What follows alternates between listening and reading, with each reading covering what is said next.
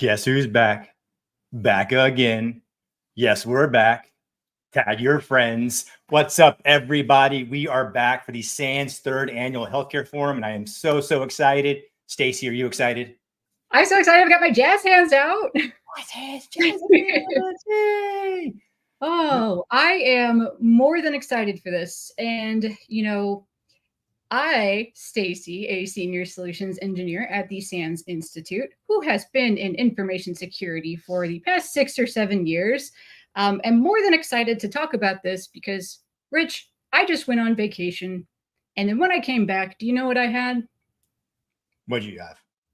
I had a notice that from a healthcare provider that said that my information has been breached. Before we get a little bit more into that, I don't want to skip over introducing you. So go ahead and tell us a little bit about yourself too. Of course, Rich Green works alongside the amazing Stacy as a senior solutions engineer as well at SANS. I also wear a couple hats, SANS instructor for the amazing SEC 301, as well as, if you caught me all 2 weeks ago, your SANS social reporter at Network Security. Absolute blast. I'm just here to have a good time. For those that know me, we keep it live, we keep it fresh, we keep it fun. Hopefully it's super exciting. Everybody's doing a great job letting us know where you're from. If you could, maybe your friends didn't register. Hey, tag your friends. Let them know. If you think that something we're going to talk about today might be inside their hemisphere that they should know, hey, tag them, invite them, bring them along. Yes, absolutely. Especially with what I just mentioned, because more breaches are happening, unfortunately. And what we want to do is we want to have these conversations and encourage organizations to do more of these safe practices, especially when it comes to healthcare. Because in that notice, it was a little bit discreet in what was lost, but essentially, in a nutshell, they had said, hey, someone had entered our computer systems for an undescript amount of time. We're not sure how long. We're not sure what they took, but it was probably all of your healthcare information, including your social security number. And then lo and behold, I also get a notification in one of my monitoring services that says, hey, your information's out there on the dark web. So, yeah. This is going to sound sad for me. I've given up hope. 20 years in the Army. I feel like if it's mine and it's compromised, and I hate to say it, but data privacy was not always the most prolific thing over the years. All my data is just floating out in the netherworld. Yes, it makes us feel just so very proverbially naked, because but I like to say we haven't given up hope, because we're here and this is the hope. Whenever we have all of these professionals and people come together, and especially, I'm looking at the chat here. You can see me kind of looking off to the side. There's people coming in from all over the globe. I see some people here from, looks like Denmark, UK, Pennsylvania, all kinds of different places. Oh, yeah. So, again, yes, North Virginia. Let us know where you're from. We want to understand, what type of areas that we're speaking to and how we can better improve some of the things that we have in the future. Because I know a lot of our, talks that we have do tend to be centric to certain areas. So it does help us and inform us on future content as well. Speaking of talks, we have an amazing lineup for all those that joined here with that intro video. The lineup for today is absolutely, it's outstanding. I'm super excited for it. Who do we have up first, Stacy? Well, first and foremost, we have the amazing, the fantastic, the splendiferous Veronica Schmitt. Yay! Welcome, Veronica. Thanks for having me. What an amazing introduction. I need to record that one so I can have it every time I lecture. I think it's fantastic. Absolutely. I can write splendiferous in the chat too, so everyone knows how to spell it. You're not. I love it. So, Veronica, the floor is all yours. We're going to let you take it away and wow us all. I think you have one of for me personally, all of our talks are great, but I think yours and the personal connection to the story is just going to, for me, it shines. Amazing. So I just want to make sure that my slides are shared and everyone can see it. Fantastic. So as Stacy has said about, things being compromised, I not only did incident response for healthcare delivery organizations, I also found myself in the bed more than I'd like to admit to. So today I wanted to do a different talk than I normally do. Like, it's always about how bad things are, but I want to bring a little bit of hope and share with you different perspectives. So let's look into the looking glass of medical device cybersecurity. Okay, but firstly, who am I? Well, I prefer to be called V. Only my mother calls me Veronica when I seem to be in trouble. I am currently actually doing my PhD in designing robust logging within medical devices to kind of help improve incident response on these devices. Most developers within the medical device space will call me the log genie. You only have to say bad logs 3 times and I will magically appear to come tell you what to fix. All in all, I am very passionate about DFIR. I lead a program in Norway at the North University College where we actually teach digital forensics and incident response. I probably have an unhealthy obsession buying medical equipment, breaking them, and then investigating them to determine whether or not there's actually evidence left behind. We also teach medical device forensics. My students are currently actually solving a murder based upon evidence that we generated on medical devices. So you can say that this is passionately a topic that I love. I'm also a cyborg. Buy me a cup of coffee, I'll tell you all about that, but this is literally the thing that keeps me alive. So the question I also always get is, well, why do you care so much? Well, let's just say I've had my little device. You see that beautiful one there in the X-ray? That's kind of kept me alive since 19. I physically wouldn't have been here. I'm kind of wired into the internet of medicine. Talk about being your own ecosystem. Well, I kind of am. But here you can see some of my devices that I also have that I've reverse engineered and worked on.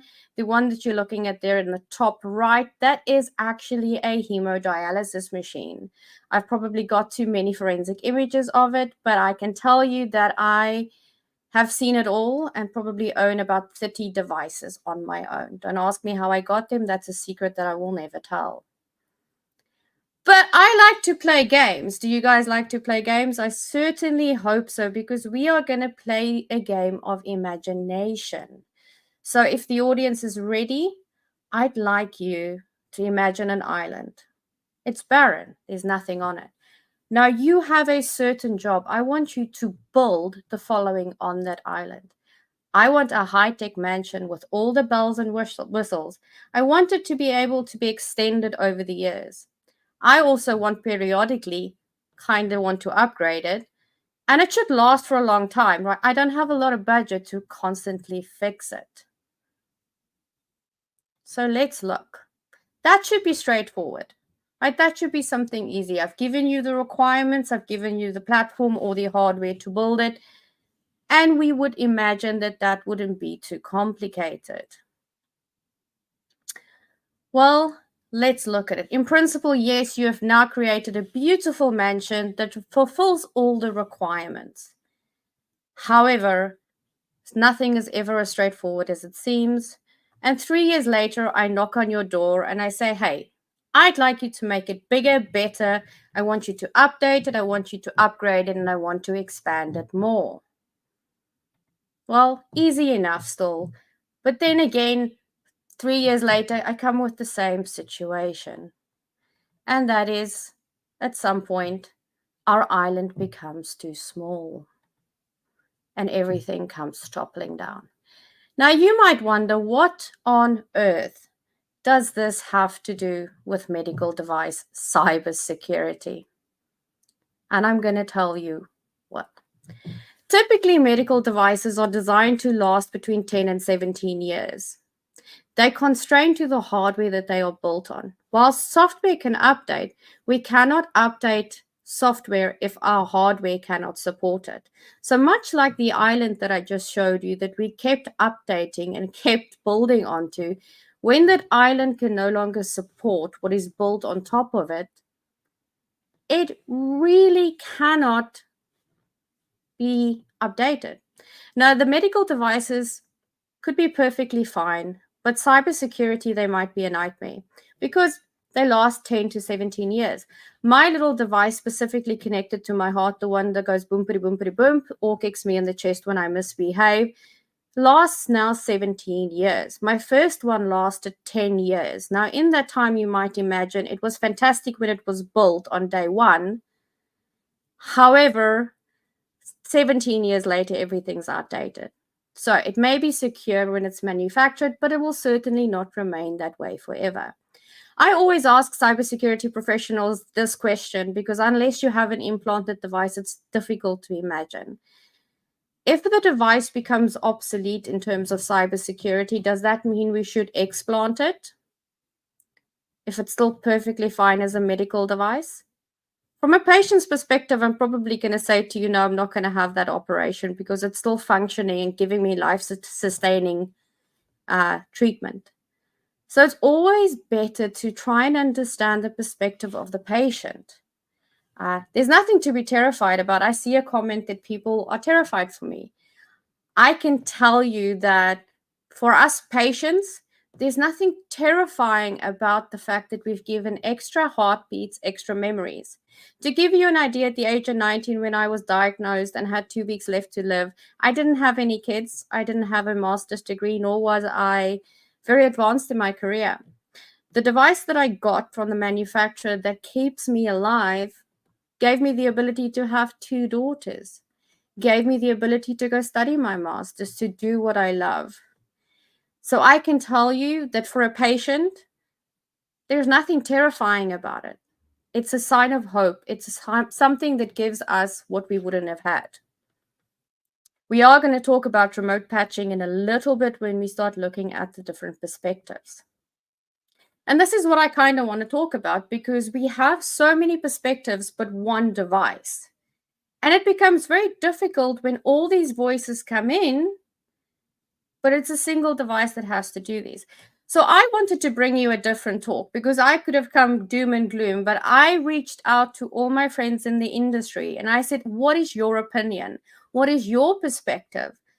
Where do you see the challenges lie? And I want to share the community. So from healthcare delivery organizations to patients to medical device manufacturers, what are they struggling with? What is important to them?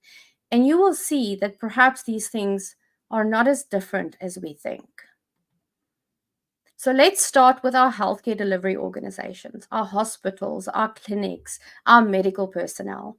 I really did try to get a geographical representation around the world. So there is a European perspective and there is a perspective from the US. Okay. So firstly, Mitch Parker from Indiana University Health. When I said to him, well, what are some of the things you struggle with? And one of the things that they do struggle with is the complexities of the technology stacks. And we seem to be adding layers of complexities for hospitals to actually deal with medical devices. If you think about just the types of medical devices when walking through a hospital, all of those have different communication methods, have different security maturity, and all around maybe even running different operating systems and come with different challenges. So from the healthcare delivery organization point of view, it's quite a struggle dealing with these complexities and diversities and figuring out how to best protect it. A lot of the time, network segmentation and network monitoring is the only option we have. Now, we also need to understand that cybersecurity in the healthcare space is very under-resourced and understaffed. You will sometimes have a hospital of 300 plus people having a single cybersecurity individual. Now, if we think about how things are going and the risks are increasing, our budgets aren't growing any further. Another thing is the persistent threats that are hitting hospitals. Healthcare is one of the number one hit industries at the moment. I have gotten so many calls from hospitals across the world saying, how do we protect ourselves? How do we deal with these things? And early detection remains one of the key things that hospitals need to do. But medical devices do complicate that. Okay. Another thing is that budgets have been kind of slashed, but we got more data to deal with, and data equals risks. We are living in the world where information is the currency that we deal in. And kind of Mitch puts it that, adding a medical device into your network or to your hospital is kind of like playing Jenga. They don't have the time to properly plan this, nor do they have the budget or the resources, yet the device is critical for medical care.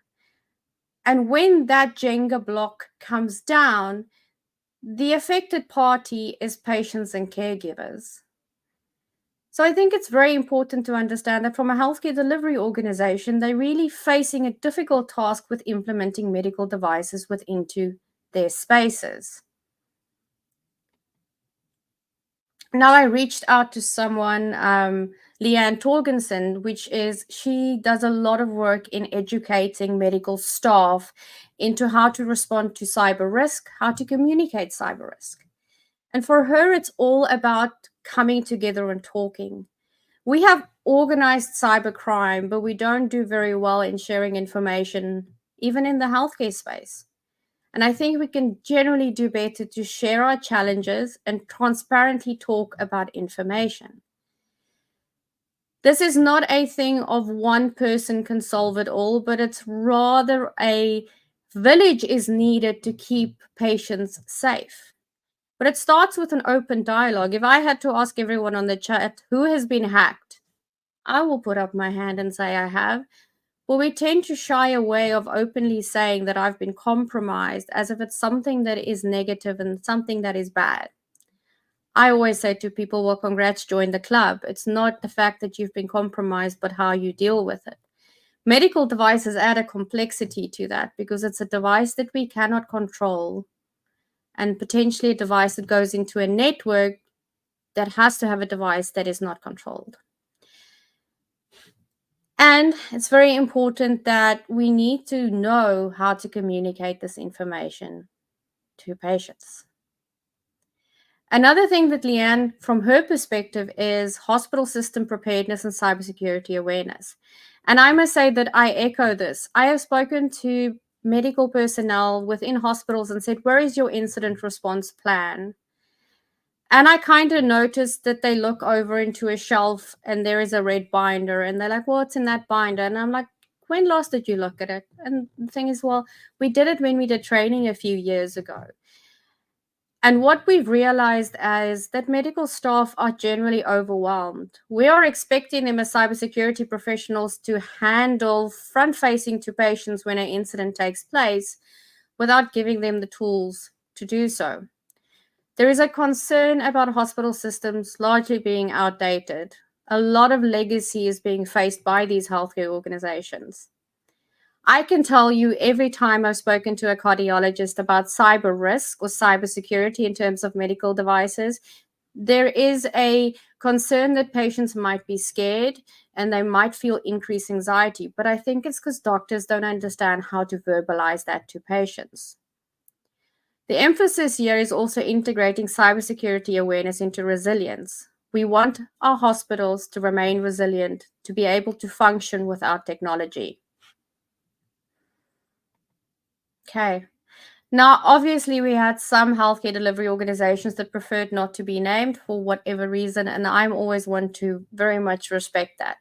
This is also someone that I've closely worked with, and what we've noticed is that when implementing security measures without compromising usability is difficult. We might have a medical device that is absolutely fine and functions well and is the best of the medical device that it can be, but it's not the best cybersecurity device. So it's always this balancing act of versus what is good for the patients whilst understanding what the risk to the hospital is to have a specific medical device. For example, security requires personal accounts for tracking. We want attribution to an account that's accessed something. A lot of medical devices worked on shared accounts or no accounts at all. So personal identity is not very strong. And why is that the case? Because of efficiency.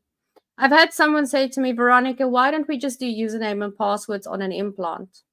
And my question to them is, so whilst I'm having one of my cardiac events, I need to come back and be present and say to them, oh, by the way, my username and password is X, Y, and Z. No, we need these devices to be accessible so that patients can receive their treatment. I think it all comes down to that healthcare delivery organizations really are concerned about the fact of staying operational. They're also very much concerned about patient safety. There is definitely collaboration needed between healthcare delivery organizations and cybersecurity professionals. But we should also be mindful to kind of understand the challenges that they face. Okay, so that was the perspective of the healthcare delivery organizations. Feel free to pop questions in. I'm happy to take questions while I'm presenting. I'm an academic, so I'm used to it. If I miss something, I will reach out and try and cover most of it. So from a medical manufacturer perspective, so the people actually building the devices, they generally followed a purely safety-driven approach, right?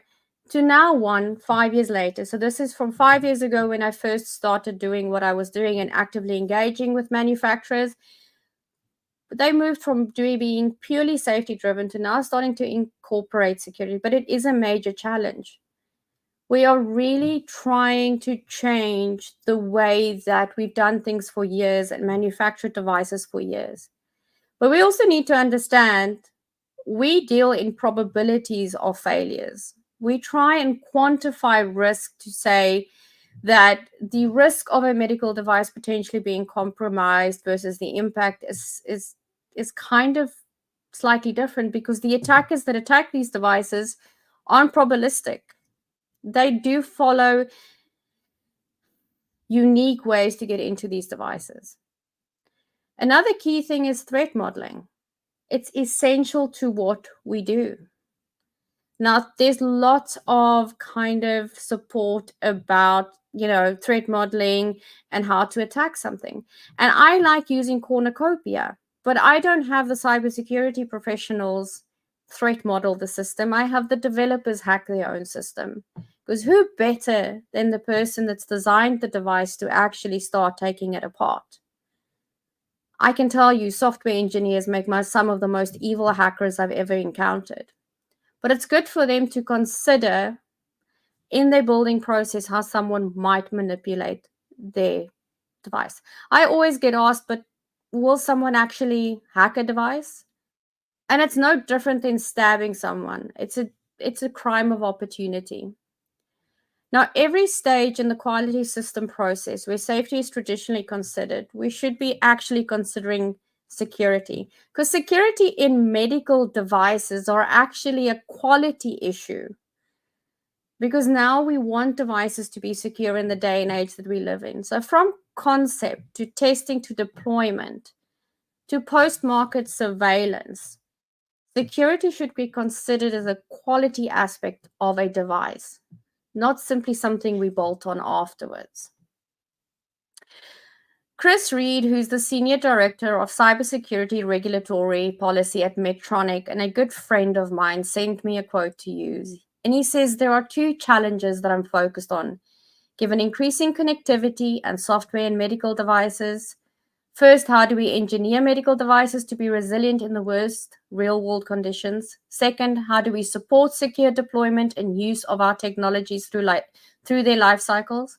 It is important to note that planning and delivering appropriate updates based on devices architecture is essential to maintaining resilience. So if we look at this from a medical manufacturer perspective, again, resiliency comes up quite a lot. Updatability is quite there.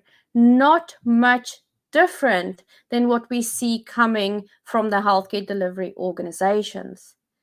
Now, I can tell you that we are bringing in medical devices in the worst cyber landscape in years.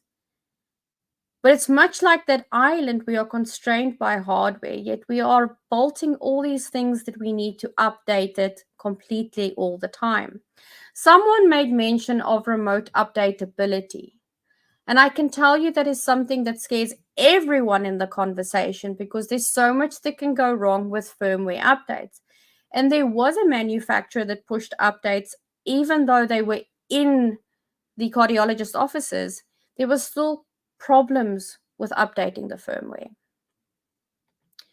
Now, John Volek, who's a senior principal product security engineer in EMEA CRDN for Medtronic, says the practice of non-disclosure in transferred risk offers no place of safety. We risk business, patients, reputation, and trust. If we are uncomfortable disclosing the risk, what does that say for accepting it? And I think this is the conversation we should also be having.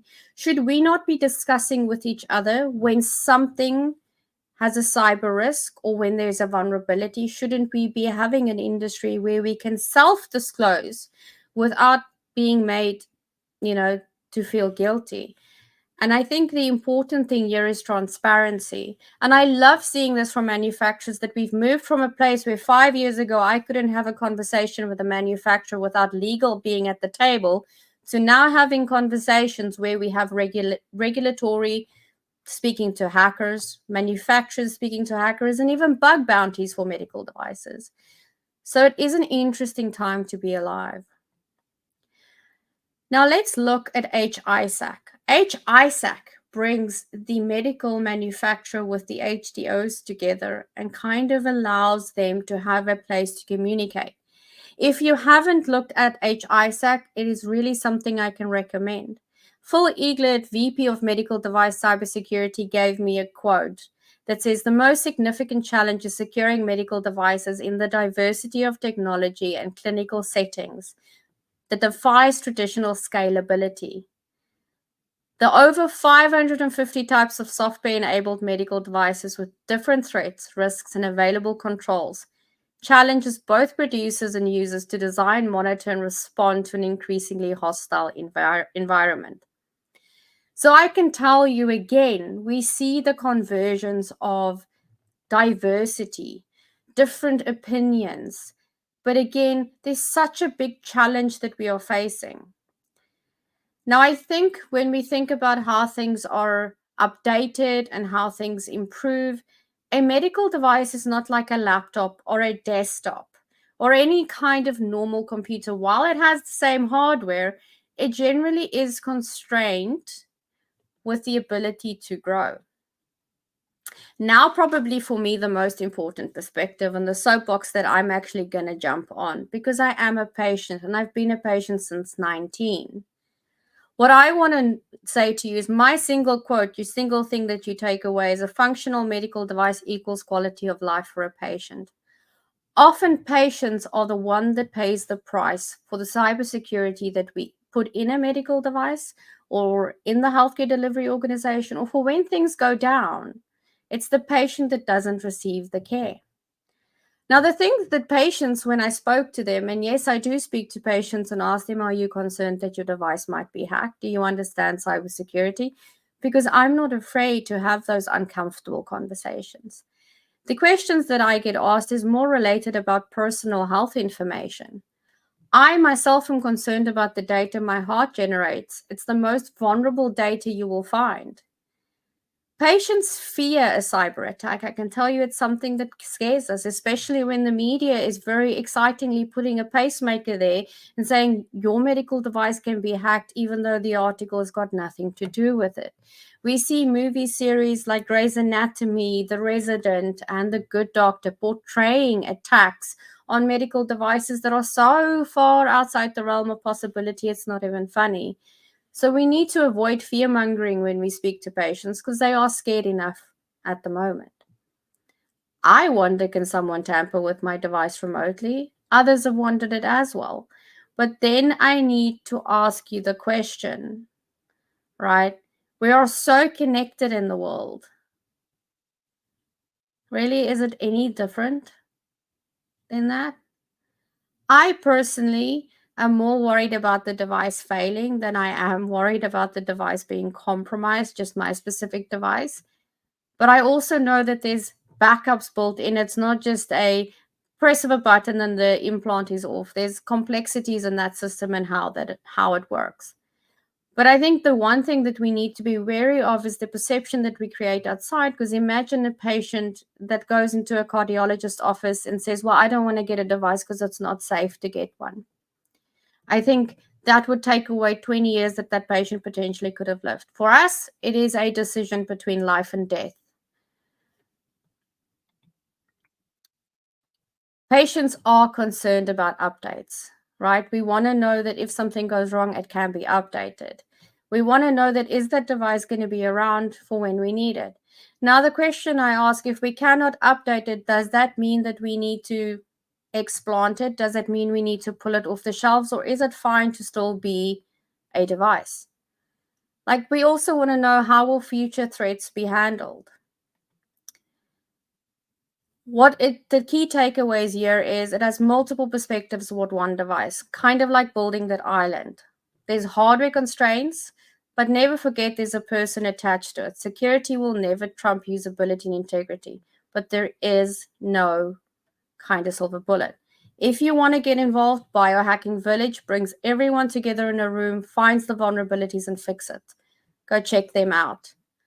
And then feel free to contact me if you have any questions. I'm always happy to talk about medical devices, their uses, their cybersecurity, and even their forensics. Thank you very much. That was awesome. No, absolutely. Like it was wild. It was wild to hear about it. V, like that was. We talk about it all the time. Like I talk to my friends about it, and we just talk in general because my wife and I absolutely love watching every medical show known to mankind. We're presently watching The Resident right now. And things will pop up, and it's like, I understand why you're doing it for, like, you have to make the show exciting, but it does lean to something that might be more susceptible to like believing what they see on that television. It's like, it's kind of scary at times. It is, but that's what we kind of doing in teaching kind of more cyber awareness for healthcare staff. Like, the single thing I say to hospitals is, have you asked your nurses to let you know that a medical device is not functioning? I see there's a question about an infusion pump. I can tell you that the nurse is the first one that's going to notice that that infusion pump is not doing what it's supposed to be doing, because they are our best EDR is our nurses and doctors in the hospitals, not some fancy blinking light. But if you wanted to go see their Christian Dummeth, they did at RSA, they had a doctor come in and they simulated a cyber attack on an infusion pump, where they actually, the doctor, that was the last place that the doctor thought of, which means as cybersecurity professionals, we've done a disservice to our medical personnel. Yeah, I totally agree. I really liked your perspective about being both a professional and a patient, and talking more about, hey, we need to have candid conversations about when these things happen. And I've noticed that too. It's getting a little better as time goes on, where we can get more of those candid conversations, more people actually talking about being breached instead of keeping it a secret. So another thing I wanted to ask, just, we have tons of great comments and questions here in the chat too, but whenever it comes down to it, you had mentioned you've been a patient since 19. When did you start getting into, like, really looking into medical device hacking? Was it around that same time? Well, I kind of started with a coffee machine in the hospital because I was bored and had my laptop and was on the Wi-Fi, and that proceeded.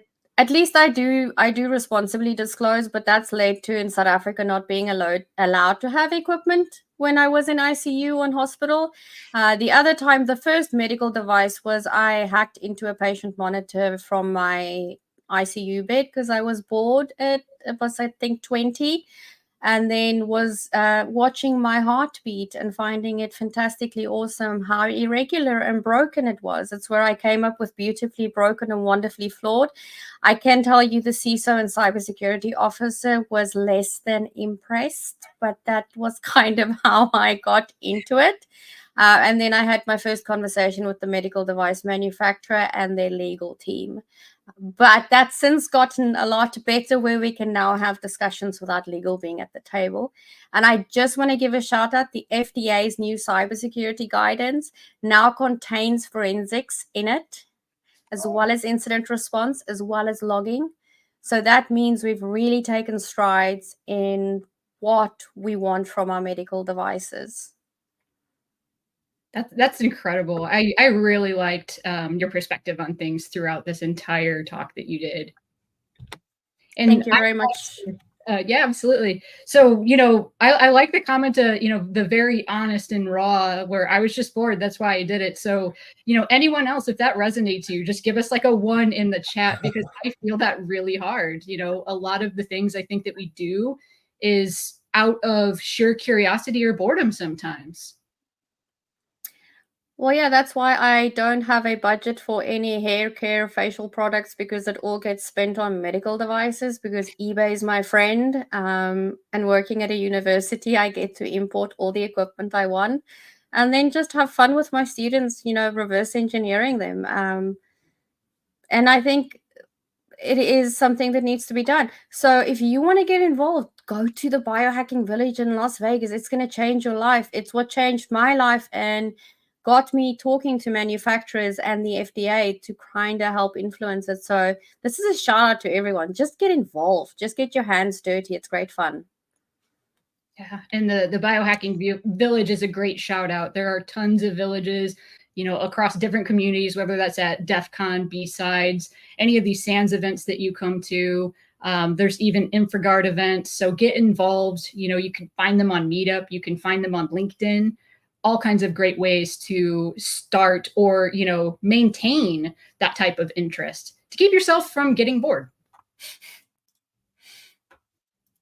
I love it. Boredom equals trouble. That's all I'm saying. Veronica, I definitely have appreciated you joining us this morning. It was absolutely phenomenal. I know everybody watching really enjoyed the story, kind of just opening up their eyes to a lot of it. Absolutely. Again, thank you so much for joining us. Thank you for having me. Absolutely. Stacy, Yes. I'm feeling like super generous. Like I feel we have so many people joining us right now from all over the world. Like I just want to give something away. Can we do that right now? I think we can. Yeah? So, you've got the itch. So I think we can facilitate. We can get the back scratcher a try. And whenever it comes to our prizes, let me let you all in on a little secret.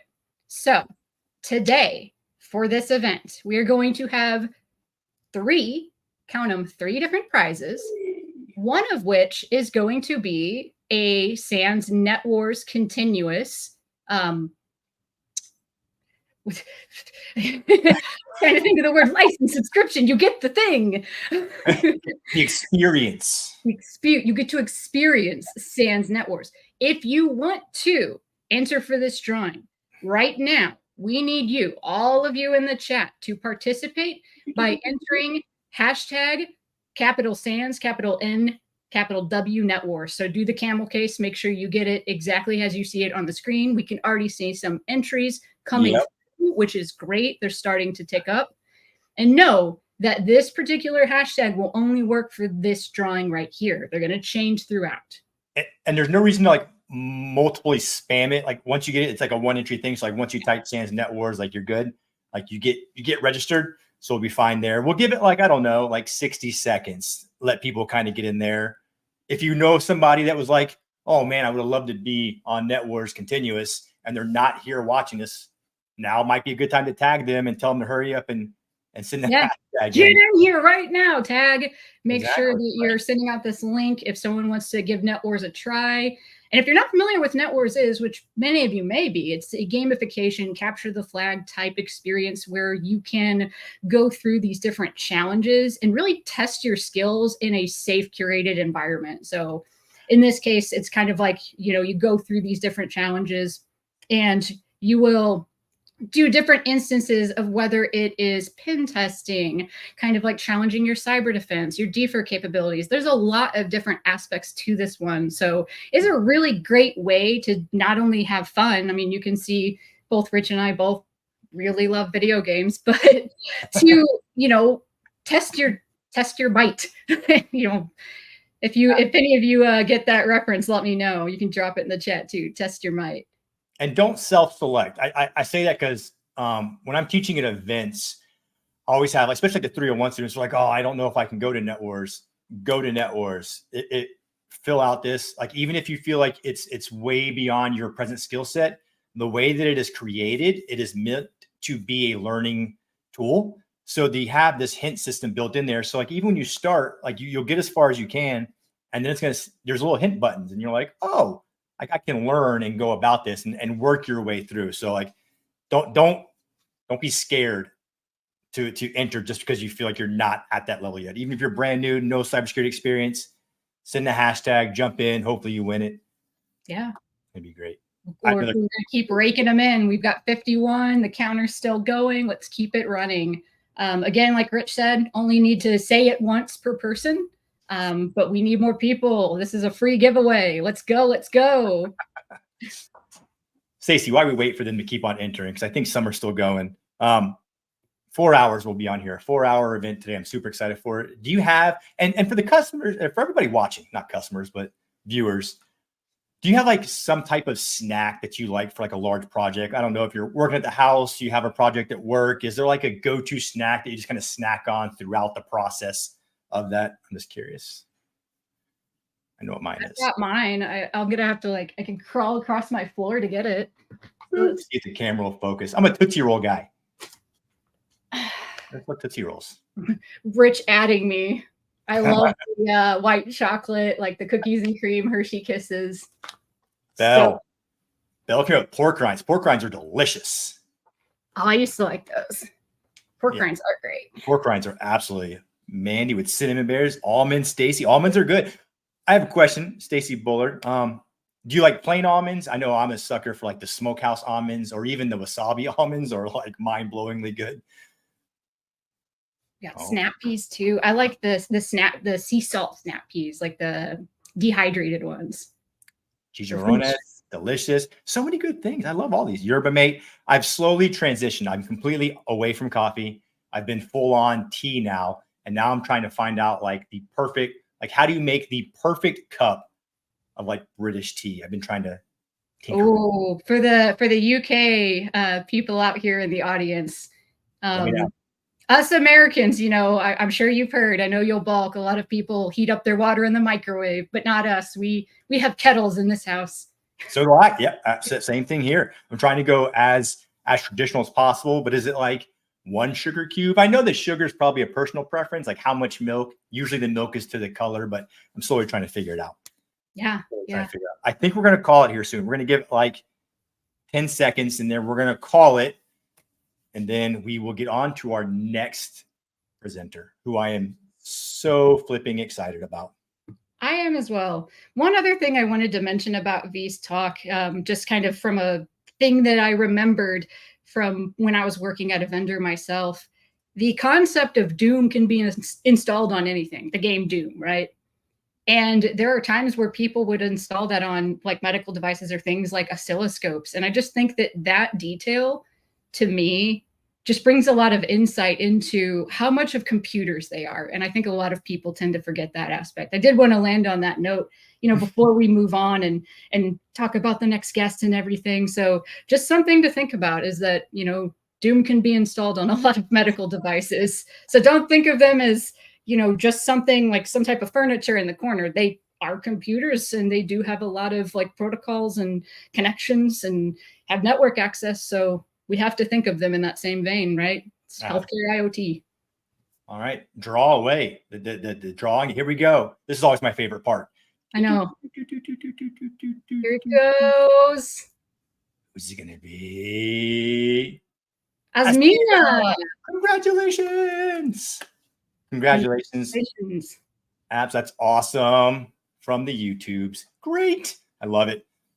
So our next presenter happens to be one of my all-time favorite people ever on the world. If I had to ask you, see, we'll guess them really fast.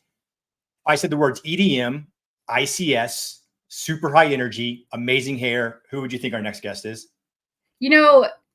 I could hear at least one or two of those things, and immediately Dean Parsons comes to mind. Dean Parsons, and there's the legend himself. I love it. Dean, welcome. Thank you so much. Thank you so much. I'm actually super pumped to be here.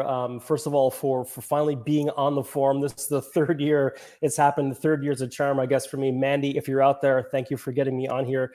The time lined up very, very nicely. Thank you so much. Rich, Stacy, great to see you guys. Stacy, test your might. I'm going to go with Mortal Kombat. You're the winner. Yes, we'll Mortal get your prize in Kombat. the mail. I'll email you later. Don't worry about Fantastic, fantastic. We'll do that offline. Huge fan. Very, very cool. I've only been able to participate a little bit so far in the chat. I've seen some of these amazing presentation, fantastic content so far, lots of participation here. What I'm going to try to bring to the table today is looking at the control system side of the medical aspects, the pharmaceutical manufacturing of medicines and things like that. So, yeah, I mean, I'm ready to go when you guys are. So I'm just happy to be on the show. Is that a cue for me to just jump right in here? I think it might be. Okay, cool. So welcome, everyone. My content today is really focusing on the industrial control side, pharmaceuticals. Now, don't get me wrong here. There's a ton of amazing content out there, rightfully so. Protections required, mitigations required for field devices, medical devices, as we heard from V and other folks as well. From my perspective, what I try to bring to the table here is my experience in the field in industrial control environments, which include pharmaceutical manufacturing and so on and so on. So just a quick background on myself, as Rich and Stacy mentioned. My name is Dean Parsons. I'm a principal SANS instructor, and I teach two main industrial control system classes. Number one, a very technical hands-on class that's applicable to any control system environment, including healthcare, pharmaceuticals, etc. And we teach and we hack through 6 days of network visibility, detection and response in industrial environments. So if you've wondered how medications are created and what the ramifications are if that is manipulated, that's what we're going to talk about today. I also teach and co-author a class called ICS 418. It's only a 2-day class for management. It's ICS Security Essentials for Managers. So long story short, author with a book, ICS Cybersecurity Field Manual out there, focusing on control systems, 20 years experience in the field, telecommunications, power generation, transmission, distribution, oil and gas. You can read what's on the screen here, but I do assessments in the field regularly, technical assessments and risk assessments, talking with engineers at facilities, including pharmaceutical, chemical manufacturing facilities. So I understand the risk, and then I help tactical teams, engineering teams put in appropriate mitigations that are aligned, and I'm big on this, aligned based on the threats that we're seeing today. So the question really comes up, well, in an industrial environment, there's so many things we can do. So which one should we do today? What are the top 5 that are out there? So today I want to go over a number of things, a couple of statistics we've gathered that we do every single year in industrial control system spaces globally. Then I want to talk a little bit about what Stacy mentioned. Every one of these computer systems, devices that you can install Doom on, those are definitely computer systems. And we can look at those traditional operating systems, if you will, that can run Linux and Windows, and that's all wonderful. I'm also going to talk a little bit about the systems that are not traditional. In fact, 80% of a control system are running non-traditional operating systems, approximately. So I want to talk a little bit about the differences between IT and ICS or OT from a manufacturing or chemical and pharmaceutical perspective, and then focus on those top 5 ICS critical controls we can deploy. Because we can deploy hundreds of controls, but again, what's the top 5 based on the threats that's out there? And what I'm going to do is I'm going to focus on briefing 5 of those and then really focusing on the top 2 with practical examples. See a lot of folks coming on here. This is really, really good.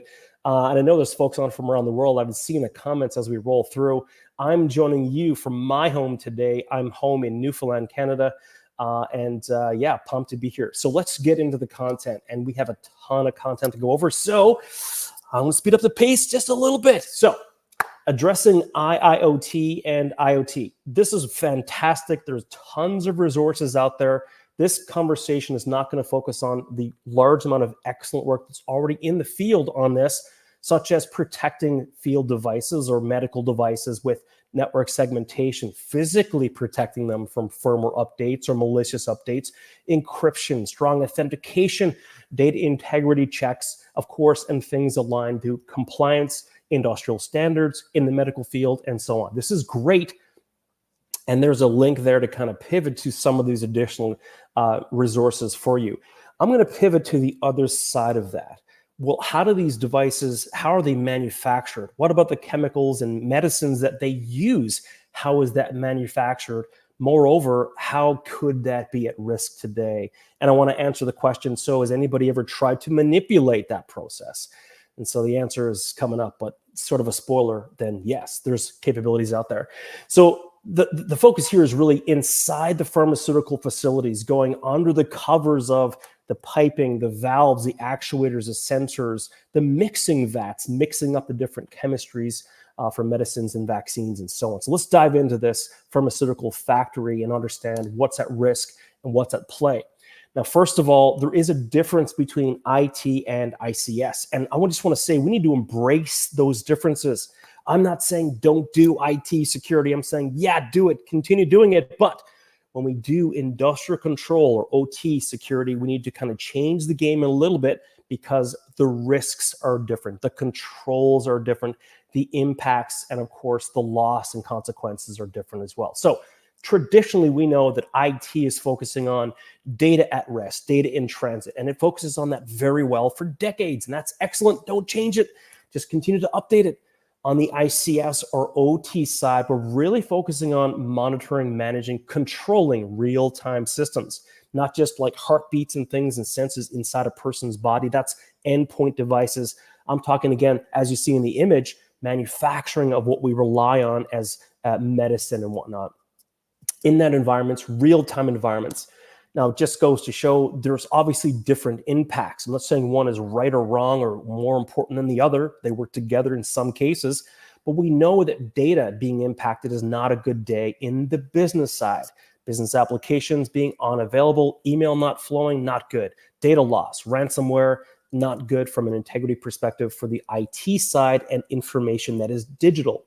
On the industrial control system side, we're really focusing now on the loss of a physical process or manipulation of the process. Now, the obvious manipulation could be, can you manipulate or can a nefarious person or group manipulate the mix of chemistry, changing what is then pushed into pills and liquid medicine, packaged and then produced and then distributed out into hospitals and so on. And I know there's checks in between, but let's get into a scenario we have coming up. So obviously there's potential loss of safety, loss of life in many cases when we're talking about industrial environments. So here is an example to look at it from a different perspective. Look at it from the perspective of where are those operating systems that we know and love and use traditional controls on that we all know off the top of our head, and where's the chemical manufacturing, the pharmaceutical generation, development, and creation of the medicines. So on screen above the red line, it's generally an IT environment. It might slightly differ, but generally above that line, it's a reference to something we call Purdue. But above that red line is where the IT systems are housed. Those are systems like email systems, communications, and file systems for the business and running the business and logistics. Great. Below the red line, that is what makes a pharmaceutical company an actual pharmaceutical company, the industrial control system. I don't want to bore you with all the details, but there's some devices in here like a programmable logic controller, remote terminal unit, sensors, actuators not running those traditional operating systems. And I'm thinking now to Stacy's question earlier, can we install Doom maybe on like a PLC? I'm not sure, but that would be a pretty cool project. Inside the control system, below that red line, that is what makes a pharmaceutical company an actual pharmaceutical company. In here, in this environment here, there's some traditional operating systems, but there's a lot of non-traditional operating systems. So what happens below that red line in the control system environment itself, the manufacturing process of medicine? It's manufacturing down there of what is called, in this case, in this sector, the active pharma ingredients. So the chemical reactions, the mixing, the heating. Of course, then there's also another engineering process, which is cooling the remains and crystallizing the sediment. Then, of course, there's additional filtering to reduce moisture, remove moisture to create the medicine, what they call dough. And then dough is then dried into a powder. We're not done yet. Still, there's engineering processes. Again, PLCs, controllers in here, using the vats and mixing the vats and then using conveyor belts at certain paces and rates to create what of course is now going to be the formulation and additional mixing in that process, drying that medication or medicine in many cases into dried grains. And then there's of course additional processes, which are going to be the tabulation, compression and shaping of the tablets, as an example in this case with pills, of course, coating of the pills and so on and so on. And then, of course, we cannot forget huge focus on safety here, as in with all ICS environments. So control, quality control, sample checking, and so on. Huge factor, of course, because if something is manipulated, you see where I'm going with this as a spoiler, if it's manipulated, we need to double check to make sure that what is being produced before it gets labeled, shipped out, that is produced as expected. And that quality control and the equipment used there can then also be manipulated.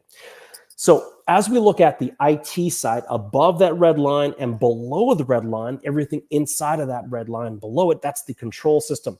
From the field, this is what we know. Contaminants or compromises into the control system from an IT environment happens very regularly. Nearly 40% of compromises to ICS environments threats come into the ICS from IT networks that are compromised, allowing the threats to pass into the ICS. So no surprise that one of the upcoming 5 critical controls is proper segmentation in the environment. So we're going to get into that, but this is an alarming number.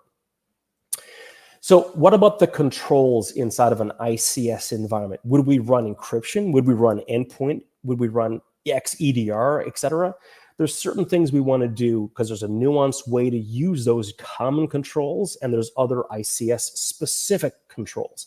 One example of that is this, an incident response plan, which is another of the top 5 ICS critical controls. ICS specific incident response has to be ICS specific. An IT-related incident response plan, as you see on screen, copied, pasted into the control system, can absolutely have ineffective and devastating results, which means we must have an ICS targeted, dedicated, related ICS plan.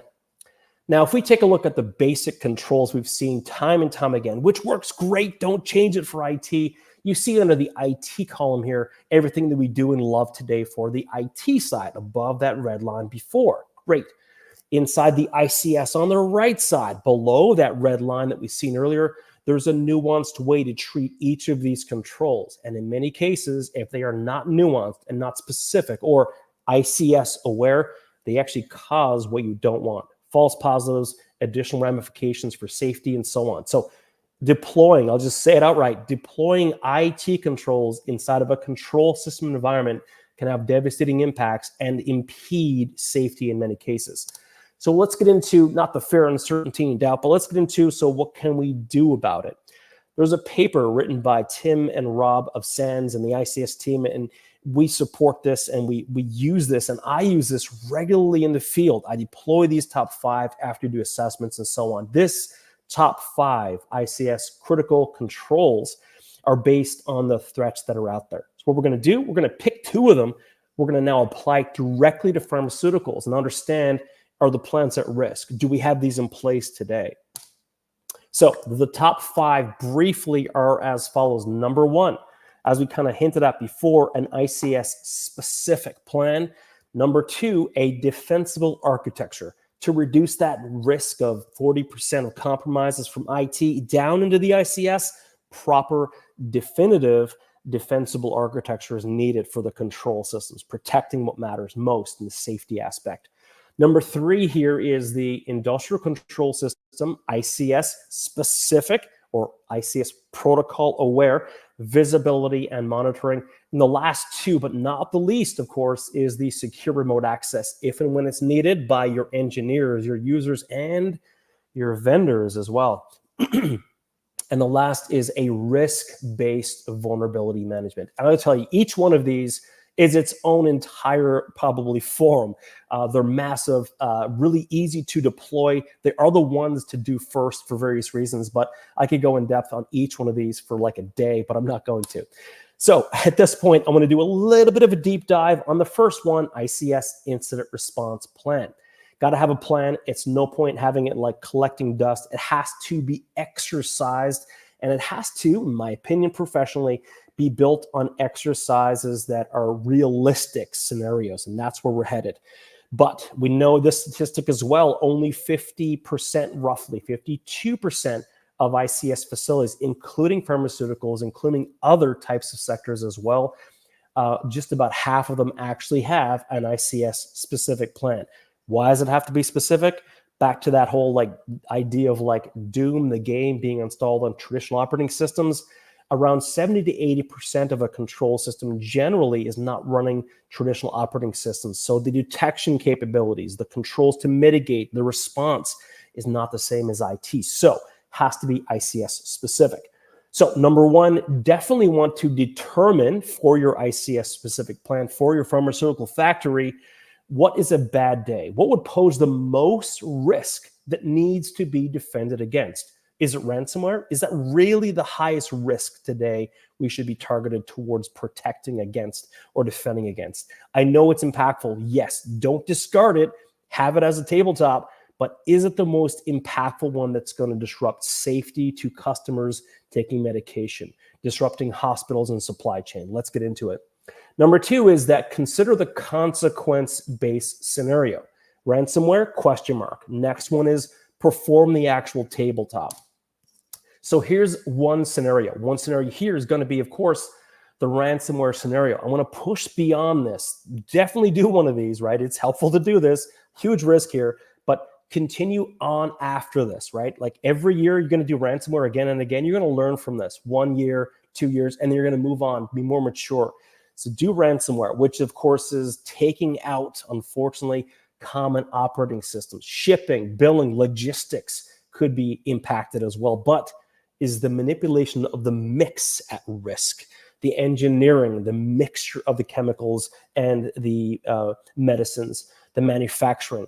Generally, if traditional operating systems are not available, there is an engineering way to shut down things safely or continue in isolated mode, maybe limited capacity to save a batch, preserve a batch, to make sure that it's safe quality-wise. So the focus should be on ransomware to start, but as you mature for your ICS protections, it really should shift and build on that learning into an ICS engineering specific attacks that we have seen. So enter pipe dream. Dun, dun, dun. Don't worry, we can detect this stuff, I promise you.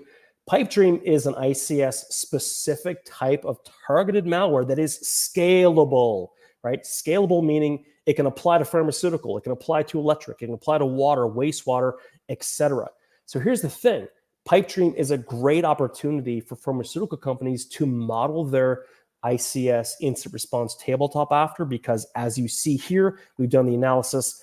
It threatens the pharmaceutical sector because it has capabilities to impact medicine manufacturing, disrupting the production process, potentially compromising, underline this one, compromising quality control and safety mechanisms. Also, of course, when there's downtime and safety problems, potential loss of life in the field, as we know, et cetera, causing supply chain issues in addition to that, and so on. So this is a great tabletop to run.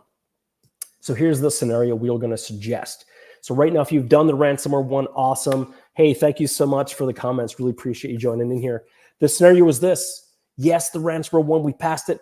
The scenario is you have programmable logic controllers, PLCs that run your plant floor, determines how much should I put in this mix? How much of this chemical should I put in this mix? And what kind of coding should I have on it? All of these things are inside of logic controllers, rungs of code, how to do it time and time again.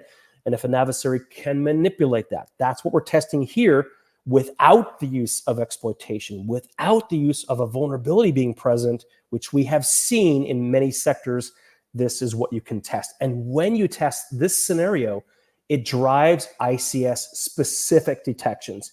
It drives ICS specific, again, back to the 5 controls, network visibility, and it drives safety protocols. It'll actually test out your safety quality checks as well, whether they're manual or whether they're using automated equipment. It will test all of those things. And this will test a realistic scenario that we've seen time and time again. So pipe dream is not the first thing that we've seen in ICS that's scalable, that's impactful, but it is the most recent that is impactful to any sector generally, including pharmaceuticals. And I don't want to have anyone be sick or get killed as a result of this capability being available.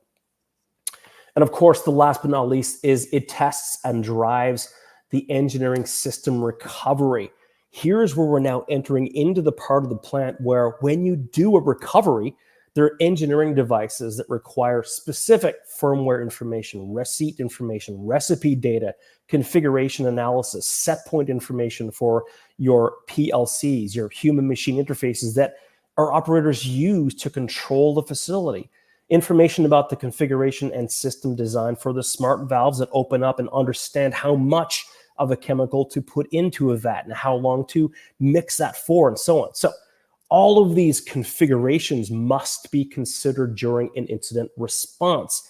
Who usually has this information? Not usually IT, because these devices are not traditional operating systems. But this, I promise you, is what runs your plant. So having engineering involved in this is a critical piece. The last but not least, I'm just going to focus on one more of the 5 controls, and I have about 10 minutes left, I think. Hopefully we're doing okay in time. Then I'm going to focus really now on this next piece, which is ICS network visibility and monitoring. What that means is, do we have a person? I'm sorry, ChatGPT is not going to help us on this today, but a person who understands how the manufacturing process works and how that is utilized. Can that be impacted today? Can that be seen today? Do we have people looking at the network? And if we do, an actual person who understands it, we're in the right spot. So let's take a look at what network visibility is. And it is today a ranked #1 tool for any industrial control environment, including pharmaceutical, including the other sectors as well. And really what this means is looking at your network at a technical level. Now, if you're rushing to think, wait a second, we got this on IT. Let's do the same thing in the control system. An intrusion detection system from the IT inside the control system probably does not have the ICS protocol dissectors. I don't want to go too deep unless you guys want me to, but in general, it needs to understand the ICS protocols. And then we can pivot to where we're going to get detection. If today we get network visibility at the higher level up in the IT, what does that give us? It gives us all the usual things for ransomware. That's fantastic. And anything that could pivot in generally from IT into the ICS as an adversary commonly pivots from one network to the other. So level 5 for an IT, level 4 into the ICS, and level 3 into the ICS, and so on. So what I'm going to suggest is generally if you have visibility in level 3, which we're seeing here now, and below that in level 2 inside the control system, we're now looking at things like that exact realistic scenario we've seen earlier, manipulation of control commands, manipulation of PLC logic, changing the mixture of medicines and things of that nature can be detected at that lower level. In addition, going down even further, you can also detect things like combination of attacks, also denial of service access, direct access pass from OEM vendors, and so on and so forth, even supply chain as well.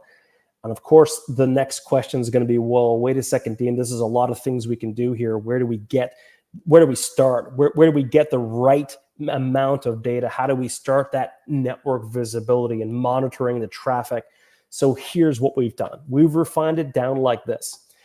If you're going to start network visibility, which you should, it's one of the top 5. It's the most highly sought after type of ICS tool today for control system defense and critical infrastructure, then we recommend starting here.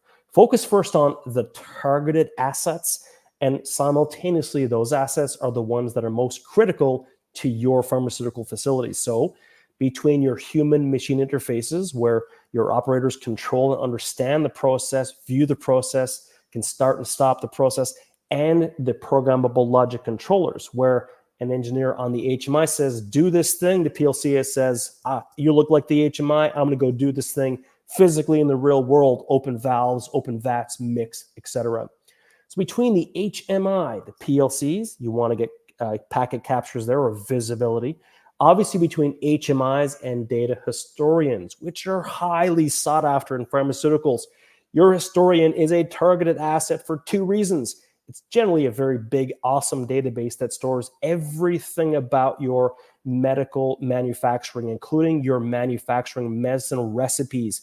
It's targeted because that is information that is highly sensitive and targeted for things like espionage, and also creating additional vaccines or medicines that are maybe beyond somebody else's capabilities. So it's highly sought after to improve maybe somebody else's manufacturing process. But also the engineering workstations, we call the EWS and the PLCs, and the EWS engineering workstation programs your PLC. So let's look at this basically before we go to the next section to clue off this session here for us.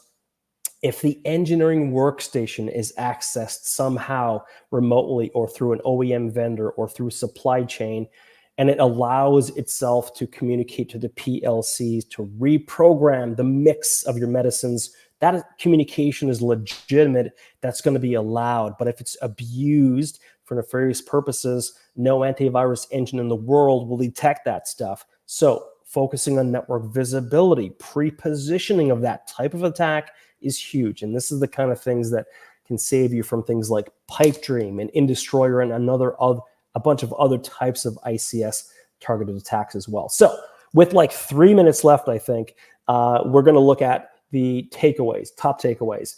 There is ICS targeted malware out there. It's not fear, uncertainty, and doubt and all doom and gloom, because everything I just showed you, having a plan that's ICS specific, testing it with a realistic scenario, and looking at the network to identify potential threats and how you could get compromised proactively before it happens is the right way to go. We know that the controls in IT is not going to be effective inside the control system specifically. They have to be nuanced, and they have to generally be ICS aware. There's a ton of information out there on endpoint devices, healthcare devices in the fields and hospitals, IoT devices, IoT, and so on. This conversation has been really on the back end, the manufacturing piece. So to summarize, those 2 of the 5 controls, specific scenario for ICS threats that's out there, an ICS specific incident response plan that considers the engineering operating systems always, and the ability for the engineering operators to contribute largely to that recovery process. The teams that should be required there as well in the tabletop are going to be the ones manufacturing the medicines, understanding how the equipment works, repairing the equipment, etc. When we talk about network visibility, key takeaways here, it could seem like a daunting task. Go collect everything in the control system network. No, focus first on what's targeted, what we know is commonly targeted, the HMIs, PLCs, historians, engineering workstations. If you start off getting VLAN collections of just those conversations between those devices, you're in a very good spot. And this control of network visibility, if it's ICS specific, right, knows the ICS protocols, it yields you passively and safely an asset inventory. It also yields you passively and safely a vulnerability information, and also ICS incident response capabilities and engineering troubleshooting capabilities. It's not just for security. So tons of value here. Really quick, ICS incident response, that's number 1 of the critical controls. Defensible architecture, number 2 for sure. Number 3 is what we just covered, network visibility. 4, got to have good remote access and perimeter protection to protect your ICS, 40% of which is compromised through IT. Generally, if IT is compromised, 5 is a key vulnerability management. Whew, I think we're just about done. Each one of these, as I mentioned, is like a full 4 minute itself, but I definitely want to just hang here. I think I'm about on time, and I definitely appreciate everybody listening. So I'm going to cut it back over to our lovely folks. I'm sure Rich is out there and Stacy's out there at some place. Absolutely. Dean, I got to say, every time you start talking, I think the room just goes silent and everybody just turns on like that super active listening mode, because it is constantly amazing information coming out the entire time. Good stuff, man. That's good. I'm just hoping it's been helpful. And I know it's something that I'm very passionate about, and the ICS SANS team is very passionate about, because, it's critical infrastructure, right? So a lot of value, hopefully, from this conversation for sure. Thanks so much for having me, guys. Thank you. Yay. Yay. I'd like to point out, someone did put in the chat the newer CISA advisories whenever it comes to ICS. So that's something that dropped, I think, this morning, a couple hours ago. So if y'all haven't seen it, there is a link in the chat to that. And, for me, I'm a policy wonk. I really like the flow of what we have going on today. We've had a ton of super excellent talks, you know, ranging from about the medical devices to the controls of those devices. You know, we've had a couple of jokes here and there about installing Doom on these things. And, you know, as we mentioned, they are computers, but we do have to treat them differently. We do have to make sure that we, you know, follow instructions like Dean said. And as another kind of added bonus, we also put in the chat, Dean has these field manuals for ICS and they're completely free. You can download them via the SANS website. And there's actually 3 volumes. So definitely look out for those. No, yes, absolutely. Oh, go ahead, Rich. No, it's absolutely. The Dean and the entire ICS curriculum are always putting out such great content. They're so passionate about it. And it just makes sense. What I also thought was awesome and timed perfectly is one of the viewers mentioned CISA. And then it just so happens that our next presenter happens to be coming from that area as well, talking about something I'd mentioned earlier when I discussed healthcare. Healthcare's attack surface is just astronomically large, which means Nitin Natarajan is going to join us and his team and talk about really that threat landscape. So I am super happy to have you join us, Mr. Natarajan. Hey, Rich. Hey, Stacey. Thanks for having me. This is it's a great time to talk about 2 of my favorite topics together. Talking about cybersecurity and healthcare. You know, officially, I will say from CISA that I love all my sectors equally of the 16 curriculum structure sectors, but I'd be lying if I didn't say I had a small piece of me near and dear to my heart that you know, is concerned on the healthcare front. So I thought I'd spend a little bit of time just kind of talking about what we're seeing in the threat landscape and what we're doing with healthcare partners, and really leave some time open for questions and talk about any questions that folks may have about our work here and what we're doing. So as mentioned, my name is Nitin Natarajan. I'm the Deputy Director here at CISA. I've been here for almost 4 years now, and I'm personally leading our healthcare efforts so that we can ensure that, again, given kind of the prioritization and the concerns that we're seeing out there, because fundamentally, I mean, the issue is cybersecurity in the healthcare space is a patient safety issue. And just mentioned with the attack surface changing, you know, and growing exponentially in healthcare over the last 20 years, it's something that we need to really focus on. I think, and when we talk about healthcare, we're not just talking about hospitals, right? We're talking about the entire spectrum of healthcare and public health. So we're talking about medical manufacturing, distribution, supply, pharma, labs, blood, biotech, health IT, insurers, payers, HMOs, you know, that entire spectrum that's needed for that clinician to deliver care at the bedside. And the innovation and technology, I think, has been absolutely amazing in healthcare over the last couple of decades. But as we all know, with that comes the introduction of new vulnerabilities and risk. So, you know, CISA looks at this obviously as you know, if we were in person, I'd ask everyone who's familiar with CISA. I'm sure every single hand in the audience would go up. But we really are looking at our role as America's cyber defense agency, both on the federal civilian executive branch of government, but also as a national coordinator looking across 16 sectors. So as we look across all 16 sectors, you know, we do see a lot of commonalities and concerns shared by not just the healthcare sector with others, and really looking at issues that, and programs that we can put in place to really leverage and build resilience and buy down risk across the board. Now, the healthcare and public health sector is led by Health and Human Services. They serve as what we call the Sector Risk Management Agency, and they lead the efforts in the healthcare space. But, you know, we provide a lot of support and collaboration with them to be able to work with state, local, tribal, territorial partners with the private sector to address risk. Because at the end of the day, this truly is about enterprise risk. I think, you know, what we've been really pushing a lot of discussion on is looking at this from the enterprise level, looking at this from a risk level. And I see risk as a 3-legged stool. I think we spend a lot of time on risk identification. We spend a lot of time on risk mitigation. We forget the 3rd leg of that stool. And the 3rd leg of that stool truly is risk acceptance. Right? Any risk that we've identified and we can't mitigate or choose not to mitigate, we're accepting. And we need to really have these honest discussions about the risks that we're accepting in our organizations. We need to understand the risks that we're introducing and the vulnerabilities we're introducing. We're bringing in new technology, new capability, and those types of elements. And we need to elevate the level of that discussion to not reside purely within CISOs, the CISO community, but really have CEOs, boards of directors engaged in that conversation. You know, at the end of the day, the CEOs and boards are making the investment decision. They're deciding that the $5 we have are going here or going there. And we need to make sure that they understand the consequences of investment or lack of investment as we look into this.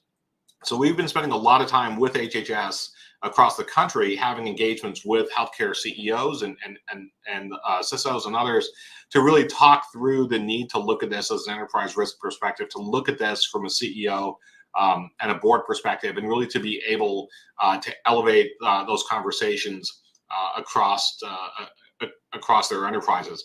I will say, as I look at where we are today versus where we are 5-10 years ago, I remember, in 2008, 2009, going out there to healthcare institutions talking about cybersecurity, and people looked at me like I was crazy. What are you worried about? Why are you having these conversations? What are we doing out there? And so I think what we're seeing today is I'm sitting on panels with healthcare CEOs that are talking to me about their attack surface. Right? 10 years ago, you never would have had a healthcare CEO use the words attack surface. Today, you're having them talk about attack surface and how they're managing and mitigating that. So I think we're seeing a change in the acceptance of cybersecurity being an integral part of healthcare. And I think now it's a question of how do we do this more effectively? And we need to do this because of the changes we're seeing really in that healthcare threat landscape. The thing that really concerns me about the healthcare sector and what we're seeing is this transition in the landscape, both in the adversaries and in the victim landscape. So as we talk about adversaries, predominantly, if we go back years, we're talking about, nation state threats, Russia, China, Iran, North Korea, and the concerns there. I think what we're seeing now is this pivot in the adversary landscape to also include cyber criminals and cyber terrorists, right? Groups that are utilizing ransomware and other tools purely for monetary gain. And I think when we look at that, that surface is changing of our adversaries. In addition to that, they were attacking entities that we never would have attacked before. So if you think about healthcare and kinetic warfare going back centuries, we never bombed the tent with the Red Cross on it. We never hurt medics. We never went over hospitals. These were essentially considered entities that we would not touch. That's not the case anymore. We're seeing hospitals across the United States attacked, hospitals around the globe being attacked by ransomware by actors all over the world. So, kind of that change in the adversary landscape is concerning. The change in the victim landscape is concerning. That we're seeing attacks not only against healthcare, but against K through 12 schools in the heartland. We're seeing attacks against the food and ag sector, right? Entities that again, historically in the past have not been targeted. And if we layer on top of that, what we're seeing with Volt Typhoon, and really not seeing activity that is not connected to the gathering and collection of intelligence, but really focused on the pre-positioning on our nation's critical infrastructure, for utilization at a time of their choosing, is also very concerning. So I think, as we look at where we are today, we're in a very dynamic threat picture from an adversary perspective, from the victim perspective, and we really need to look at how do we continue to move forward to address these threats. Ransomware obviously is a huge issue that we're looking at. I mean, I'm a firm believer. I continue to tell everybody I humanly can, you're never going to get $1 million via email. Nobody's ever going to send you an email resulting in $1 million, but people still click the link, right? And so we need to make sure that we're doing all that we can to protect ourselves from this. We have two key efforts underway here at CISA that we stood up last year in 2023 related to ransomware. One is our ransomware vulnerability warning pilot. We're able to notify individuals when we see that they have open vulnerabilities to known TTPs that we're seeing from ransomware actors. It's been extremely successful. We've made thousands of notifications to entities over the last couple of years. The other one I want to flag is our pre-ransomware notification initiative. The PRNI is slightly different in that we're not just seeing a potential vulnerability. We have information to show that an actor is essentially on your network, right? Essentially, they've delivered payload, but they haven't detonated yet. And so we have made thousands of these notifications over the last couple of years to entities around the country in collaboration with international partners and to really help entities that are on the verge of being encrypted, essentially. Now, the thing I want to flag is, and this is what's concerning in the healthcare space, is that in 2023, we did over 1,200 notifications. Of those 1,200 notifications, over 10% were in the healthcare and public health sector. Over 10%, the largest number, were in the healthcare sector. So that was somewhat concerning, and something that we want to continue to push on as we build resilience within the healthcare space. Because I'm from CISA, I can't go to a presentation and not talk about secure by design and secure by default and the efforts that we have underway to really work with industry partners to do that. Folks know we came out with our secure by design pledge earlier this year. We started with about 80 something signatories.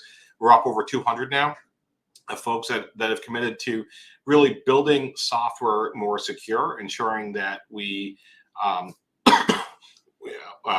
that as we make these decisions in our organizations to implement new technology and capability, that what we're buying really is built with security up front, and that we're not looking at tacking security on the tail end.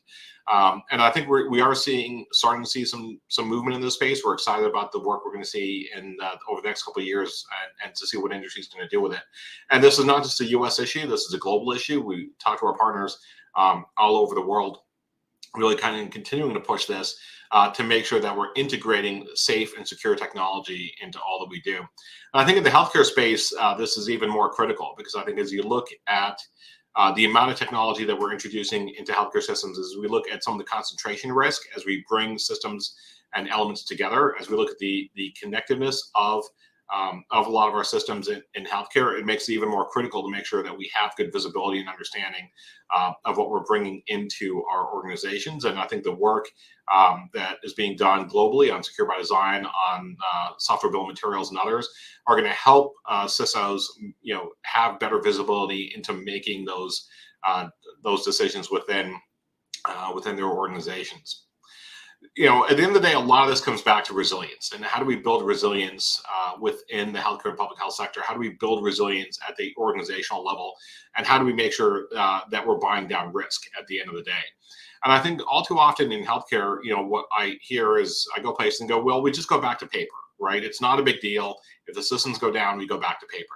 And I can tell you, I was a clinician 20 years ago, before EHR, as EHR was kind of coming online. We all learned on paper. That's all we did, right? We learned on paper, and we had to get used to using computers.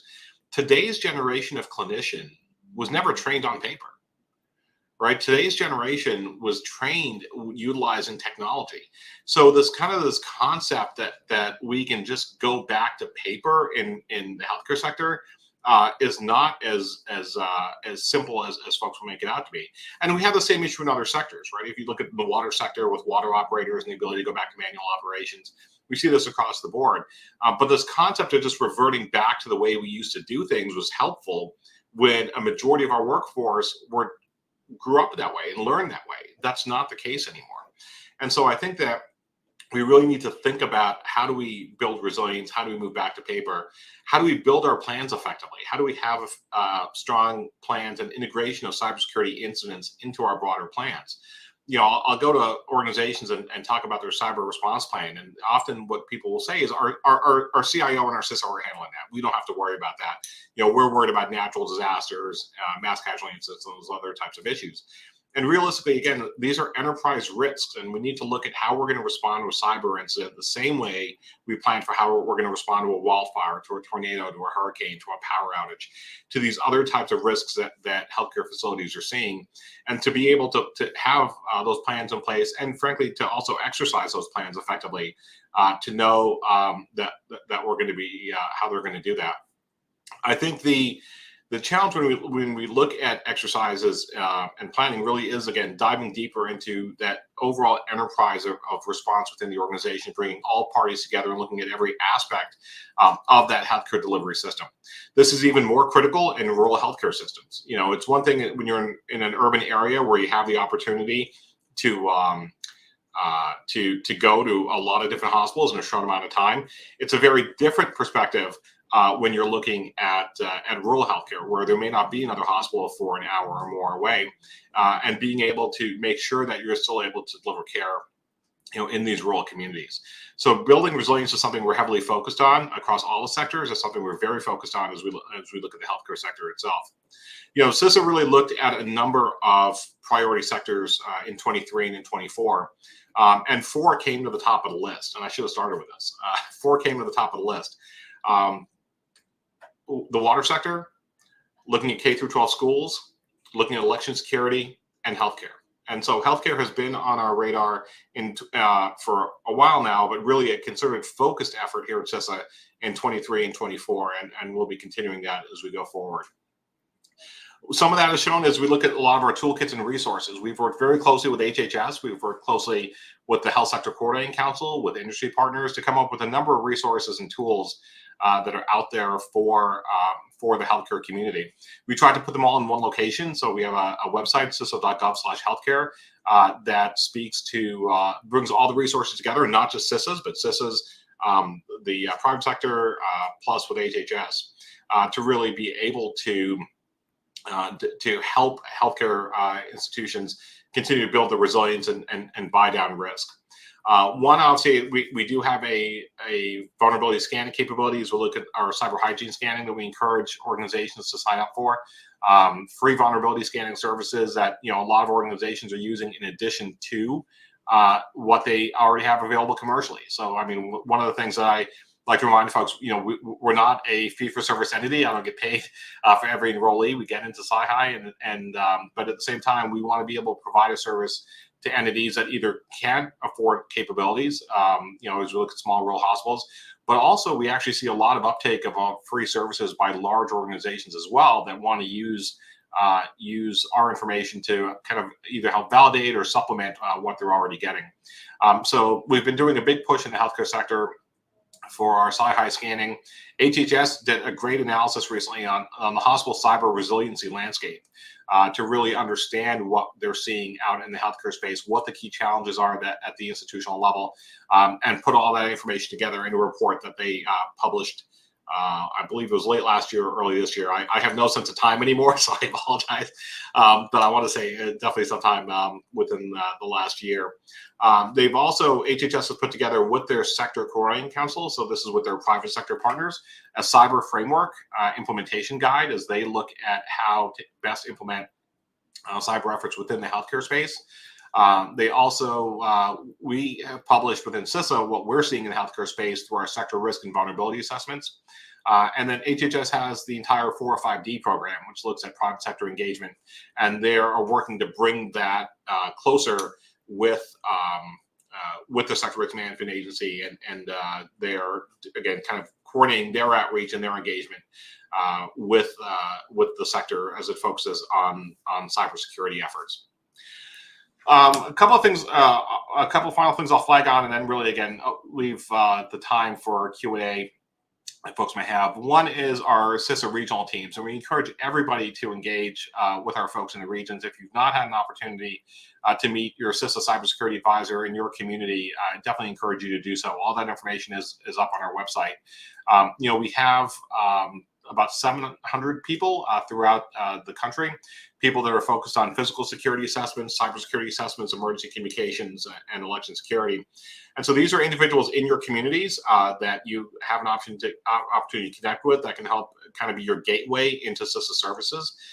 These would be the same individuals that will be reaching out to you in the event that we need to make a notification to your entity about being a potential victim of an attack or seeing vulnerabilities.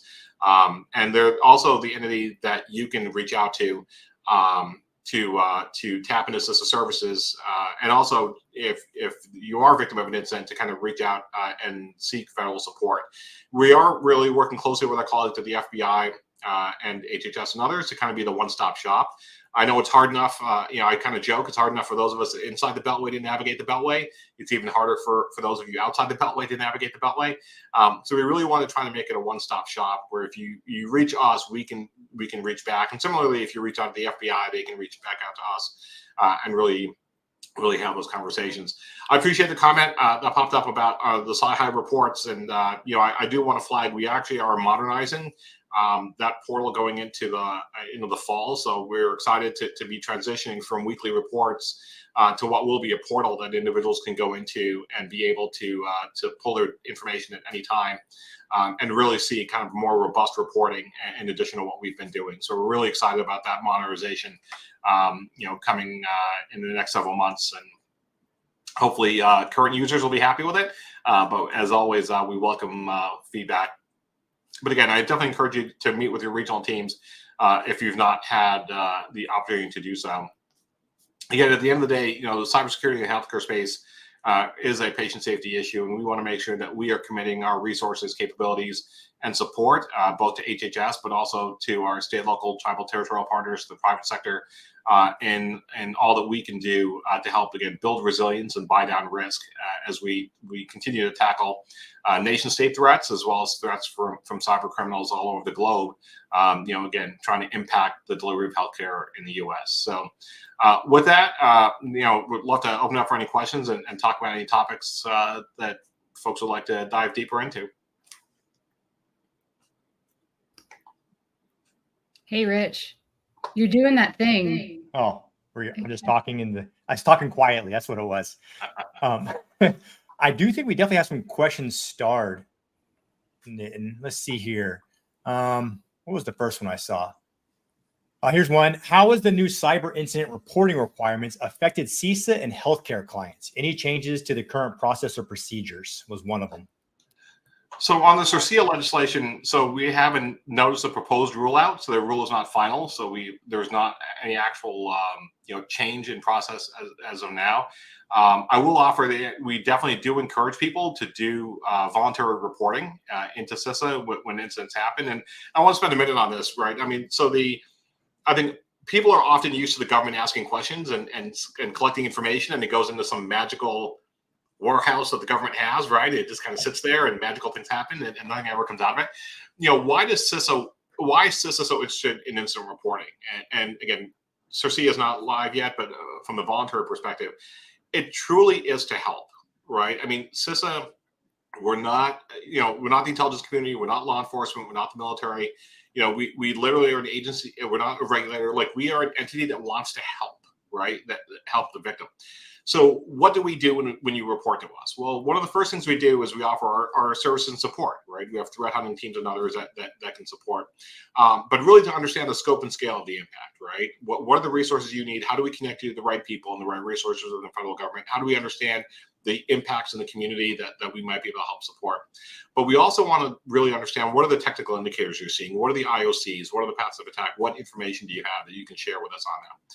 So what do we do with that? Well, we have the opportunity to bring that back to our teams and be able to help augment and support the incident response. If the organization has an IR firm, we can work with the IR firm as well, and really compare that against what we're seeing globally, right? What are we seeing kind of nationally? What are we seeing with our partners globally? How do we then work with the software or hardware manufacturer to really come up with mitigation or patches or what have you to do that? And then most importantly, not just to return that back to you as the victim, but to be able to get that out to everybody else in the sector who may be that next victim. So our interest in voluntary reporting isn't just to put information in a warehouse somewhere. I've not found that magic warehouse yet, if it exists. It literally is to be able to give back to that victim and to the other sectors valuable information that they could use to protect themselves from a similar type of attack. Very, very good. Stacey, do you have another question? I think you posted up there. I did. So I had a question. And I wanted to comment on some of the other comments that we had about idealism and kind of harkening back to where we started. We started with talking about a breach and having hope and being idealistic. And I think that, with what is being described here, that CISA does help with those things. It helps with, here's how we can support a community. Here's how we can support these different businesses and keep people's information safe. And I mentioned earlier, too, I'm a policy wonk, which means, I love talking about policy. It's the foundation of everything. And in terms of like CISA's recommendations, how does CISA recommend healthcare organizations balance compliance requirements like HIPAA with broader cybersecurity initiatives? That could be like following NIST, one of those publications, or even moving more towards zero trust architecture. Yeah, I mean, So I'll say there's no magic bubble, right? Like I kind of jokingly say, if there was a magic bubble we could put around ourselves, we could say that we're cyber secure. Everybody would buy that bubble and put it around our organizations. That doesn't exist. So I really see this as not a light switch, right? We don't wake up one morning and we're cyber secure, right? We don't flip the switch and say we're good to go. It really is, to me, a bank of dimmer switches. It's dozens, if not hundreds, if not thousands of dimmer switches across our organizations that we really need to start thinking about each day when we come in. How do we raise at least one of those dimmer switches up, right? How do we move towards better resilience? How do we move towards buying down risk by moving at least one of those dimmer switches up each day? And I think as you look at whether we're talking about NIST standards, whether you're talking about implementation of just basic cyber hygiene, right, and multi-factor authentication, and a lot of those other elements, as you look at working towards zero trust, as long as we're moving some of those dimmer switches up each day, I think we're making progress in the right direction. We're never going to have the resources to buy down all of our risks immediately. We can't implement technological solutions to a lot of this stuff overnight. But to me, it really is about looking at all of those elements in a way that allows us to strategically have a plan to continue to work towards that goal and that end state by moving those dimmer switches up each day within our organizations. And again, for organizations that are smaller, that might be different, right? I mean, something as simple as going around your organization and ripping passwords off of keyboards, right? Like that is a step in the right direction. You have moved that dimmer switch up a little bit just by ripping that password off the keyboard. So I mean, things like that we can do to help move our organizations forward really are critical kind of across that spectrum of issues. Thank you. That was a really, really great response. So, and I'm kind of picking from some of the comments here too, because there's a comment that I really liked where someone had pointed out, it would be great if everyone had shared rules of engagement. And I do think that, when we talk about these different cybersecurity frameworks, it's kind of moving in that direction. So what is your take on something like that, of how we can implement more of those shared rules of engagement, shared frameworks that we're working from, so we can have some sort of unification or way that we're all following, not necessarily the same playbook, but ones that are similar or work more effectively across larger swaths of organizations? So I think we're moving in the right direction. I think you see a lot more coordination and collaboration today than you saw 20 years ago, right? And even 10 years ago in this space. And I think I'd offer kind of our products being a prime example of that. Rarely will you see a CISA product that is a CISA-only product. A vast majority of the products we put out there are CISA, FBI, NSA. A lot of products we put out there are global, right? We're signing with our partners all over the globe, and with private sector, with our sector coordinating councils and other partners with ISACs. So I think we are starting to see more of that common approach. The Secure by Design document, that first one came out, had I think 12 or 13 signatories. We published an update like less than 6 months later. We're up to 18, right, in 6 months. So I think we're starting to see more of that coordination, that collaboration, that consistent and common messaging. I will say, that being said, there is a different lens on each of these, right? I mean, the regulators are going to have different requirements slightly than CISA would, which is slightly different than a law enforcement entity would, which is slightly different than what the intelligence community may be looking at. But I think we are trying to do what we can to speak with a common voice, to speak with a common message, while understanding that we each have a respective lane in this as well, that we need to make sure that we're covering down on. Crazy. I know I had a question. We were actually talking about it earlier in the comments when you brought it up, was the switch. And I was in Vegas, like I said, it was last week or the week before, and I was just talking to some of the people in there about how, if you go back a couple of years, like you'd mentioned, medical, anything was kind of off limits. Medical, childcare, like anything on that was just off limits. And now, as you had mentioned, it's kind of like a free for all. Do you know what maybe kind of made that switch? Like I said, there was a couple of comments with people, what they thought. What do you think kind of made that somebody flip that switch and said, you know what, we're just going to kind of go after any and everything? I think it's two things. I think money is a driver, right? It's profitable, right? I mean, if you really think about it, if you're an adversary, hospitals can't be down. There's a patient impact. There's impacts to the community. The potential and the perception of a cyber criminal that a hospital would pay ransom is going to be high. So I think they see it as an ideal target from that perspective. I also think, and I've been saying this for a while, that hospitals really are one-stop shops when you think about it. When you think about the amount of information that resides within a single healthcare facility, for an adversary, they do become one-stop shops, right? You have everything from point of sale information to PII, and to insurance information, like stuff across medical records. I mean, things across the board that could be leveraged by a cyber criminal in a lot of different ways. So they really are kind of that one-stop shop for somebody who wants to do bad things. So I think kind of that combination of people realizing and understanding what healthcare institutions actually have at their disposal, combined with the desire to kind of impact and sow kind of societal discourse, is another element, and the fact that the money's there, right? And I think that, and we're seeing, and this is where again our focus on ransomware is a prime example. If you look at if you wanted to become a cyber criminal, it used to be hard, right? You had to to recruit people, you had to build infrastructure, you have to have a mechanism to remove the money. All these things have to be in place. Then you have to find a victim, you have to go on the attack.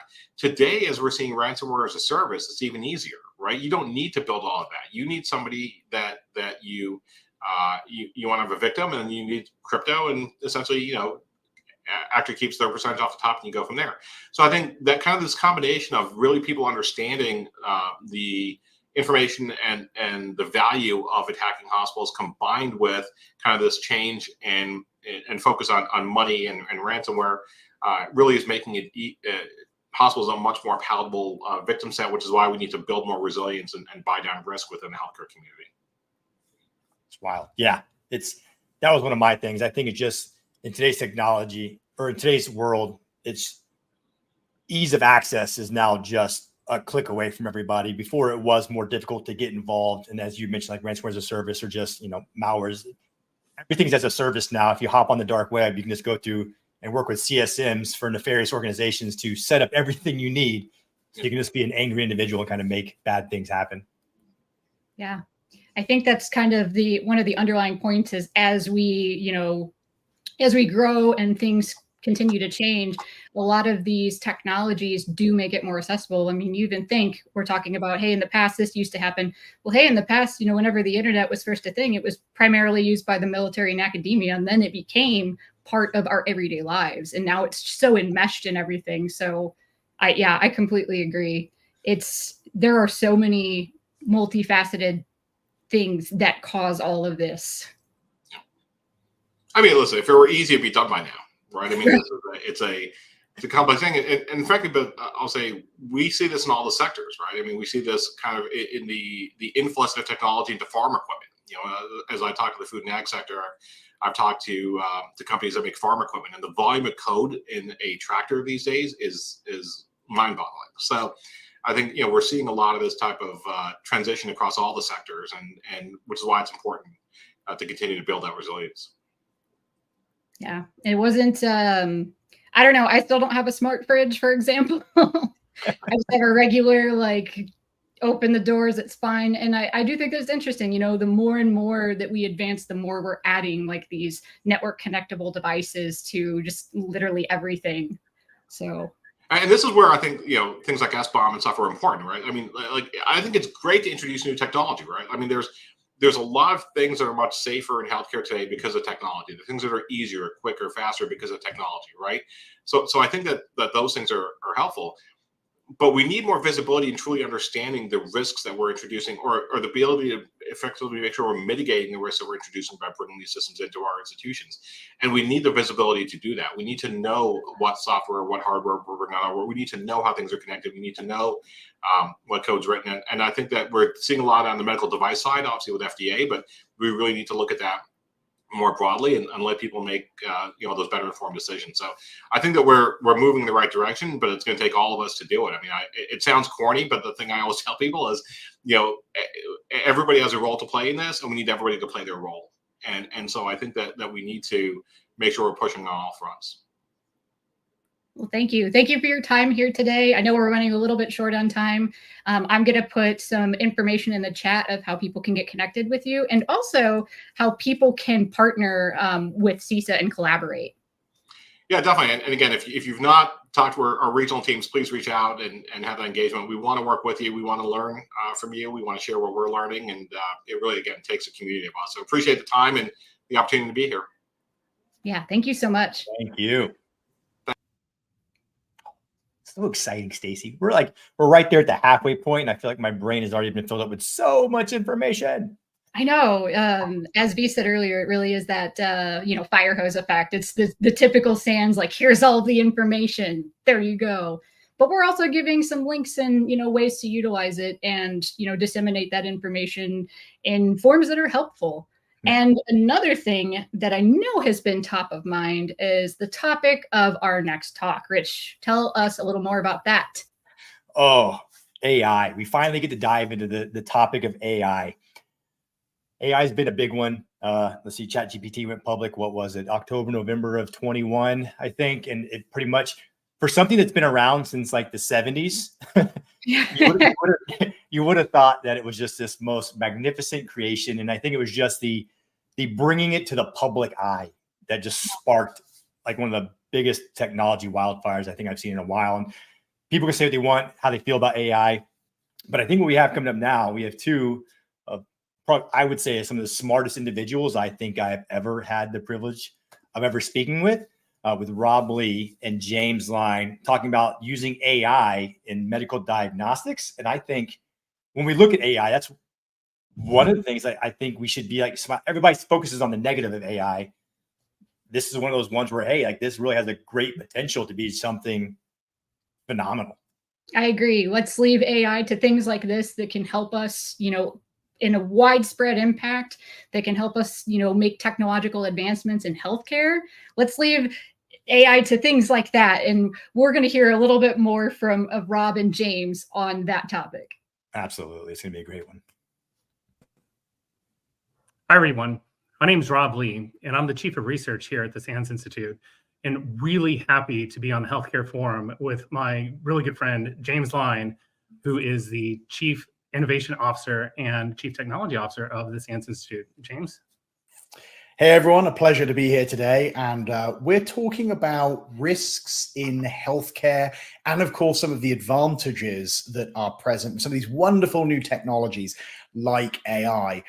But Rob, to get moving really quickly here, I find it a little bit difficult to gel these highly fast-moving, progressive technologies like AI, which can be prone to a little sloppiness and the odd hallucination, with an environment like healthcare, where there's life and limb impact and high risk. Like, that seems like a bit of a water and oil scenario. And I know with water and oil, if you mix them hard enough, it works. But tell me a little bit about how you think about this, or even some of the stories you might have about early adoption, both good, bad, and ugly. What's going on out there?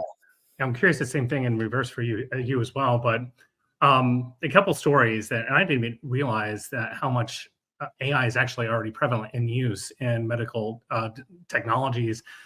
Specifically, I went through several different MRIs this past year, and the doctors were telling me that the imaging is actually going through an AI overlay that is helping the doctors pinpoint areas that might be, suspect, or they should be able to pay a little bit more attention to. And that got me thinking a little bit more about, like, well, what other technologies are potentially, being used on the medical device and medical fields. And one of the things that I ran into in just in my own personal research and longevity and all these other things that kind of fascinate me from, personal reasons behind the scenes, is that from a research perspective on the genome, being able to have patients be able to do their own examinations of their own health records, potentially using AI to say, hey, listen, I've had 3 different specialists have their output in my own record. Can you correlate between these 3 and potentially highlight anything that would be of concern? So not only is it enabling doctors, it is enabling patients to take a little bit more control of their own personal health care. So for me personally, on the MRI, nothing was found.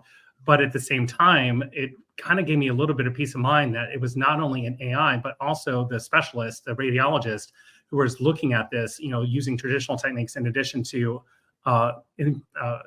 getting additional information through the AI overlay that they're utilizing for it. What about you? What are your thoughts on it? Yeah, look, I love your example because it is combining the power of AI and associated, machine learning techniques that unlocks with, the traditional trust model of a physician's oversight. And I think that's going to be one of the probably most popular use cases early on. We've seen studies popping up where AI does a phenomenal job of detecting skin cancer from images with a high rate of accuracy, in some cases beating the capabilities of physicians.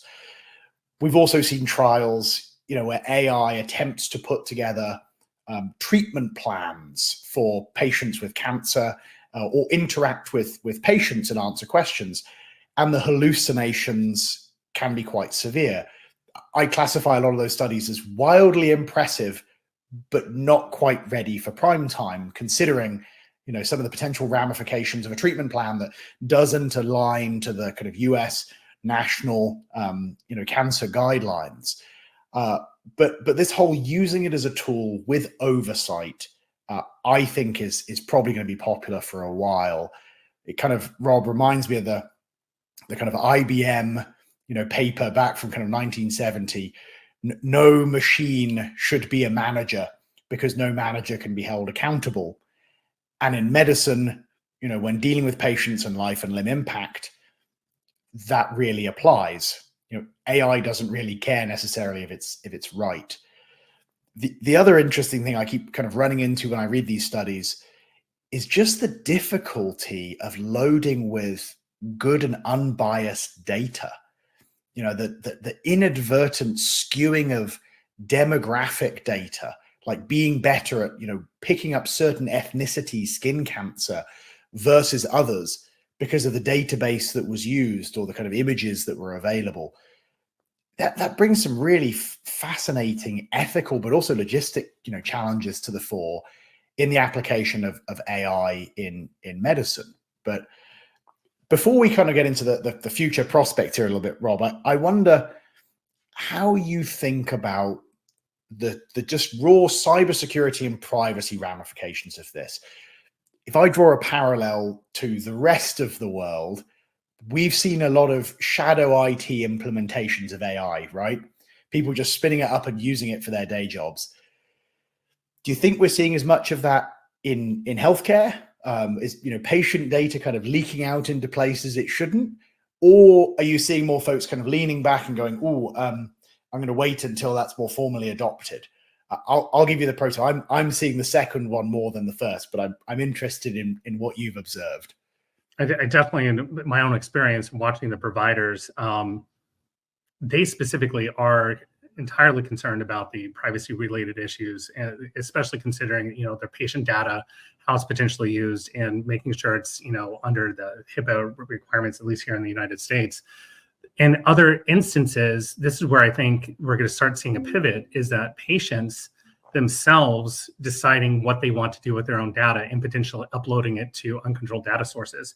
Or, for example, if you map your genome and, which is, a 100 gigabyte file, if you can map the entire thing, and then you decide to upload that to an analytical site that you decide, I'm putting my patient data in there. Well, that site may not be in the United States. It may not be, under the same kind of control and security precautions. So where I start to lean in a little bit more is less on the provider side, but more on do the patients understand that the more control and the more data that they have of themselves and the more opportunity that they could do their own self-diagnostics, that those entities and those organizations that are potentially offering these may try to, sit outside, country boundaries or in the EMEA, just to be able to make sure that they could do as much as they want with it in order to provide as many diagnostics as possible without having to have the privacy concerns. A good example, of this policy constriction is what's going on with Apple Intelligence right now. Not going to rabbit hole us, but it's going to be available in the United States, but in EMEA, it's not going to be available because of the AI regulations that are already existing in the EMEA at this point. So when we start taking a look at what's going on in Europe versus other locations, my concern is more about what the patients are going to do with their own data, and do the patients understand where they're uploading this data is potentially secure or not secure? Yeah, no, that makes a lot of sense. And look, we've struggled with these types of issues before. I mean, Rob, look at all the difficulty that, folks in healthcare and the kind of broader medical domain have had with supply chain and devices provided by vendors with poor patching strategies, with difficult to manage restrictions. it's sadly frequent to walk into a hospital and see something running something egregious like Windows 2000. My personal record is it was only fairly recently I saw a device running Windows 95, which is very impressive. Yeah. And I sympathize. I talk to CISOs a lot who are working really hard to bring modern security practices to an environment where there's a lot of vendors, complex data flows, high risk data, intense regulations, and even personal culpability on the data they're protecting. And that's difficult even with these IoT-esque devices that they have to manage in the environment. Now, AI is a lot more elastic. And already we're seeing a lot of vendors bringing these technologies in. I suspect in some cases them turning up in hospitals without people even necessarily recognizing that it's happened. So it kind of feels like a step change again of a risk that was already hard to manage in this environment. But I guess we have more awareness than we've traditionally had on the stuff. We do have some better regulations, right? I might disagree on the awareness, especially on the patient side. I'm kind of curious as to your thoughts on that. Do the patients realize that as everything is going electronic and they're able to download, their massive like raw data feeds, what they could potentially do with that is like they're assuming it's protected everywhere. But what's your thoughts on the patient side of that? I think you're right. Actually, I think there probably is less awareness, and I think for many an assumption that a hospital or a medical environment, a place that has life and limb ramifications, of course, is running the latest technology, safeguards, is carefully considering all of this stuff. They may be horrified to learn of the existence of Windows 95 and Windows 2000 devices that are on admittedly isolated networks. And I think for many, understanding what it means to say that your data was run through machine learning implementation or through AI technologies, that's actually still quite abstract for most people in society to process and understand, whether that's good, bad, neutral, or otherwise. So I think there is quite a lag of understanding there for the general members of the public. Well, do you think that's primarily due to the fact that there's a general lack of understanding of what generative AI and machine learning can do on their daily lives, in addition to what's going on the medical side? Oh, I think that's absolutely it. And look, even in more technical, parts of society, certainly, Rob, I think even in our industry, understanding what is behind the single label of AI and the different types of technologies, the different types of capabilities, the different limitations, I would say that's something a lot of people haven't necessarily got their heads around yet. We take that, I think, for granted as folks that have been playing with this stuff a lot. But even a lot of cybersecurity teams, they're running at 105%, right? I never run into a cybersecurity team that's like, oh yeah, we have plenty of time for research. They're always like, oh, there's another event. Oh, is it an incident? Do we need to do something? Oh, it's always busy. So they're not getting necessarily the time to understand the technology behind those labels, let alone kind of broader society. So no, I think that's a gap. Take, for example, the what Apple Intelligence is coming out with. They have the Apple's iPhone 16. They're obviously it's not released yet, so no one's really had the ability to do this. But the ability to take pictures of an item and have it automatically have an AI look at that. I mean, the implications of this on the medical side is, imagine what was I just bitten by, and they take a picture of their bite, or what rash is this? This self-diagnostic is, kind of what I think a lot of people initially get exposed to as, is this serious or not? And then, should I see a doctor? You could see those websites, start popping up more and more frequently. The implications of AI on a daily use perspective, just being able to take a picture of a restaurant and saying, hey, is this a good restaurant? What are the reviews on it? That's what, some of the Apple intelligence and, that is going to be in the palm of our hands. But if you take that into self-diagnostic world as to like the amount of times is my toe broken? They take a picture of it, that you could immediately see how that would potentially be of use for a lot of people. But the protection of that data. No, your toe is just ugly. Yeah, it's a bunion, I have a bunion problem. But even the implications of, taking it one step further, and I'm kind of curious as to your thoughts as to like, what are the long-term future implications of some of the AI technologies?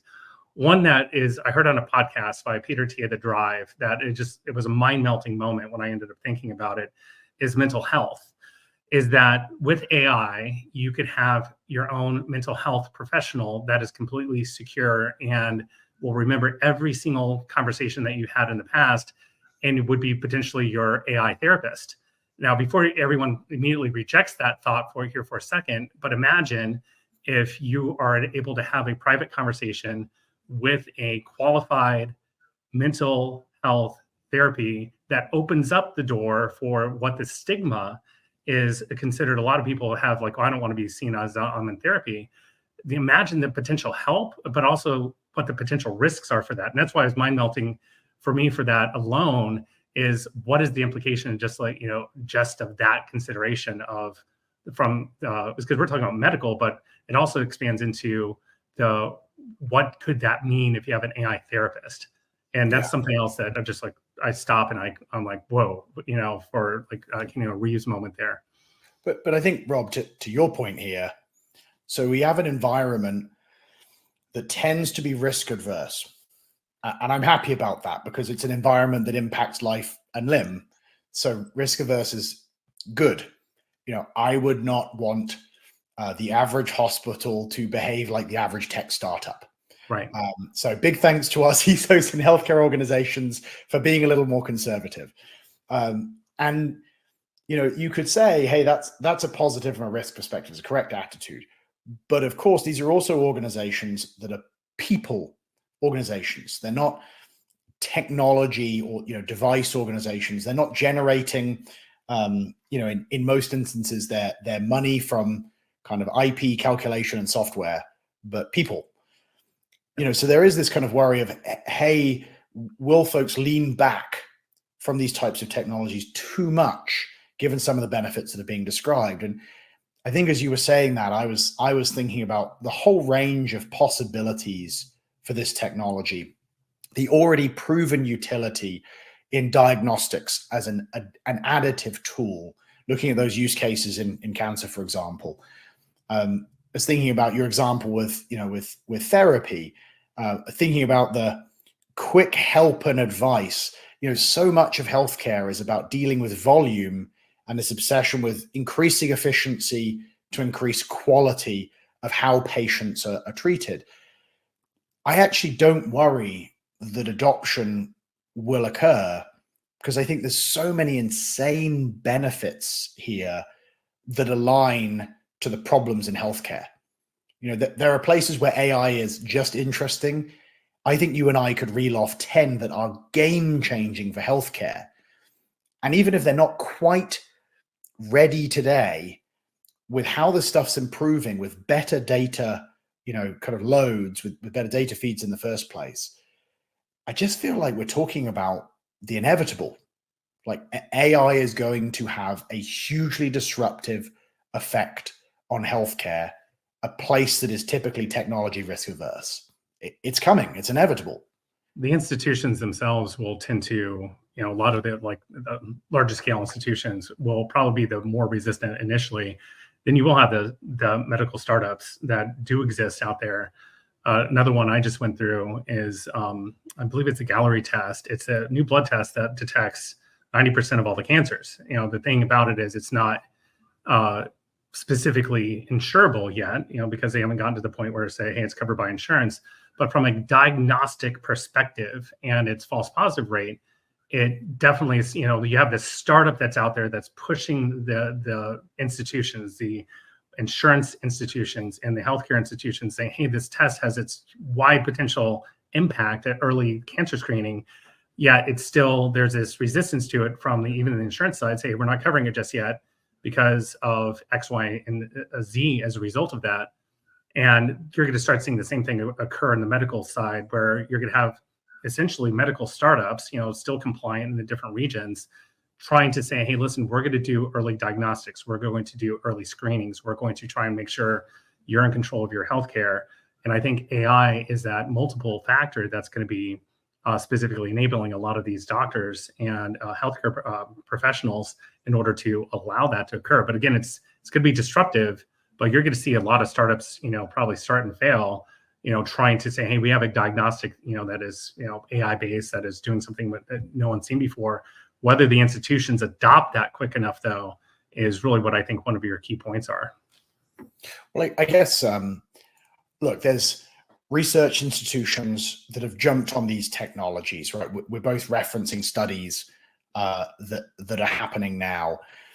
There's a whole vendor ecosystem where they're looking at opportunities to integrate AI as well. And if the use cases are compelling, like we think, and improving, it's a matter of time. It's going to happen. These things are going to turn up in these environments, and probably already are. So Rob, I'm curious how you think about this. And I'll ask you to pad for time whilst I think what my answer would be. The standard strategy, right? So if it's inevitable, these things are going to turn up in various kind of technology platforms from vendors, in research projects, the wave is coming. What are the things that security leaders in these organizations or security practitioners in the medical domain, the broadest extent, should think about now? Like, how can we prepare and get ourselves ready, whether it's policy, awareness, technology, I don't know, network structure? Like, what are the things you would do with the assumption this wave, this tsunami of useful AI is coming in the next few years in the medical domain?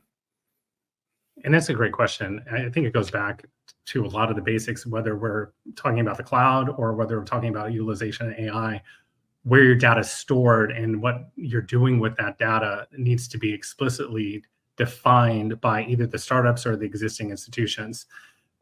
When you have your medical records online and you're signing all the policy and compliance documents and saying, okay, I'm now accessing my medical records online, they force two-factor authentication. In most cases, I've seen very few that don't do two-factor auth. But the accessibility to your own data, the ability to download it, to be able to own it yourself and to take responsibility for it, I think is crucial. So you have the personal responsibility. And I think there's some security awareness and education that needs to occur on the personal side as to, once you publicize this, once you let it get out, that may be on you. Then you're dealing with the startups that likely should lead, these AI startups on the medical side or the diagnostic side, or potentially, hey, we're selling a new capability. For example, AI mental health, if that becomes a thing, they need to lead with how they're potentially securing an individual's privacy and data so it doesn't leak, and how is it in a private cloud? And this is something that you're seeing a corollary to currently on people questioning Apple's intelligence and how it's potentially storing its data in your private cloud that's associated with your iPhone, for example. It's the same criteria. And again, it's whether or not the organizations lead with that as a part of its main core message, is that we understand how important diagnostics are. We also understand how important privacy is. As a result, here's what we do. And it needs to really be open and dynamic in their answers about how they're potentially approaching that. So right back to you, like anything else you would add to that? I think that's a really good list, honestly. And look, this is difficult because we're trying to address research organizations, kind of medical researchers, technology developers in healthcare, people who run institutions that are patient facing. And I probably have a bit of different advice for each of those groups. In the research category, I probably have more nudges on the consideration of ethics and thinking about data biases you may casually be introducing inadvertently. But if I shift back a little towards these kind of other institutions that are patient-facing, hospitals and others, I think you have to start with a solid foundation of thinking about supply chain risk and how you're going to evaluate this stuff. Oh yeah. Because vendors are already building this stuff in. Now, in some cases, it's the now with AI, and there's like it's marketing, like it's not doing anything you need to worry about. In other instances, you know, there is some rapid deployment of the stuff. Making sure you've got a resilient process to know what these platforms are, these technologies, what, you know, AI may be there, where that data is going to validate it, I think is important. You know, as you've highlighted, Rob, there is going to be this, hey, where's that data go to do that processing question? And there's a lot more regulation than there's ever been, but there are going to be cowboy moments. So, you know, if I'm a CISO waiting for this tsunami, looking at that supply chain process, having an AI specific section that at least manifests what you've got going on in your environment, I think is something I'd really closely be looking at. Let me ask you a different spin on another Please. question regarding this. So everyone is talking about AI in the sense that, is AI going to replace my job? You know, but how do you think it's going to impact the medical profession? Is AI going to replace a bunch of doctors and radiologists, or, you know, what's your take on that? You know, from your perspectives, because that's when people hear AI, that's almost like immediate. Hey, am I about to lose my job? Apparently, what's your thoughts? I think that medical practitioners will be even more in need when you consider the imminent launch of Skynet that AI will inevitably call. The Terminators are coming. We're going to need you a lot. Hey, look, that's a great question. And look, I don't know. Like, no one truly has a crystal ball on this stuff. There have been some really interesting studies. There's a HBR paper on it. I think it was pretty good. That tries to categorize different roles into different buckets of kind of different levels of risk or opportunity for AI. And the macro of the study is it's absolutely not without risk. You know, the notion that AI will have no impact on the workplace and will never cause a role to be eliminated or substantially changed. Yeah, like it is going to cause that.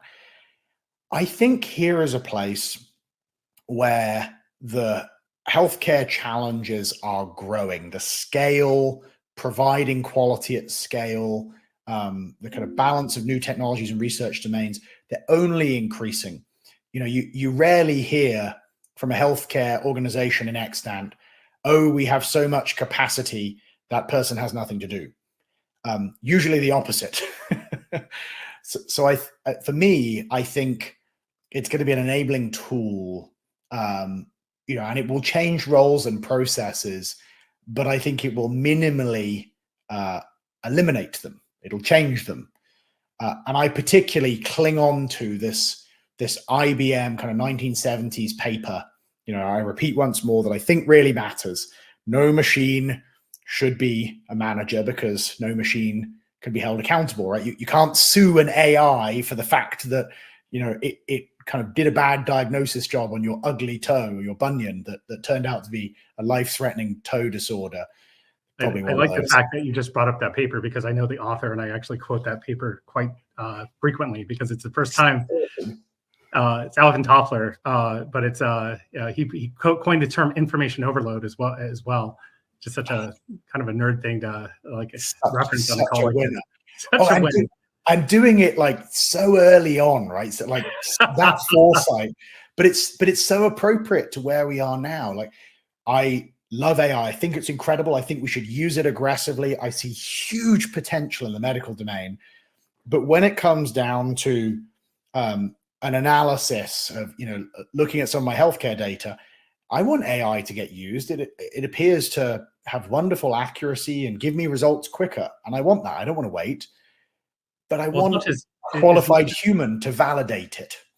And I think that's the key, what you just stated there, is that, you know, I don't think anyone's worried about potentially, or shouldn't be worried about losing their jobs, but the augmentation of AI toward every specialist that's out there, I think is going to be enormous. Radiology is a really good example. even surgeries. When you end up thinking about, like, if you have autonomous robotic surgeries using AI, and all of a sudden your mind melts on that concept too. But we're within the possibilities of this stuff being able to change not only what's going on here in first world locations, but what happens worldwide in terms of the access to potential medical care that is augmented with AI, that is you're able to potentially scale up much more quickly. So I'm a true believer. It goes back into, and you hear this all the time when you're talking about AI, is AI-enabled humans will replace non-AI enabled humans. So it's within everyone's effort to pay attention to what's going on in AI. It doesn't mean you have to directly tomorrow go out and adopt it, but you should be, obviously aware of it and starting to really be looking at learning it as much as you can. And despite your practice in medical, whether you're in cybersecurity, whether you're a lawyer, I think the implications across the board here are pretty paramount. I agree. Well stated. And I think, look, even cybersecurity practitioners in healthcare, the same applies, right? AI, I think, will augment forensics and threat detection and incident response and all these things massively. But I don't believe it, fundamentally kind of removes the need for those practitioners. Hey Rob, I know we're near the end here, so this will be fun. I'm gonna bully us again near the very end here in a brief wrap up. 30 seconds each-ish, an elevator pitch, if you will. One takeaway from this for folks, in their consideration of AI or getting ready, or just one thing you're incredibly excited about. You get to pick, you get to go first. I hope you don't pick the one I've got in my head. You're always good. Yeah, I have to go first all the time. All right. That's so the rules. Here we go. 30 seconds. I truly believe that AI, especially in the cybersecurity side, when it comes to medical, is the biggest risk is going to be the personal data that you're going to have access to. Your raw data from your electronic records and the ability to utilize those in different startups or medical diagnostics that are going to exist out there. And I believe that there's going to be a certain amount of security awareness that each individual needs to take responsibility for their own personal data, very similar to your own tax records or financial statements. All of that really sensitive data, you now have access to potentially your entire DNA mapped out, and potentially that getting out or that being leaked has some severe potential consequences for the individual. So I go back to, despite everything we talked about from the providers who I truly believe have the best interests of the patients at heart, especially when it comes to cybersecurity, they're doing their darndest and their best to protect patient data. But it comes down to what the individuals are going to do with this data now that they have access to these new technologies that are AI based. All right. Now I want to hear yours. That was my one. All right. So for me, look, amazing branch of technologies with incredible use cases. I believe we should be progressive in their adoption and application. I'm excited to see research occurring all across medicine, exploring how this can be used for good. I think there are some pretty consequential challenges in ethics, in biases of data, and in fundamental kind of security and privacy that flows a little in the opposite direction of how healthcare organizations normally manage risk. So for me, if I'm a security leader, a CISA, I'm in health, the temptation maybe to lean back and wait for this to mature more, for these studies to complete, these technologies to come to fruition. Don't. It doesn't mean you need to adopt them immediately, but it's happening now. Yeah. There is likely this stuff in your environment already. Vendors are building it in. It's turning up in platforms. I would start to proactively build the processes to track this stuff, to map it, to have policies for it. Get practiced, because when the tsunami hits, you don't want to be learning to deal with these types of questions in your supply chain evaluation when there's tons of them. Start now, even if your adoption is a relatively conservative approach overall. It's coming. That's a really good point. So I think we're going to go ahead and say thank you for attending our little fireside chat between James and I. My name's Rob. Actual fire, by the way. There's no actual fire. Yeah, we have some Legos behind it, but Lego chat. But I really appreciate everyone signing on today. My name's Rob Lee. I'm the Chief of Research with the SANS Institute. Thank you for attending. James? Absolute pleasure. Great to be here. And I hope you got some things from this you can apply. And I'm looking forward to talking about all the exciting things that everyone has done with AI and reviewing the stuff. We'll probably be having this conversation again pretty soon, Rob. This stuff is moving quickly. So pretty sure. Until next time. Thanks, everyone. It's so crazy. I just want to put it out there really quick. I'm saying it. James isn't here to defend himself. I think I can lift more than James. He can challenge me at any event he wants to, but I'm calling it out. Sorry, James, but Team Rich, Yes. hashtag Team Rich. Speaking of hashtags, we have yet another giveaway. I would like to let everyone know that this time around, our hashtag is simply hashtag AI. What a phenomenal giveaway. We just heard Rob and James talk so much. The comment section was on fire. I absolutely love in the comments, especially on YouTube. I was spending a lot of time on that side of the fence. A lot of what they talked about, I think, is touched on in what we're offering you right here. The giveaway right now is for our AIS 247 course, authored by Dan Bobian and Frank Kim, which really does talk about just the whole, how do we look at generative AI? How do we implement it? How do we do it safely? How do we go about all the things, all the questions that we were asking about? How do we do that in a secure, safe manner? This right here will help you. It's a short, I think it's 90 minutes long, Stacy? Yeah, it's about 90 minutes. It gets into the tokenization of AI, and it gives you a lot of different perspectives to think about AI from different areas of the business too. So with that, we're going to do this drawing kind of lightning fast. We're moving at the speed of AI here. So let's give them a little bit. Oh, we're at 35 entries. We're at 12. We're drawing. What do we got? We have Ishori? TP Ashori. TP Ashori? Yes. Congratulations. A second YouTube winner. YouTube's crushing it today. YouTube's got the luck on their side. Absolutely. I'll see. We can probably pull up. Dan Bobian has done a lot of great work on just generative AI when it comes to implementations at an organization level. I'm pretty sure we can throw links somewhere in the stuff and things at some point. 100%. You made a comment about having arm strength, which does kind of pipe into our next speaker. So I always like to refer to him as Steve Strong Arm Armstrong. He is one of my absolute favorites. Definitely talking about you, Steve. Definitely. Oh. What are you going to be bringing to the table today? There's been great upbeat stuff. I'm the fireman's going to talk about fires. I'm going to talk about sort of crisis management and what happens when it all goes wrong. Talk about who attacks people and sort of what to do and how to make some decent plans so you can deal with it. That's great. Well, let's get into the firefighting. We'll all grab our fire hoses and fire hats and, listen along. Okay, I'll just get my slides up.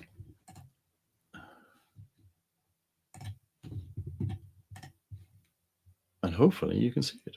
Way! There we go. Okay. Right. I am kind of noted for doing a lot of slides. There's only 31. Here we go. So very quickly, I've been in IT security now for about nearly 29 years. I've got a patent for incident management. I've been teaching SANS 504 for many, many years. And I've also the author of the new LDR 553 incident management course. Why is that? Because I've spent so long watching organizations struggle at the whole, how do we deal with the incidents? Okay, so that's what we're going to focus on and talk about. Briefly, this is a medical thing, so I've got some doctors. He's a doctor, isn't he?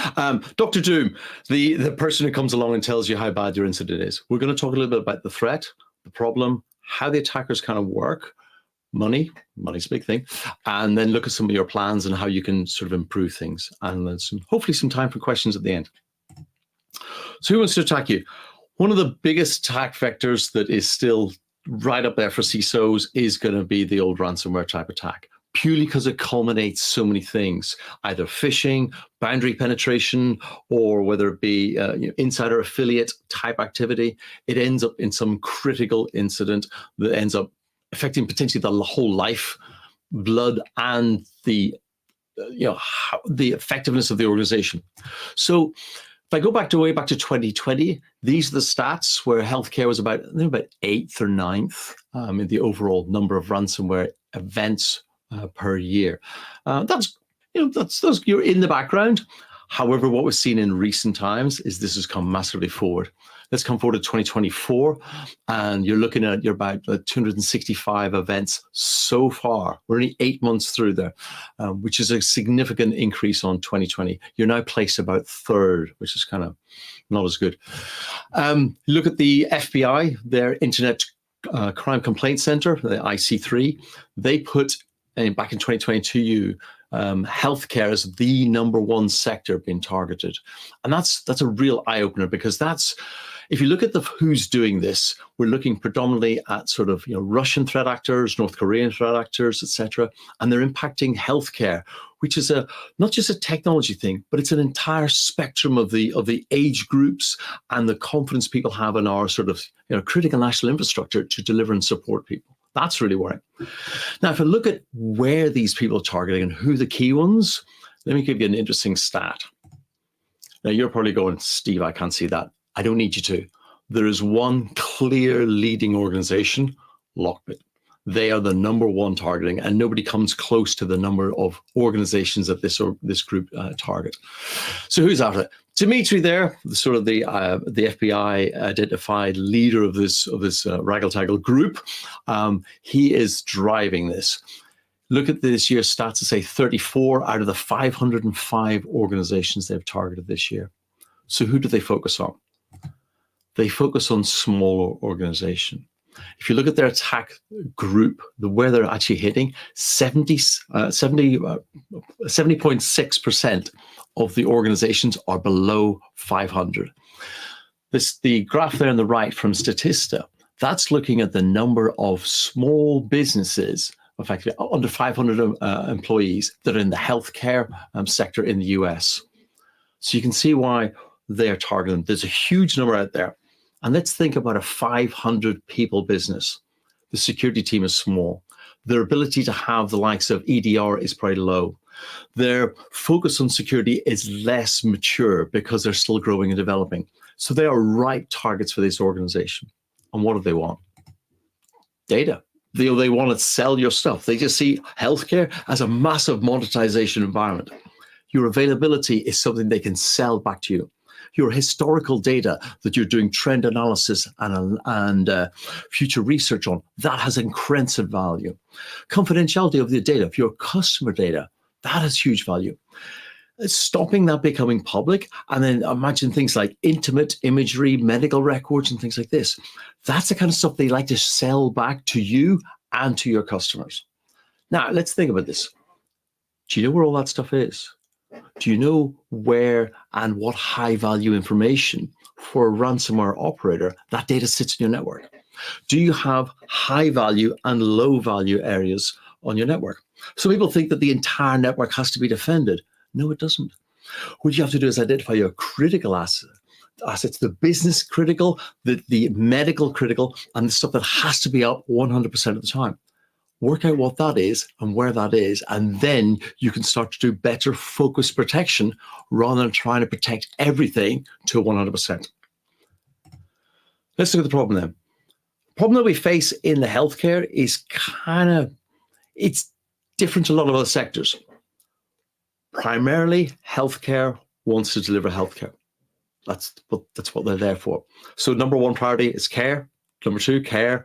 #3 is other cost aspects. And security is a cost. If you're a business, you're sitting there going, so I've got this 100,000. Do I pay for an upgrade license on a piece of old software? Or do I do 10 MRI scans? Do I deliver critical care to some people? Do I do some life-changing medical stuff to some people? That's what they're going to focus on. So therefore, security budget has, until quite recently, been always on the back foot. The legacy equipment that we see that is still running old versions of NT4 is built in and it was previously always standalone is now being connected up for efficiencies of scale, but the risks are not being considered. Physical security is still the number one primary vector here. So we're basically saying, let's have good physical controls about access control, drug controls, access to the data on the local machine. But sometimes the network access is not always 100%. It's not always a big focus. And if it's not your front door that gets beaten down by the attackers, what about your suppliers? What about those other entry vectors of the people who ship you images, ship you data that you then analyze and consume? So when you look at your sort of number one risk, it's ransomware. Your most likely, however, is a third-party supply chain. And we look at how people construct supply chains and consider what is important for them. It's all about, dare say it, cost. If I look at people like McKinsey's, they talk about how to optimize your healthcare supply chain for performance. It's not about security. It's not about diversity. It's not about ensuring sanitization of data. It's about cost. It's about driving down those costs, optimizing it, having efficiencies of scale. And I think that misses some of the key stuff. And that is why we're seeing large numbers of organizations being compromised through supply chains. I've seen in even my own organization, the number of supply chain incidents has gone from practically zero to several per month. Now, that could be tied to things like SEC regulations requiring since December last year, organizations notify their shareholders of these key events. But I also think it's another thing about how our key biggest organizations are becoming better. So therefore, there is no way to break into them, but the supply chain is the weak chain. And you look at most organizations, they say for every $1 billion of spend, they're looking at least 3,000 suppliers. That's 3,000 different entry vectors that a lot of people don't consider. You look at the news and the press, some of the most recent stuff that we've seen. I mean, the Concora breach, that was only out last night. 75 million paid to a single ransomware operator for a single compromise. That was back in Q1. Now that says two things. One, to the attackers, they go, there's money in healthcare. And two, to other attackers, there's money in healthcare. So we need to make sure that we actually have more robust supply chains, and we've done good third-party supply chain analysis, just as Rob and James were talking about earlier, ensuring that you've not just talked about the AI of your supply chain, but done that whole risk analysis. You can see there's a great website there called Black Kite, and they do third-party supply chain analysis. And one of their great resources is showing some of the organizations and how they've been compromised through their supplier. I checked on. There's the Concora details back from February when they got compromised. 11 organizations had already in February identified that they were compromised or their data was compromised because of the Concora breach. This will only increase. What's your supply chain incident management plan like? Have you ever practiced it? Have you had to go through those steps? Have you got a plan around how do we notify our users that somebody else is being compromised and therefore we outsourced your data process? And are you even open and informing your customers that you are actually doing that data processing off network, off your environment? You got to think about this. If you haven't got a plan, I would encourage you to have a look at the one we produce for SANS. We have a nice cheat sheet there. And if you want to get that, if you just go for the little URL there, ldr553.com third party. Because what we identified is there is no standardized third party supply chain incident management plan. We talk about NIST, et cetera, for our IR plans. We talk about PySerl. We talk about the preparation, identification, eradication, recovery stages.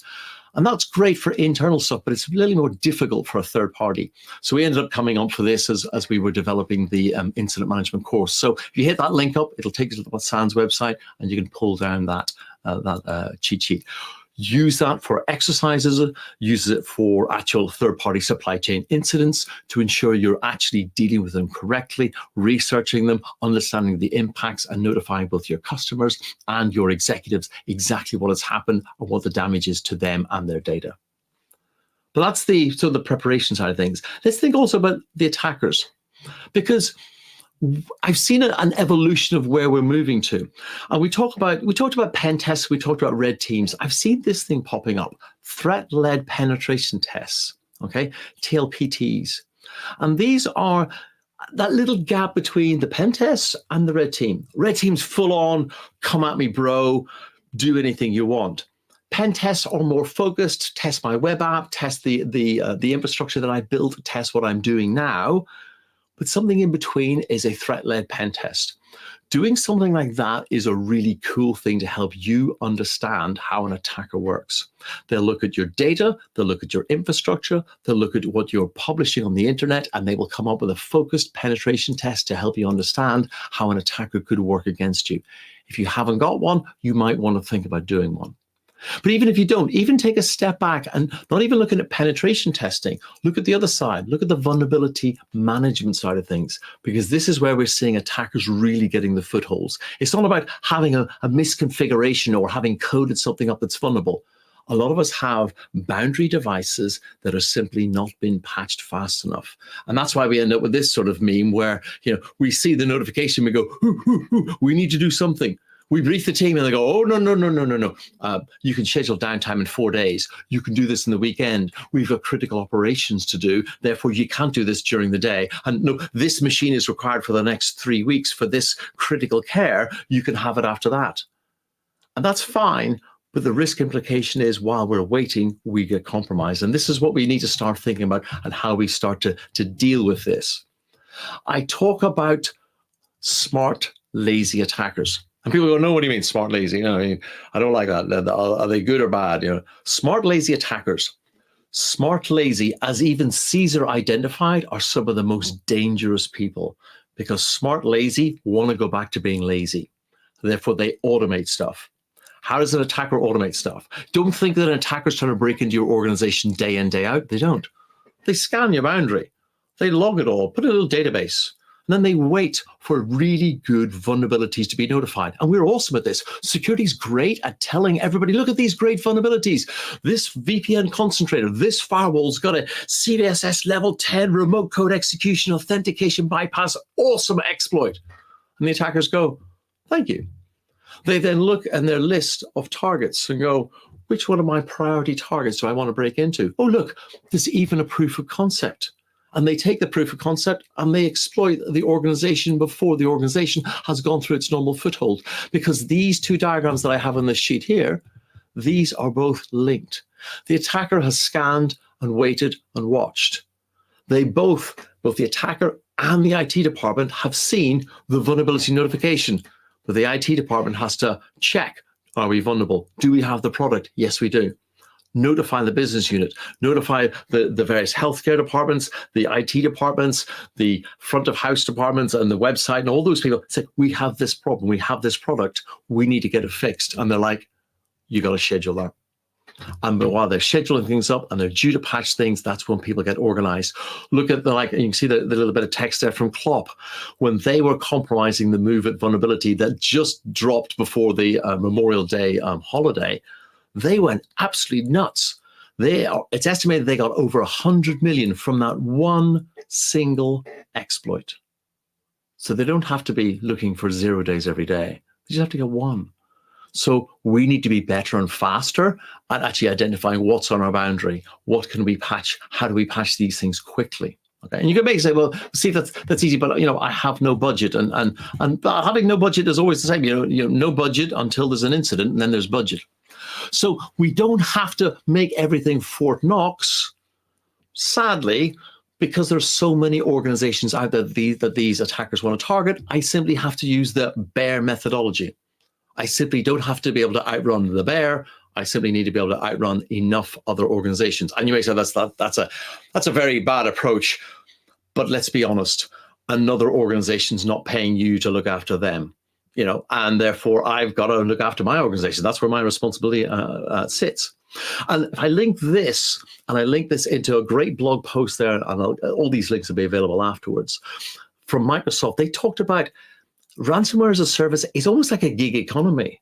They've seen this with threat actors saying we do stuff when we want, because it's a it's like a tunnel. You talk to your salespeople, they talk about a sales pipeline. Well, attackers have the same thing. They look at, oh, there's a huge number of organizations that are vulnerable to this exploit. I'll try some of them. I'll break into some of them. I'll have a look around and go, they got an EDR. Oh, they got a good IR team. I'll do a bit of Googling. I'll look at their team on LinkedIn. They're not too much effort. But I do find there's an organization that doesn't have a security team, doesn't have a proactive security organization, and is not great at doing their vulnerability patching both outside and inside. I'll use them. I'll target those. And that's the one the bear gets. So it's a pipeline. So all you need to do is make sure that you're not the one at the bottom. You need to identify how I can harden up and how I can make my organization less attractive. And talking with several of my IR colleagues who are doing this day in, day out in organizations that are, several of them work for insurance companies, so they're therefore doing this day in, day out. They say the phishing ransomware exploit scenario is less common these days. Boundary penetration. Why is that? That is because if you do have an EDR, you do have a hardened platform, which is the user's environment, it is more difficult for the attacker. If they compromise a boundary device, like a VPN or firewall or your web server, then they have more access. They can scan around your network, they can move laterally, internally, and it's easier for them. So don't make it easy for them. Don't have some obvious banners on the boundary saying we don't patch, we don't secure environment. Don't be in that initial funnel, and you'll be surprised how well that can have the bear chasing somebody else down the road. So looking at sort of, if you say, well, we haven't got budget, okay, so if you can't be good at stopping something, be good at cleaning it up. That's my job. I'm a firefighter. I like a fire. Now, I did mention earlier that, NIST is a well-quoted document. A lot of people say, our incident management, our incident response is all aligned around NIST. Brilliant, awesome. It's a lovely standard. It was issued in 2012. And when you actually look at the amount of depth when it talks about eradication recovery, which is really what we want, the preparation was stopping them getting in, the identification is having maybe an MSSP helping you analyze your logs, etc., having an EDR, having some sort of analysis, maybe a SOC team that's doing this, if not 24/7, but at least working hours analysis of what's going on. That stops them getting in. That helps you detect them. Once they're in, then you have to look at how do we clean this thing up. And eradication and recovery are the big aspects. Sadly, NIST is going to let you down. This is the entirety of the eradication and recovery section in NIST. So when people tell me we're aligned to NIST, we've got a great IR plan, I'm like, not really. Because unless you've actually got some detail, this will simply get people in the room and talk about, you need to rebuild some systems. I mean, let's look at it. Let's look at the paragraph that says, look, return affected systems to an operational state. Lovely. I have 400 encrypted servers. Which ones do I do first? This is the problem that people face. They haven't got any plans. And I hate to say it, but some people's IR plans are like their holiday plans. They say, where are you going on holiday? I'm going to France. What are you going to do in there? I don't know yet. I'll work it out. That's what their IR plans. What are you going to do for your remediation? I know, we'll work it out. That's okay on holiday when you're in your shorts and t-shirt and drinking pina coladas, but not when your customer data, your medical data, your availability of your very service is on the line. Going to France is not a good idea. No apologies if you're French. I'll change fate and just move on. Anyway, so what you need to do, have an actual plan. Have you identified what are your crown jewels? What are critical to different aspects of your business? Because there are a whole myriad of different aspects. It's not just the IT system. It's not just the business systems. It's the revenue. And people go, no, we're a hospital. We don't focus on revenue. Well, who pays the bills? We looked at the Illinois hospital. They went out of business because they simply couldn't fund, because they couldn't claim on the various Medicare and Medicaid insurance. And therefore, you have, at that point, they're in startup mode. They have so much runway. And when you run out of money, people stop working for you.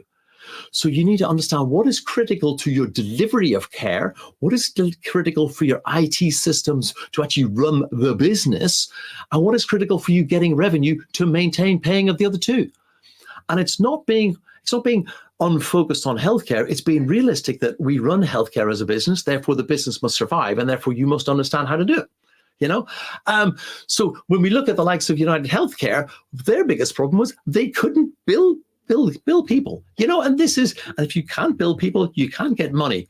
Now, whilst a lot of these organizations are high-value companies, they don't have it in ready cash, and landlords, drug providers, and on salary and stuff, can't pay people in IOUs. You need that ready available stuff. So think about those critical IT systems. And when I say think about them, I mean, go to your IT department and say, supposing all of these critical servers were encrypted. And you go, okay, that's bad. Now, supposing we have backups. First, do we have backups? But supposing we have backups. And if we do, how long does it take to restore all of these services? Not just like one or two like we've done in tests, but if we say we have like 100 systems that are critical, how long does it take? How big are those backups? How fast is that network? And how long would it take to go from nothing to everything working? Because that's how long you'll be offline for. And most organizations don't even know how long that time is. I've been in so many places where execs have been like, well, when we work out how many hours it's going to take us, and the IT are going, it's not hours, it's not even days, it's measured in weeks. And that's assuming you have a clean network, everybody can log in and do their job normally. Because in the middle of ransomware, the problem is nothing works. If they've encrypted your systems and encrypted your Active Directory, you can't do single sign-on because there's nothing to single sign-on to. People are like, ooh. So take that and work out how you protect things and how you would then actually maintain your operational capabilities so you can actually deliver some services. So expanding that out. Then, having you've done that, then look at your IR plan and go, now update the IR plan based upon that structure, those networks, those ITs, those capabilities that you need to replace. Identify in your IR plan, these are our crown jewels. So everybody's focused from day one, and it's not some sort of thing on somebody's magic board in the office saying, oh, this is the critical systems we need to maintain. Make sure it's the core part of what is in your IR plan. And then have an actual proper rewrite to sort of make sure that you actually incorporate what you're going to do. Your what I'm doing in France plans, rather than just simply getting to the capital and then I'm going to mooch around Paris for 2 weeks. That's not a plan. Okay, also then, as we're talking about third parties, link in your third parties and say, what if our critical third party got taken out? Supposing you have a single drug supplier for particular that you use, every day we're ordering new supplies from this person. Supposing they get taken out. Supposing they are not able to deliver that services, or supposing you're doing MRI scanning, you're doing imagery, and there's some sort of imagery analysis that happens either off network or using some sort of remote in capability. Supposing that doesn't work, think about that. Think about your worst case. Look at your IR plan. Look at your IR cover. Have you got insurance? Have you ever invoked it? Have you ever talked to them and say, how would this work? And if you don't know, get people in the room and practice. Plan, play. Here's a silly thing. I've made a couple of little resources there for you. The exercise generator will simply make a tabletop exercise. Do this with your execs. Do this with your IT department. If you haven't got many people in security, do this. It'll switch them onto security. It'll let them start thinking about this stuff. If you want to have real good fun, get your IT execs and your business execs in a room and play the Suncrypt ransomware voicemail. It's 3 minutes long. It is spine-chillingly eye-opening, and you see the execs sitting there quietly, their eyes go down and they're like, this is awful. Listening to somebody leaving a voicemail saying, we have encrypted your data, we've stolen it, unless you pay us, it's going to be a massive impact. And those 3 minutes of silence forces them to think, and that gives them an emotional response that will change how they look at security going forward. If you want to then take it the full step further, then I've made a Russian ransomware chat operator. You can pretend to be negotiating the release of your data just to make it real. Okay. To show you these kind of things, this is my exercise generator. You give it a high-level exercise, the number of people, and whether you're remote or in the room, and it'll make a 4-stage themed. If you want to do Britney Spears, if you want to do horror films, if you're coming up to Halloween, let's do a Halloween themed one. Tell it that. It'll make you a nice 4-stage incident. It'll give you all the things that you're looking for, give you all of the outcomes, etc. Each of those 4 stages. Play with it. Have a bit of fun. I say if you want to then go into the negotiation aspect, go to my Russian chat, go in there, give it your, I don't see any of the data, so you can do whatever you want. Give it a company name, and it'll then start negotiating like a Russian threat actor. I've trained it on Lockbit 3 style. Go through there, tell it, we can't pay, see what it does. Do that in your exercise with your execs. It's a real focus. It's really interesting to see how they play. And it'll go through the full steps. It'll give you examples of how you can download files, etc. It even makes up really funny passwords, nice URLs for you to sort of play with. It's tongue-in-cheek, but the message is really serious here. So what's going on? Now, one of the classic things that people say is, oh, ransomware, we'll just switch off the internet. The internet doesn't have a switch like it used to. Okay, it's not like an on-off. It's more like a dimmer switch, because you can't just switch everything off. And maybe you shouldn't. You should do this analysis. Again, this is a preparation thing. Sit there and talk about, are there certain trusted suppliers? Like, for example, I have people doing image analysis on our MRI and our scanning tools. They VPN in, they remote in. Can I list their IP addresses to allow those services to continue? If I say, let's cut the services to external, do we still allow Teams and access to Google, maybe Google Cloud, etc.? What is the minimum critical internet availability for people to be able to do our delivery of healthcare? Do you know what that is? If you don't, find out, because that could be rather than switching everything off, you just minimize that access. If you've got execs that are remote to help you make decisions, can I allow them to VPN in to understand what's happening, but keep the rest of the organization out? Do I include in all my plans to say we're going to isolate the internet? Yes. Do you have the commands for those? Can you execute them quickly? Or does somebody have to go and Google how to log into a Cisco switch at 3 o'clock on a Saturday morning? Because 48% of ransomware incidents happen on a Friday, Saturday, or Sunday. So don't think this is a weekend, that you're going to be enjoying. And how long does that take? So finishing off my action plans, work out how you can minimize your internet, work out how you can minimize what's needed for both IT operations or critical care. Do you have certain machines that must be internet connected or must be connected across the internal parts of your network? Can I segment and isolate those, or do I have to shut them down? Which ones are impacted by a lack of internet? Which ones are not? A lot of people don't even know what that happens. If I disconnect this from the internet, does it need internet? Do other people need to access it? We don't know. If it's not able to access the internet, can we rely upon the diagnosis? We talked about AI. If it's maybe an AI-linked thing and it says, well, I couldn't connect up, so I gave it a best guess, but it might not be right. Understand these things. Develop disaster recovery plans to fill in the gap between your attack time and how long it's going to take you those 2 weeks to recover with your minimum or some availability. And then practice these. Your key takeaways as I wrap up. Every time I've gone to an organization, their IR plans suck. Every single time. I've never seen a decent one yet. And a lot of times the plans, if they make them good, they're like, look at our plan, it's 68 pages long. Nobody's reading 68 pages. So make sure you have a series of guides that are 1 or 2 pages with diagrams and flowcharts, because when the pressure's going, you can't read 6 pages walls of text, and it ain't going to work. Flow diagrams, little call-out charts, easy to read stuff, easy to consume stuff, and how to get the right people in the room to help you deal with the problem. Take a hard look at your organization. Ask for a default account on a default brand new laptop, plug it in, see what you can find. I see Lockbit encrypting single people's laptops because they're a developer or they have access to customer data and sensitive data at that. And they hit one laptop, they take 40 gigabytes of data and go, there you go, 50,000 euros if you're lucky. So it doesn't have to be whole network compromises. It can be a single machine. And if you've got a large, flat, open network, the attackers will just scoop up all that data, take it out of the environment, and then ransom you for it. Okay? Understand your network. Understand your business. If you don't understand either, you definitely don't understand both. And, as a wise person once said, if you're trying to fix a people problem with technology, you don't understand the technology or the people. So you've got to understand how your business works, what it needs, and how the technology supports that, and where it's vulnerable. And then once you put all these together, plan, practice, and take people through it.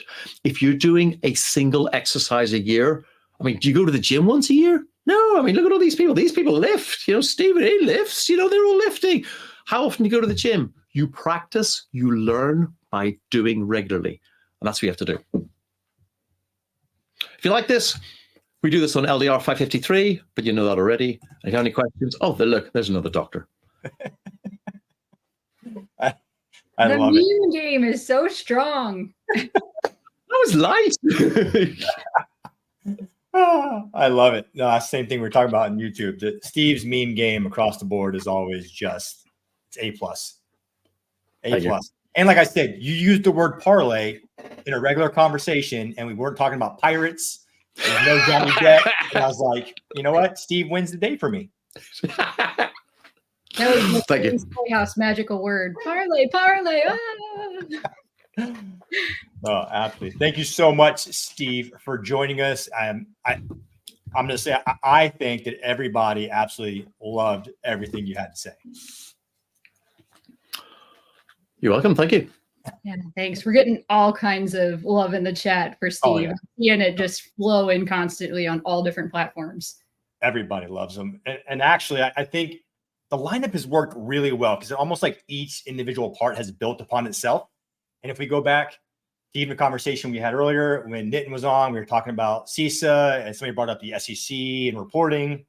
And then we had the AI thing come up and it came up there. And then Steve came on. Steve's talking about, IR plans and reporting. And then our next presenter is going to be like, hey, how do we simplify all these regulatory requirements, which is something a lot of people, I was having a conversation literally on YouTube with somebody just talking about SEC requirements and who has to and doesn't have to report. So I'm really looking forward to James to come up here and really kind of talk to us. Can we make it just a little bit easier and maybe shed some light on who's supposed to do what? I, for one, would love to know. I think he's going to let us know. I'm glad you guys had me on here to have that conversation today. So great to see you guys. Yes. Love it.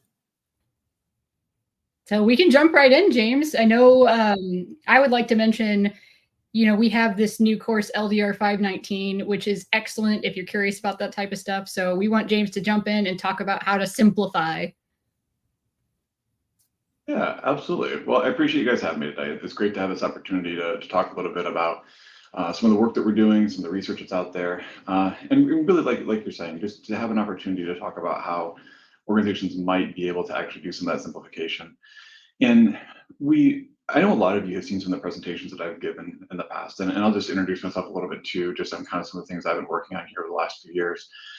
So my name is James Trella. I've been one of the SANS faculty members for, oh goodness, a little over 20 years now. So I've been doing this for quite a while. And a lot of the research I've been doing has been in the area of risk assessment for a good part of that time. And so whether it's regulatory requirements, risk assessment requirements, actually doing risk assessments, what I do in my day job is actually doing those kinds of assessments. So this is kind of where I spend a good part of my research.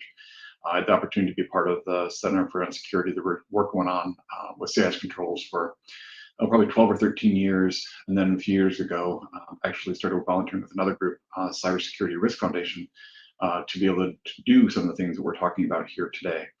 And really as part of a lot of the work that we were doing in our SANS classes and just things we were talking about with our students, what we found ourselves in the situation we were doing is we were spending a lot of time telling people how to do certain things. And what we realized was that many of the things we were telling students how to do, we were actually doing as a part of our jobs. And we thought, well, why are we telling people how to do it?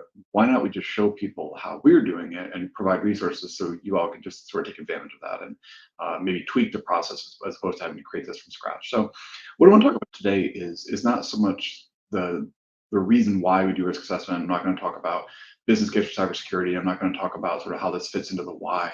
But what I'm hopefully going to be able to do is share some of the tools that are out there that we can use to go ahead and make this process a little bit simpler. So that's what I want to focus on here today in the time that we. So at a high level, though, let's put this in context. So at a very, very high level, I want to know why we're doing risk assessment. Why is this a conversation we're having? And at the end of the day, just to put some context into this, if I could say the perspective that I'm going to bring to why I think we should be doing these things that we're doing, is that we want to be able to do risk assessment to be able to identify missing safeguards in an organization's cybersecurity program that could lead to a threat being realized and thus an organization not able to achieve its mission. So said another way, we do cybersecurity in order to help the organization achieve its mission. We're enablers. At the end of the day, that's what we're doing. Right? We're trying to enable the organization to be successful, to achieve its mission. And that's why we do what we do, right? We enable technology, technology enables the mission. That's why we're here. And risk assessment and risk management are components of cybersecurity that enable that process to take place, right? Some alignment. It's one of the ways that we have the opportunity to take some of the things that we're doing in cybersecurity and align them with what the organization's mission really is.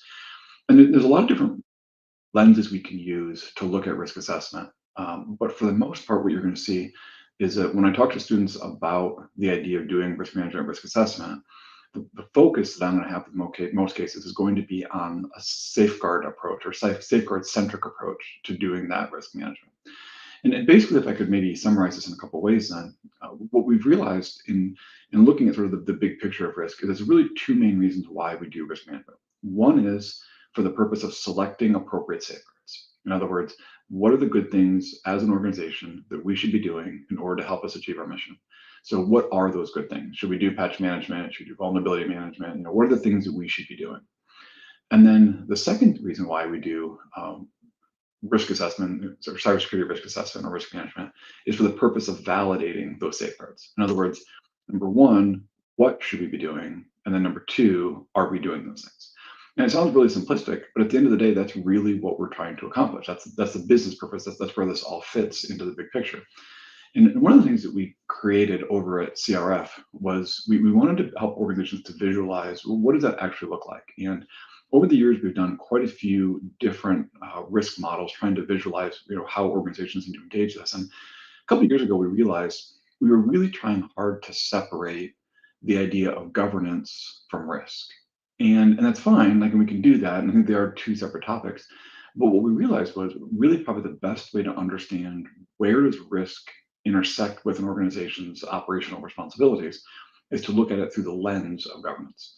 And so what we did was we built a governance and risk model and showed how they overlaid. And so the bottom line that you'll see there in the diagram really is the process of governance, right? What are the things that we do in order to govern an organization's program? Okay, so that's kind of the starting point there. And you can see we have things in place like program initiation, safeguard selection, education, asset inventory, right? These are the things that we do just to run our programs in general, right? So how do we enable cybersecurity to enable the business? Well, these are the things that we do to govern that part of the process. But then if you see the wheels that are in place, the wheels are basically then components or subsets of that process. And those are especially places where risk management really overlays the process of governance. And we see those two main business functions. On the left-hand side, what we see is this idea of we're doing risk management for the purpose of safeguard selection, right? So the left-hand wheel is sort of for that purpose, things like threat modeling and doing mappings of threats, safeguards, and those kinds of things. And then on the right-hand side, the right-hand wheel, we do this for the purpose of safeguard validation. In other words, are we doing those things that we believe should actually be accomplished? Now, the reality, though, is as I talk to companies, is as much as I'd love to say, every organization is out there, doing threat taxonomies and inventorying the threats that need to be addressed and modeling those threats, prioritizing those threats, mapping those safeguards. The reality is very, very few, if any, organizations are actually going through that left-hand process.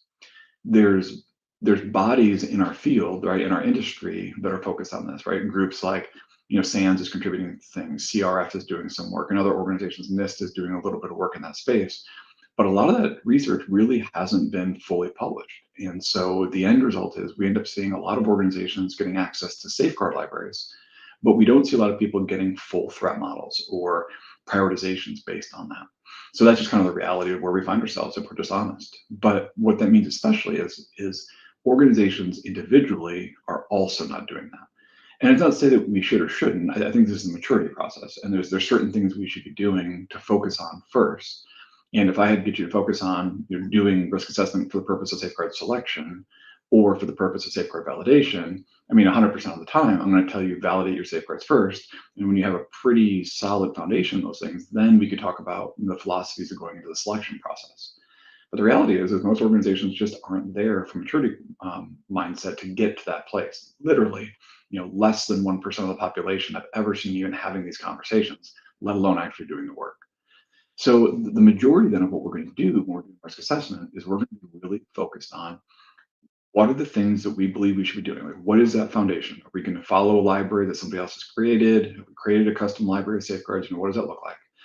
And then how do we validate, are we doing those things? And so what I'm going to focus on here really as we get into this today is what are the tools that we can use to help facilitate understanding, are we doing those things to help us achieve those goals?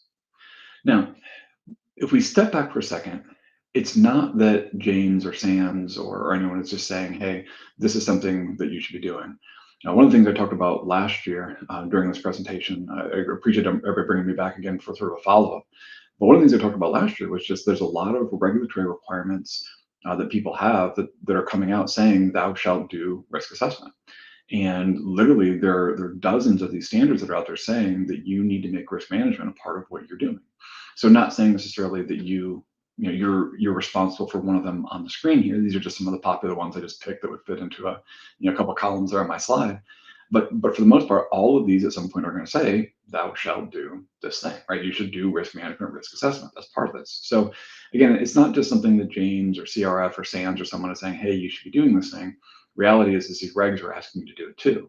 So having tooling hopefully will simplify this, make it a little bit easier.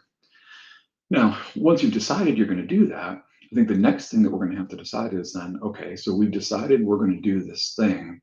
Well, the next question then, of course, is, all right, to what degree are we going to do it? Or said another way, how much quality are you looking for when you're doing this kind of work? And so when I'm in my professional practice, really what I find myself doing day in, day out is working with organizations to do assessments of the safeguards they have in place and be able to report back to them, to executive leadership teams, to boards of directors and say, okay, this is where we are, this is how mature we are, this is what we're doing well, this is what we can improve on, right? And so we give that feedback. But when we're doing that as part of our sort of our daily lives, we have to decide going into those projects, to what degree of quality do we want to have going into the assessment? Sometimes if you have an organization that's frankly not very mature, the easiest thing to do is spend fewer resources on the assessment and focus more on actually doing things to fix the problems. However, if you have an organization that's a little bit more mature, then sometimes it makes more sense to spend a little more time, resources on the assessment to look for gaps that people might not be aware of. And so there is a bit of a sliding scale when it comes to some of these things. So sometimes people hear this idea of assessment quality and they're thinking to themselves, well, okay, well, I want the highest quality assessment I can get. Of course, that's what I want. But the reality is that might not always be appropriate. And there's a lot of times where a lower quality assessment might be perfect to give you just what you need to be able to create actionable next steps and move forward with what we see. So what I mean by that is when we talk about audit quality or assessment quality, what we're normally getting into is the idea of what's the quality of the evidence that we're collecting during this assessment. So you'll see here, I've created a model that I generally refer to looking at these 5 different levels of quality. And it really depends on the kind of evidence we're gathering and what goes into that assessment, the overall quality of the output that comes out of this. Level 1 is basically based on attestations. In other words, I come to you and I say, all right, I believe you should be doing these things. Are you doing these things? And I look to you for a response. And then I want to know, I want you to come back to me and say, yes, I'm using this. No, I'm not doing that. But tell me what you're doing or not doing. And there's a couple different ways I can do that. Level 1, or sort of 1A I have here, is we can do that via questionnaires. You see this a lot, especially in third-party risk management or similar approaches, but I can send you a questionnaire. I can say, here's 50 things, 100 things, whatever it is. Are you doing them? How are you doing them? Answer my questions, send it back to me. And you can get a certain amount of response for that. The challenge, of course, with questionnaire-based attestation approaches is that the information you give me, first of all, may or may not be, call it honest. You might say, you know what, I don't want to tell you that I'm not doing this thing. I feel uncomfortable telling you that, so you don't. People exaggerate their capabilities, but people also just misunderstand. It may not always be an issue of honesty. It might just simply be an issue of, I don't know what the question means. It might be something simple, like I say to you, okay, are you implementing application control? And you say, absolutely, right? We have endpoint detection and response in place, and we're limiting which applications can execute. If it's malicious, we're blocking it. But when I say application control, that's actually not what I mean. And so there could be a misunderstanding maybe between us. And if I don't have the ability in a questionnaire to explain that well, that could lead to misunderstandings in the outputs. So we sort of have attestation based for both sides of level 1, but level 1A versus B doing interviews. Interviews allow me to clarify. Interviews allow me to say, well, what I mean by that is this, and go into a little bit more depth. Or if it seems like you're kind of shaky on the answer, I can dig in a little bit deeper and say, well, what do you mean by that? But it gives, again, a little bit of back and forth, and hopefully helps us to ensure that the level of quality of the attestation is stronger. But level 1 overall is just attestation based. Level 2, we can also say, okay, we can add documentation review to that. So say, okay, well, we're going to do this, but we're going to do output. We're going to do documentation review to also sort of attest that you've set your intentions. So that's part of the conversation. So that's a little bit extra level of quality. We can also see, we can do direct observations to directly observe, are you doing the things that you said you're doing? So if I say, are you doing vulnerability management? You say, absolutely, James. We've got Tenable in place. That's what we're using. I'm like, great. So let's log in. Let's look at Tenable together. Let's see how it's configured. Let's make sure that we can see with our eyes that this is actually working the way we expect. I did an assessment. It was quite a few years ago, but I asked that question. I said, are you doing vulnerability management as an energy company? And they said, absolutely. I said, great, what tool are you using? And they said, well, we're using Rapid7. I said, perfect, great tool. I said, well, let's look at it. And then I said, you're using it everywhere, though? It's a great tool. He said, absolutely. And they had like 30, 35,000 nodes in their environment. And so we logged into Rapid7 together and started looking at it. And sure enough, I saw that there's about 300 devices in the system. And I said, well, this is weird. I said, you guys said you have about 35,000 nodes, and at the same time, I see about 300 here in the system. I said, it doesn't really match. What's going on? And they said, oh, well, we scan all the nodes. We only have 300 licenses for the tool, though. And so what we do is we rotate which of those 35,000 nodes we look at any given time, but we just use these 300 licenses. 1 month we might scan part of it, next month we scan a different part. But months would go by without certain parts of the network being scanned. But see, I wouldn't have known that had I not looked at that tool with them, because they probably wouldn't have been straightforward about that just doing an attestation. So I get a little bit extra quality by doing the direct observation as a part of that conversation. So that gets to add into this. We can keep going. We can talk about continuous monitoring and using data feeds for this process.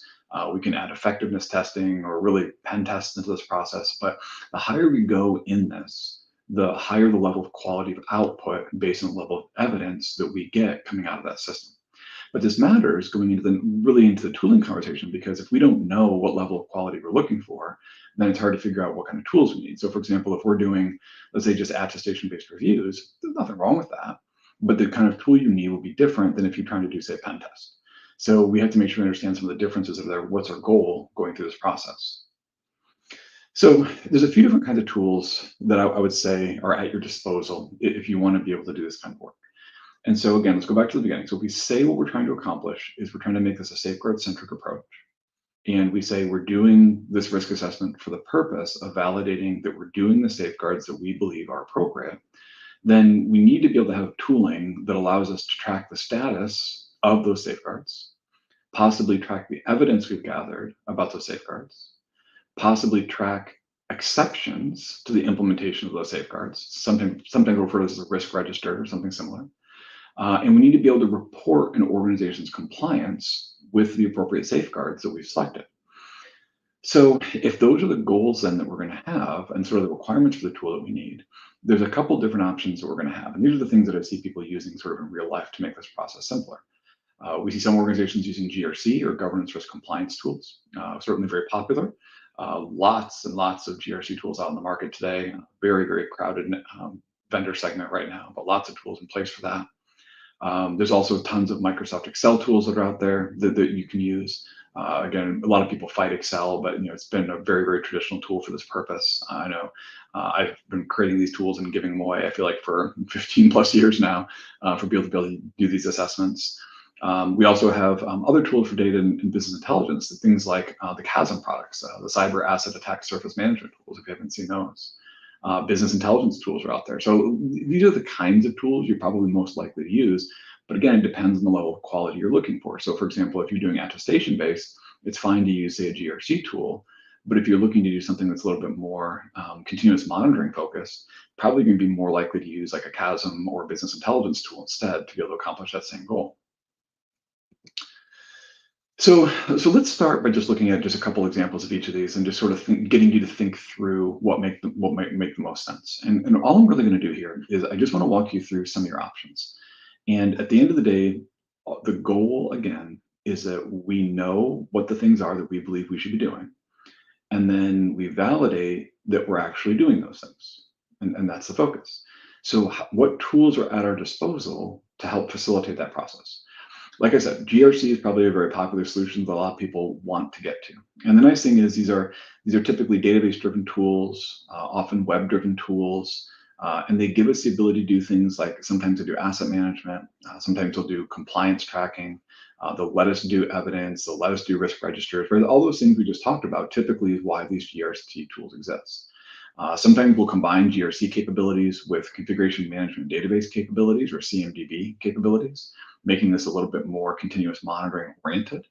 And sometimes these serve as sort of aggregators for information from other data sources, like you might connect it to a EDR system, or you might connect it to a patch management platform or vulnerability management and pull data in from those feeds to go ahead and analyze the data.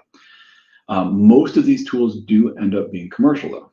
And there's a lot of times they're out there, but they're written by teams that are creative in what they're trying to accomplish, to be able to look for tools or look for feature sets that would be useful for you to be able to communicate what the results are here. You see a couple examples here on my screen. A couple popular ones: ServiceNow, OneTrust. There's a bunch of these out there, literally dozens of these that are out there that you could potentially use. But a lot of times these are sort of the vision people have. Like, people want to get to the point where they're using GRCs because they accomplish a lot of those things, those requirements that I mentioned a minute ago. Another example of this would be a tool like Aramba. I mentioned them. They're an open source product.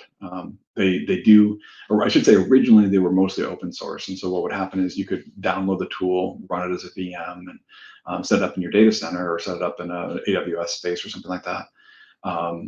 But it does have commercial capabilities now. They sell hosting, so you don't have to host it yourself. But what they do is, so it's almost like a SaaS capability now. You still can get the open source with sort of the free version, but I see a lot of people who are using it do tend to go with a SaaS version now just to make it simpler. But the point being is, again, you can do all those things we just described. You can track your compliance against a regulation that you've decided you need to follow. It'll do risk tracking to be able to say if you want to do risk registers and track those. It'll do project management. So the whole idea of these GRCs is that all those requirements I mentioned, they're going to try to accomplish those for you. So they're going to have the safeguard libraries defined. They're going to have a place where you can record the status of those. You can possibly upload evidence. You can track exceptions. So these really are fully featured suites. So the benefit is that they'll probably do all the things you need to accomplish those requirements that I mentioned just a minute ago. The downside that I'll say though too is a lot of people have great intentions when they implement GRCs, but they don't always have follow through.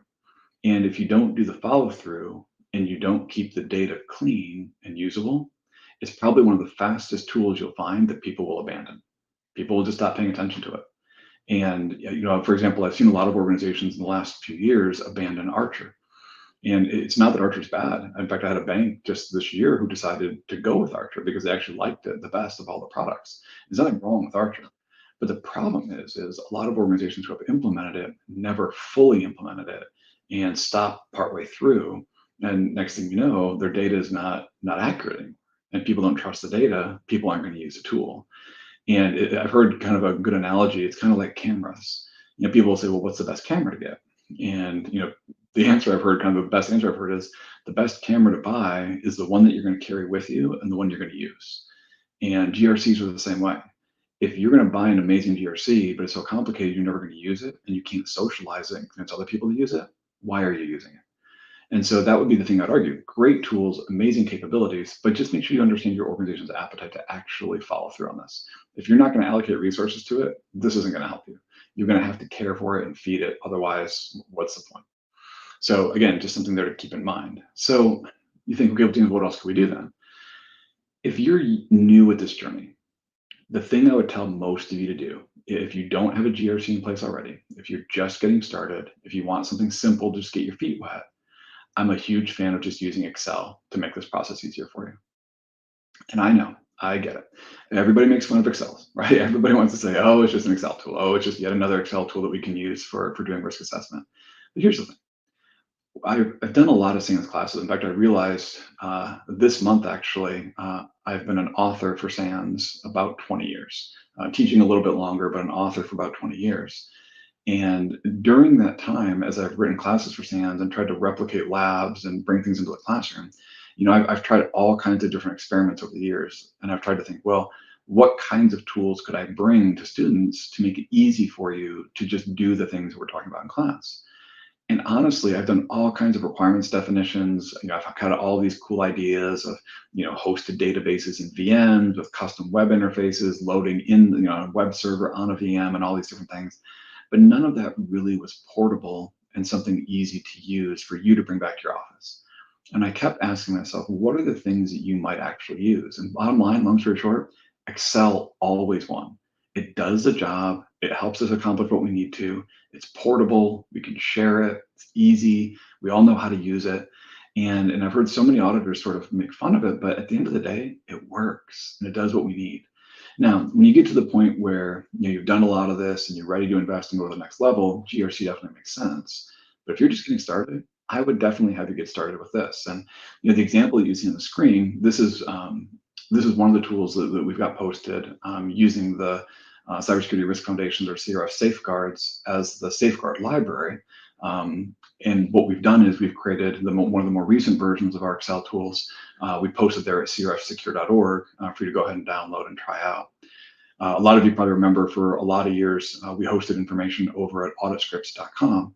One of the things that we've done here just recently is we've kind of upgraded everything we were doing. And I can go into a long story of the backend architecture and sort of the serverless system we've designed and such. But long story short is we went ahead and upgraded all that now to the Cybersecurity Risk Foundation site, updated all of our tools and made them available for folks there. So again, this is one of the free tools that we give out there for folks to be able to grab. And again, the idea of it is that you could ask yourself questions, answer those questions, and then get results. It'll come back to that. And sort of the theory of that is we just have these simple Excel tools where what you can do is say, okay, here's the safeguard. And you kind of see the screenshot there on the screen. And what we do is we say, okay, here's the question you're asking yourself. Right? We already said that this is a safeguard-centric approach. And so we're giving you, in this case, we're giving you using the CRF safeguards as sort of the foundation. So we've defined the safeguard library for you, but you could follow this approach for any safeguard library you want to follow. Your own internal policies, regulation you have to follow, something your auditors want you to fill out. But anyways, but what we've done is we've said, okay, well, here's a list of safeguards that we think are appropriate. And then on the right, what you do is there's just a drop-down box there. And you just choose the status of are you doing that safeguard or not, and to what degree. So you go through, you choose from the drop-down list, you answer the questions. As you answer those questions, then what happens is you get aggregate scores. And so we have a dashboard page on those Excel sheets where what we can do is we can report back to you in a couple different ways. One of the dashboards, again, this is literally just screenshots from an assessment that I did earlier this year.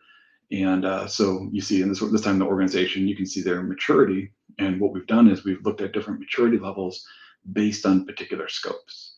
And we made a couple changes. And some of you have probably been aware of our tools. We've been doing this for, like I said, over 15 years now. We've been giving these tools away.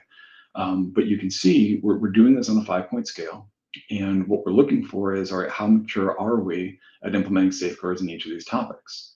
And so you can look through there and you can see, okay, well, I can see the governance team, 3.1, the endpoints 328, server team though 443. So I mean, you can kind of get in the sense, okay, well, the server team's doing pretty well here at this. The network team's doing pretty decent. But maybe the developers, 2.19, maybe that could use a little attention. Maybe that's an area of focus we need to have. But what it allows you to do is it's sort of organized by team, right? By operational team. So you can see where you might need some additional investment or where you might have gaps.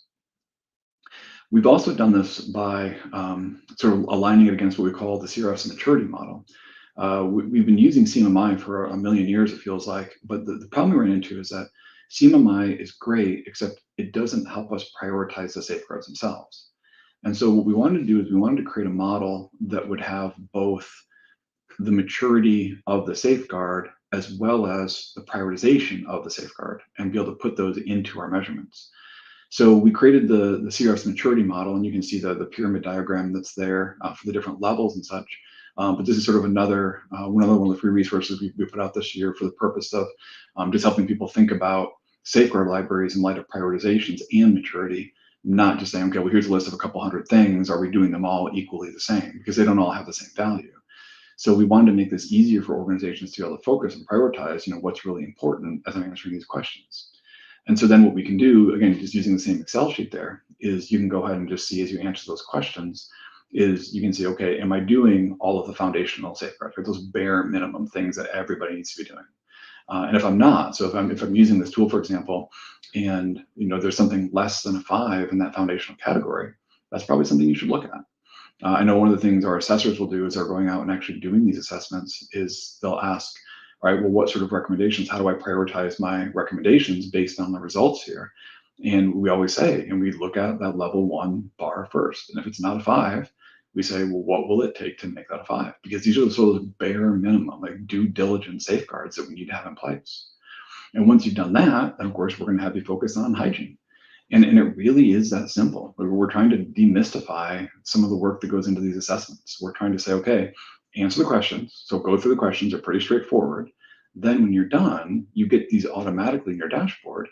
If you have level 1 controls you haven't done, fix it. When that's done, go to level 2. When that's done, go to level 3. Not that complicated. And we really are trying to simplify that process of doing risk assessment. And that's, again, goes back to kind of the title of the presentation today, is we're trying to find ways to make this as easy for you as possible. And that's what some of these Excel tools are trying to do, is make that easier for you to go ahead and bring this back to your organization. Try to answer these questions for yourself and see what you might want to do next. So again, another tool you can go ahead and it's all part of the same Excel tool that's there. We also have some other ones. If you do find yourself in a situation, let's say you want to do something like HIPAA, or you want to do something like NYDFS, right? You see on the screen there an example. We have a lot of times where people will ask for specific Excel sheets based on whatever their standard is. So it's really easy to take the format that we have in place there. And again, if you think about it, all of those safeguards are just string values. So you could copy and paste and basically make whatever scoring tool you wanted using that same format. So a lot of times people will ask us to make specific scoring tools based on specific standards. So on occasion we'll do things like this. You can see here, I did a NYDFS assessment a couple months ago, and so I just said, all right, well, I'll go ahead and make myself a tool based on the Second Amendment that they put out here just recently. So using that as another measurement tool. So, but again, you can kind of see Excel works perfectly well for doing that, and you can see some of these dashboards. And at the end of the day, what we're finding is that we can use these kind of capabilities to just show leadership where the gaps are and help them make better decisions. Because at the end of the day, whether you're using a GRC or whether you're using Excel, at the end of the day, we're giving people data so they can make better decisions. We're trying to reduce uncertainty so we can make these better decisions. And the hope is that by measuring things like we see here, even in Excel, we're able to reduce some of the uncertainty an organization might have. And then you can use that to make better decisions. That's the whole point of what we're trying to accomplish here. If we want to go beyond that, there's a lot of really cool tools we could get into as far as looking at automation, getting into continuous monitoring. I know it's probably not enough time here today to get into a lot of detail, but if you're to the point where you've done a lot of these Excel tools, or maybe you've already done some GRC work and you want to do some automation, one of the tool sets I would probably have you look at, or the areas I'd have you look at first, is probably the Cyber Asset Attack Surface Management, or Chasm products first. I know CMDB is amazing, and definitely do CMDB at some point. I think there's a lot of really great capabilities that CMDB has. But at the same time, if you're looking for easy and simplifying and a place to start, I might spend some time on the Chasm products. These are relatively new. They might be new for some of you. You might not have seen these. But what they'll do is they're set up in advance to integrate with a lot of the existing tools you already have, like vulnerability management or EDR or your cloud service providers or whatever it might be. And what they do is they have the ability to connect into those systems, pull data via API from those platforms, and then normalize the information and present risk to you based on what they've discovered. And there's a lot of tools in that space.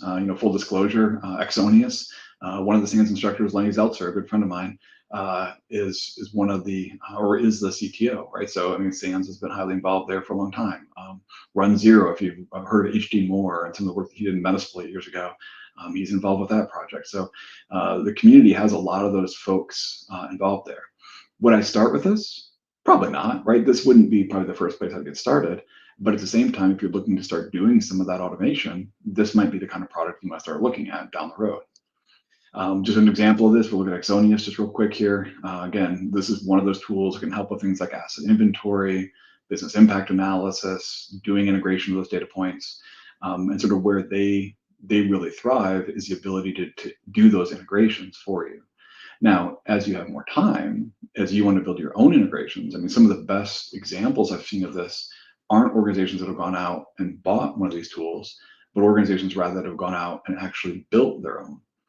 Just did an audit of an organization a week or so ago where what they had done is they had built a data lake and they had ingested information from each of their security tools and their security stack into that data lake, and then just created custom dashboards pointing, pulling data from the data lake that they had normalized. So, I mean, those are the kinds of things I'd love to see you consider at some point. But as a stopgap measure or getting in that direction, these Chasm products might be something you want to look at as sort of a more of an easy button or a simplified button to get you where you're going if you're not quite ready to start your own development project there. The other one you may want to consider, just as sort of one last final note here, is looking at tools like Power BI or Tableau or some of the business intelligence tools. They're kind of they're the nice middle ground maybe between a CMDB or a Chasm product. So maybe you're not ready for custom development, maybe you're not ready for CMDB, but you still want to pull data from your existing tools. One of the things that you could do is you could use a tool like Power BI or Tableau or something, connect to the APIs that exist for your existing toolkits, and then go ahead and run reports directly from those APIs. So you could make a dashboard for your EDR. You could make a dashboard for vulnerability management. You could make a dashboard for whatever. But all you have to do is connect Power BI to that API and then run your reports, create your dashboards, and then decide what sort of actionable intelligence you want to take out of that platform. And I've seen some really interesting things with Power BI, especially these days, where what organizations are doing is they have Power BI developers and they just focus on, how do we grab data from these locations where we have information sort of pulled up.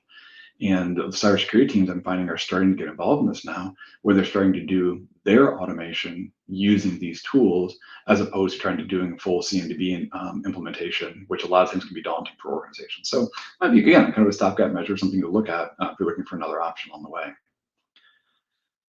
At the end of the day, we know organizations need to do this. There are regulatory requirements. We know there's value in this. Our leadership teams are asking for it. Our boards are asking for it. We know we need to do risk assessment. So a lot of us may or may not have the mandates. Doesn't mean we shouldn't do them. I still have this impression that we all benefit from doing risk assessments. So there's a lot of tools that are out there. If you've never done this before, don't make it hard. Pick Excel, make your own tool, download one of ours, lots of options. If you've been doing Excel for a while, you want to track results over time, you want a little more richness in your reporting, look at the GRCs. If you've done the GRCs for a bit and you want to go ahead and grow what the options are there, look into the Chasm products, look into the CMDBs, look into things like the automated tools that are in place. Again, you can increase the quality of your assessment work by using some of this automation that's there. And that's why we took the time to sort of explain that quality piece of it. But whatever piece of this you're at, whatever part of the journey you're on, pick a tool, right? Pick a couple of these tools and decide how you're going to show leadership exactly where you're at. I really do believe one of our core responsibilities, one of the best things we can possibly do in our role, is report to leadership exactly where things are. That way they can make the decisions. They can figure out what they need to support the business. That's why we're here. That's why we do what we do. So all that being said, if you're looking for some other resources, lots of good tools out there if you haven't looked around. Again, we've moved a lot of our resources over to crfsecure.org. So a lot of things there you can go ahead and look at, grab some of the tools that I mentioned here today. We've got a webcast we did just a couple days ago on the cybersecurity standards scorecard. It's kind of cool this year. We automated pretty much everything in the scorecard this year. We're very excited. It's the fourth time we've given this presentation, fourth year in a row now. And moved everything to a automated model. We're very, very excited about that. So if you're looking to understand some of the different safeguard libraries that are out there and some comparing and contrasting between those, check it out. Like I said, we just posted it here just recently. We also, if you want to learn a little bit more, like Stacey mentioned earlier, right, we've got a couple courses here we put out to kind of explain this. Certainly we can't do it justice in an hour, but again, you see a couple of the courses we put out there before there. Maybe just some further resources to check out if you've got a little bit extra time. But Rich, Stacey, thanks for having me. I appreciate you bringing me in here today. I know we only have a little bit of time and it feels really quick to give some ideas, but I don't know, hopefully we gave you guys a couple ideas to think about for simplifying the process. Yeah, 100%. Thank you so much for your talk today. I was really excited for this. No, it was great. A lot of great comments, James. You're going to have a lot of people reaching out, or at least trying to have questions answered at some point. A lot of great stuff. Absolutely. Happy to have people reach out. Yeah, thank you. So much. Now where we get to go, we like I said just before, we're slowly like branching further and further out. Steve mentioned it. James mentioned a little bit. Now we're going to bring Tony Turner on, and now we're going to look at third-party and vendor assessments, because, you know, there's a lot of questions we have to ask as well. And Tony's going to be the man for us. Tony, take it away. All right, thanks for that. Let's get right into it. I'm sure we're towards the tail end of what has been an awesome event, and I just want to make sure that we can get through this and let folks go as we get into this. All right, so we're going to talk a little bit about the process of doing vendor risk assessments, and specifically some concerns around what does this mean for healthcare and what is different about healthcare. And we're going to get into some specific scenarios that allow us kind of an opportunity to discuss some of the challenges we ran into through the pandemic and COVID vaccines and some of the contract manufacturer organization issues there. All right, so first we're just going to go over basic overview of like what are we talking about here? Why is it important to you? And kind of how are we doing this in the industry today? I think we have a lot of opportunities to improve this process. And we're going to get into kind of a new approach. It's not necessarily a new approach, but I would say some of the more mature organizations that have been doing vendor risk assessment for a while have kind of learned over time that this is how to tackle the challenge. But I still see a lot of people adopting kind of a legacy mindset in their vendor risk assessment journey. And I'm the course author for Sec 547, which is a brand new course on defending product supply chains. Tony? Yes? I hate to cut you off. I think we're having a widescreen issue on your slide reel, a giant black square for everybody viewing. Okay. So let's see what's going on there.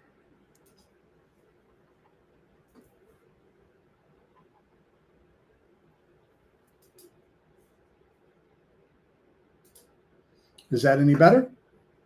Still there. Don't know how to fix that.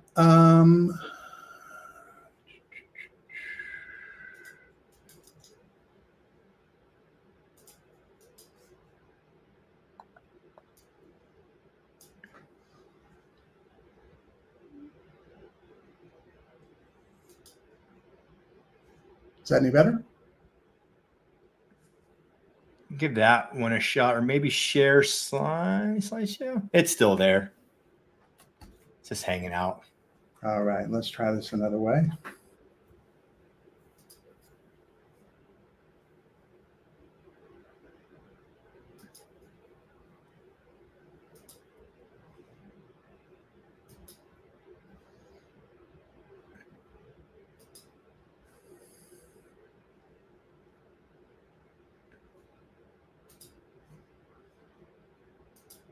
I love technology. Always bites us. Yep.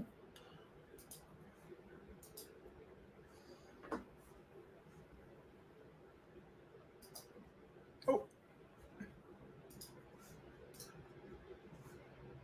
Do we have the black screen again, or can you see it? It's still there.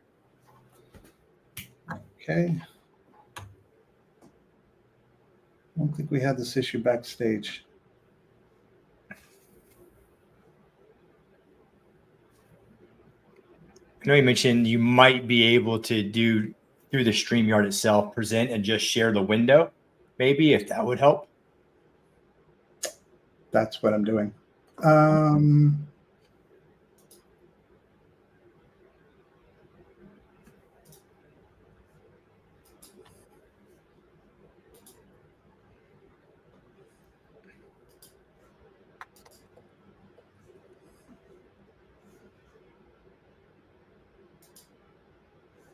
Still the black screen? Can you share? Have you tried? Because I can't see the option myself. Can you see the option just to share PowerPoint itself? instead of the screens, maybe, or the slide deck, maybe just PowerPoint? And that is exactly what I'm doing. Nice.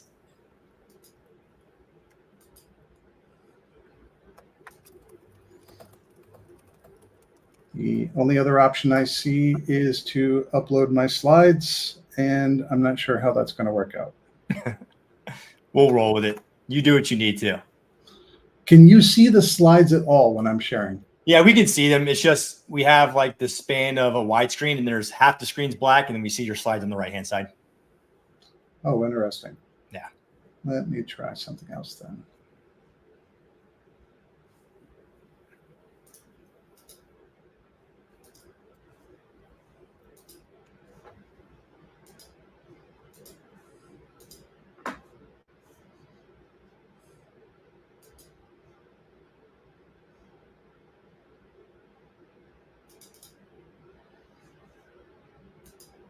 Is that any better?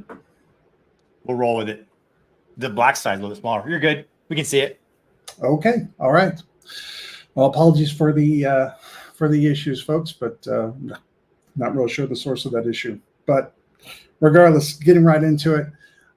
So I'm the course author for Sec 547, Defending Product Supply Chains. A lot of the content that we're going to cover today is related to this, but we did want to get into some more healthcare specifics around this. I won't belabor the point. Pretty typical about me. If you want to find me, LinkedIn is probably the easiest way to find me.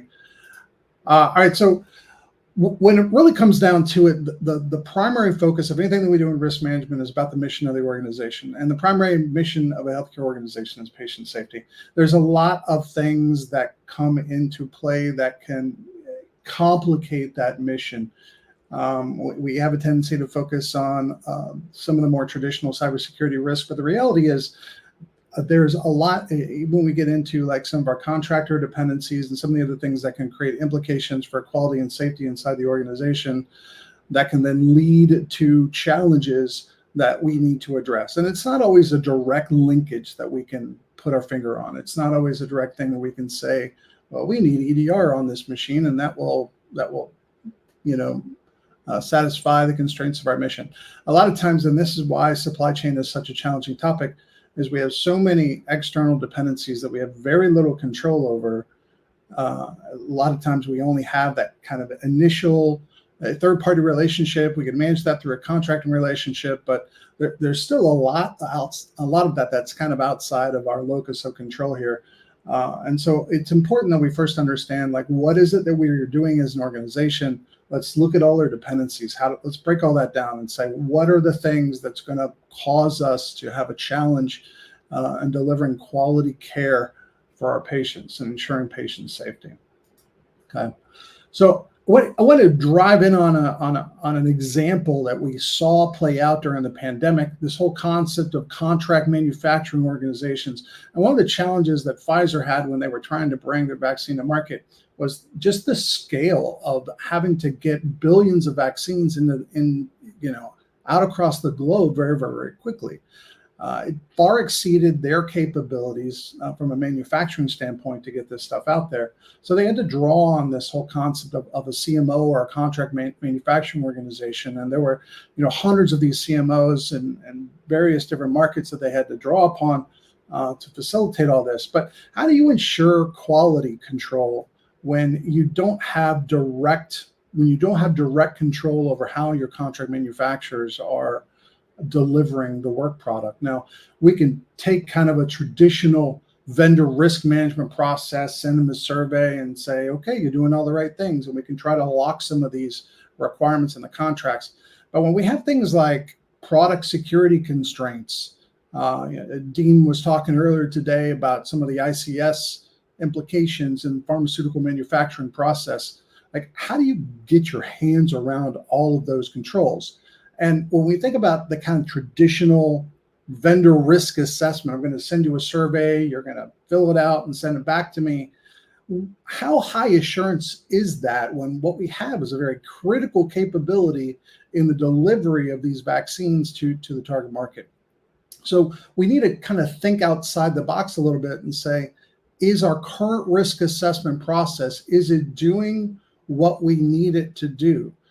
Maybe it works in certain circumstances, but we have to look at the specific risks that we're trying to manage and determine if we are checking them, if we're actually meeting the needs of that particular risk we're trying to manage.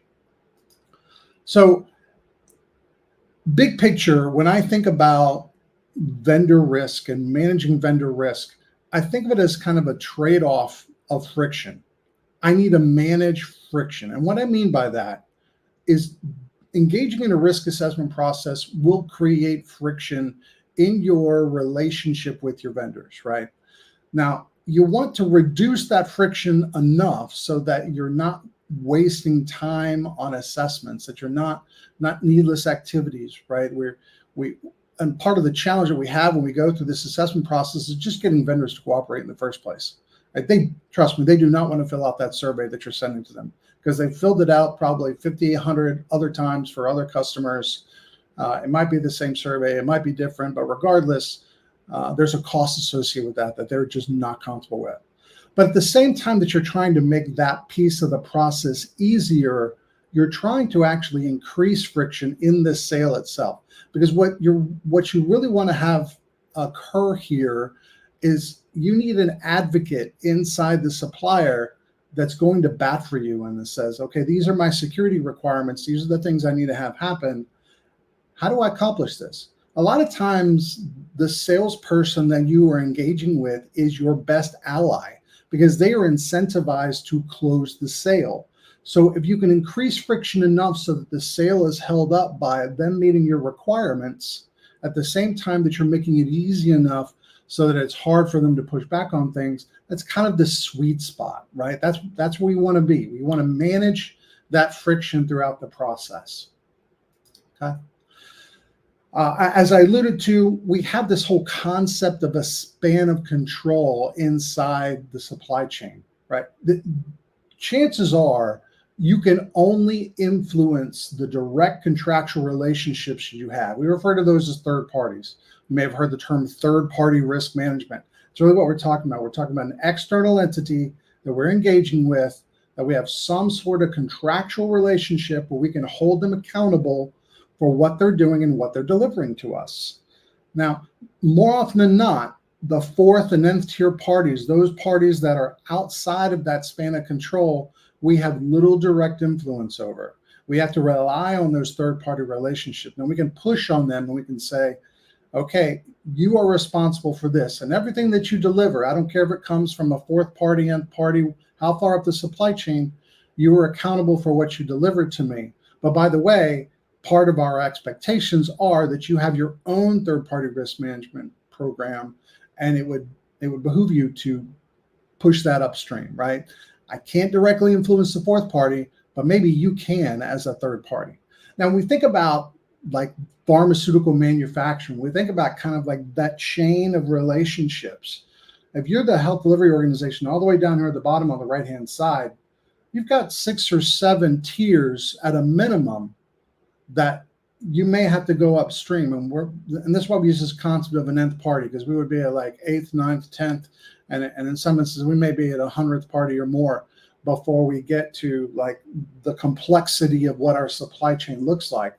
So as an HDO, you may just have your pharmacy relationship, or maybe if you have your own internal pharmacy, maybe you're dealing with a distributor or some sort of other logistics function or supplier. But it's quite possible that you do not have a direct relationship with the pharmaceutical supplier or the CMOs themselves, right? So if the CMO is not delivering a quality product as an HDO, what do you do about that?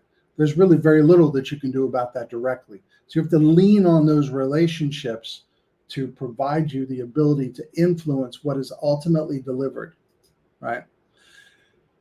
What it comes down to is the contract is probably your single best vehicle to drive positive change. This is where we want to define our security requirements and our expectations with that relationship.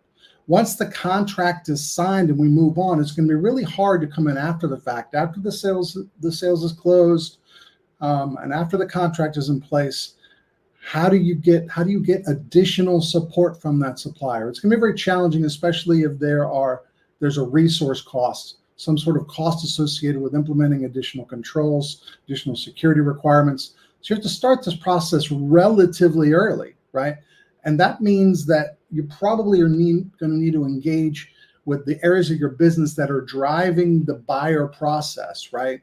Those pieces of the business that may not be a cybersecurity driven function. It may not be even a procurement driven function, maybe earlier in that process. But we need to understand what those requirements are. What is this thing that you're going to buy? What is it going to do? So that we can get all those requirements into the contract. It'd be helpful to be able to start that conversation, even verbally, with your supplier before you get into the actual contracting process, so there's no surprises.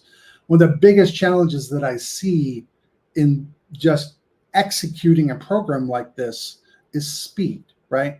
It takes a long time to move through this process, and the more gates you insert into the process, the longer your assessment process takes, the more likely that your organization is just going to accept the risk and move on, because they can't be held up by your supply chain risk management process. You're getting in the way of them doing business. You're getting in the way of them doing what they need to do. And if your supply chain risk assessment process is slowing things down to the point where it impacts patient care, you have a really big problem, right? We have to figure out, how do we streamline this? How do we make this faster, right? So when we get into like, how do we actually do this today, right? And we typically have this kind of traditional vendor risk assessment process. You send out a bunch of surveys. It's kind of, we kind of have some challenges with context. What we try to do is we try to make them all the same, because it makes our reporting easier, right? You just send everyone the same assessment, and you want to measure risk posture across your portfolios. It's easier when you have consistency in your process. The challenge is we're sending a lot more information. We're asking for a lot more information than we really need. And a lot of times, because we're having to do this at scale with a large amount of requests, a large amount of data, a large amount of processing of that information, it means we never really get the time to spend on it to really think about, is this the right batch of questions? Or are we executing this in a way that makes sense? And are you sending suppliers questions that are very clearly not applicable, right? Like, what are the examples I frequently use is like your lawn maintenance company. If you're sending a Cloud Security Alliance set of questions on their cloud security posture to your lawn maintenance provider, why? It's part of your process. It's what you do. You send the same questions to everybody, but it's very, very wasteful activity. Like, so let's think about better ways to do this and more adaptive approaches to do this. So kind of traditional timeline of an assessment, and your process may be shorter or longer than this. This is about a 7-month process that I've laid out, but your process may vary. But kind of traditionally, you have some sort of intake process. We say, okay, we're going to queue up an assessment. Maybe it takes a day, maybe it takes a month, whatever. We send them a survey, right? And then we spend a bunch of time just chasing the vendor. Like, if you look at this timeline, the vast majority of our time is just spent in follow-up with the vendor. It's not actually engaging in the assessment. It's just trying to get cooperation from them, just getting a response out of them. Well, it's a very wasteful amount of time. If we're asking them for things that they don't really need to answer, and we're creating assessment total here, and we're spending a bunch of cycles. Meanwhile, the organization is waiting for this assessment to be completed so that you can sign off on the procurement. This isn't helpful, right? And then once we do get a response, who is the group that's doing this work? Do you have the linkages within your security operations and security architecture teams? Are there technical people on the team that are doing these assessments, or is it just checkbox exercise? Hey, they gave us a response. We're good. Throw the thing up on SharePoint, moving on with our lives, right? And that's what I see a lot of organizations wind up doing. They're doing lots of assessments, but they're not generating any value. They're not buying down any risk in their process. They're not doing any technical validation. They're not doing any evaluation of that evidence that comes back. You may not even be asking for evidence. You may be asking yes/no questions and not getting any kind of clarity at all in what they're actually doing to meet your security requirements. And by and large, I see an awful lot of organizations They don't even have a remediation process associated with their assessments. They did the assessments, it meets their policy requirements, or if they have external compliance requirements to do this kind of work, checks the box, but they're not actually buying down any risk at all with this process. However, they're spending an awful lot of money on doing assessments. This kind of process is not scalable, and it does not result in very effective risk reduction. Now, I'm not saying that you shouldn't do assessments this way. In certain circumstances, it makes a lot of sense. If you have high-risk vendors that you need to have a lot of focus and effort and go through and do evidence validation and all these things, that makes a ton of sense. But to do this on your low-risk vendors and all your vendor population and kind of take this one-size-fits-none approach to your assessment process, it's probably not the most effective strategy in the world, okay?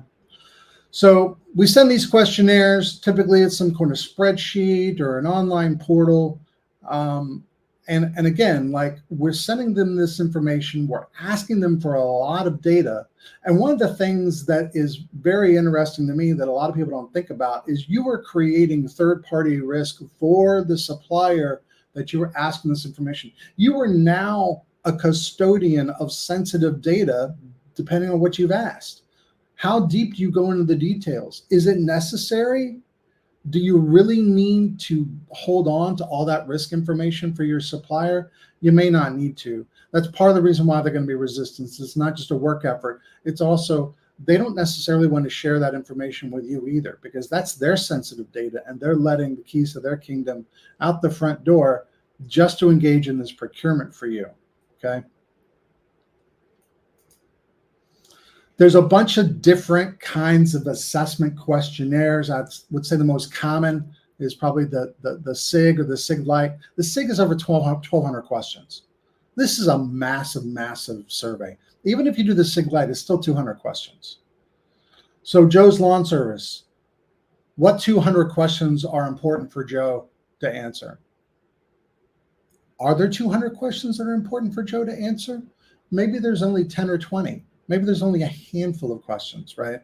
So we want to think about, like, how can we again take an adaptive approach, an adaptive risk-based approach to determine what kinds of questions we're asking and what kinds of assessment approaches we're taking. Maybe a questionnaire isn't the right approach, right? Now, there's a bunch of companies out there that do this work. ServiceNow, Process Unity, the HISAT questionnaire is executed via Prevalent. Fortress, I used to run R&D at Fortress, so been kind of deep in this space for a while, executing these processes. And then we're starting to see this advent of AI being a model to kind of scale this process. Great, I need to process 500 inbound questionnaires. Can I use AI to do that? It's interesting. It's definitely an interesting approach, and it can certainly help us with scalability. But the question that occurs to me is it just helping us take a low-value activity and do it faster? Are we automating failure? Or are we actually getting more effective in our assessment process by using AI and these tools? It's kind of an open question. I don't have a clear answer for you here. You kind of have to answer that for yourself. But it's certainly a question you should ask yourself as you're going through this. Am I just automating the current process? And is my current process actually working? Okay. So when I think about that 200 question survey, does that address the unique risk of those CMOs? Is that even going to answer the challenge that I have here? If my process here, the risk that I'm trying to manage here is a vaccine quality issue as it relates to how the CMOs are then supporting the supply chain for the vaccine manufacturer, like, what about this process is actually supporting that risk, right? How much of that survey, how much of that assessment process is actually helping us here? As we think through this, foremost in our mind, anything we do in risk management, it all comes back to the core mission of the organization, patient safety. What am I doing as it relates to risk management, and how does it contribute to improvements to patient safety? Every step of the way, this is the question you should be asking yourself. And if you don't have a clear understanding of this, I would challenge you to spend a little bit more time and think about, am I working on the most important things? Does my process actually support the risk management requirements and risk management needs of the organization? Okay. So what's a better way to do this? Okay. So again, it's all driven based off of your procurement process. This is a business-centric process. This is not a cyber-centric process. If you're trying to in-house 100% of this work, you will be drowning in effort and you will not get it done. Now, maybe you can outsource it to a third-party provider, managed services, Big Four firm, whoever, and that will help you with some scalability. But even when you do that, even if someone else is doing the assessments, ultimately it's your risk. You have to make the risk determination. Even if Deloitte or whoever is doing thousands of assessments for you, are you delegating risk management decisions to them? I sure hope not. That's still your decision. That's still your risk that you need to make. So the better you can get at embedding this process into the organization, simplifying the process and delegating a lot of the upstream activities, a lot of the intake processes, and understanding where can we kind of bifurcate our process and determine where is intelligent vendor risk management, intelligent vendor risk assessments, whether it's a survey or whether it's just using some sort of OSINT vendor scoring capability, or whether it's accepting an attestation, right? These are all perfectly acceptable approaches as long as you understand the pros and cons of the different approaches and what it means for your particular procurement and your particular vendor. But enroll the organization in your process. Delegate some of the upfront intake and triaging of this work. So when I think about this risk triaging funnel, so the scenario is this: I have 100,000 vendors. I can only assess 500 this year. Which 500 do I assess this year? How do I get to that understanding? Now, see, a lot of people have this kind of intake process, and their intake process itself is kind of heavy-handed. I was working with a critical infrastructure organization a few weeks ago, and they said that they had 50 questions in their intake questionnaire. How is that really helping you scale this process? What we really want to get to is we want to get to buckets of risk and vendor cohorts, so that we can start to determine low, medium, high, vendor type. This is what my process is going to look like based off of this bucket, right? And so there's a simple 5-question survey that I've used as a starting point. Now, these may not be the right questions for you, and it may not necessarily be the right questions for a lot of people, but it's certainly a starting point as you start to think through the questions you need to ask. Do you have my data? Do you have logical access, physical access? You're offshore, you're in the cloud, right? This is a nice starting point. I like to stay under 10 questions, preferably in the 3 to 5 question range, because all I'm trying to do is create a quick and dirty understanding of the inherent risk, the risk potential of this vendor. What could they mean? I'm not evaluating controls here. Like, this has nothing to do with controls. This just has understanding how bad could it be? What are the potential consequences of dealing with this vendor? Okay. Once we kind of understand that, we kind of look at our vendor cohorts within healthcare. Maybe it's medical supplies, maybe it's contract medical staff, maybe it's waste management, disposal, food and nutrition services, building management. These are all, you're not going to ask someone that's responsible for OT systems and building management and facilities the same question that you're not going to be concerned with the same risks that you are your contract medical staff that are there to augment your medical staff, right? Completely different risks. You don't want to be asking them the same questions. So I would caution to think about, like, what are your buckets? What are the buckets of vendor types that you manage, and how can you put them in a kind of low, medium, high buckets? and tailor your risk assessment journey accordingly. What are we trying to accomplish with our assessment? Are we just, is this a general risk posture? Are they doing development for us and we need to look at their application security and software assurance practices? Are we looking at, you know, M&A and like kind of offshore and adversarial influence? Are these the kinds of things that we want to manage?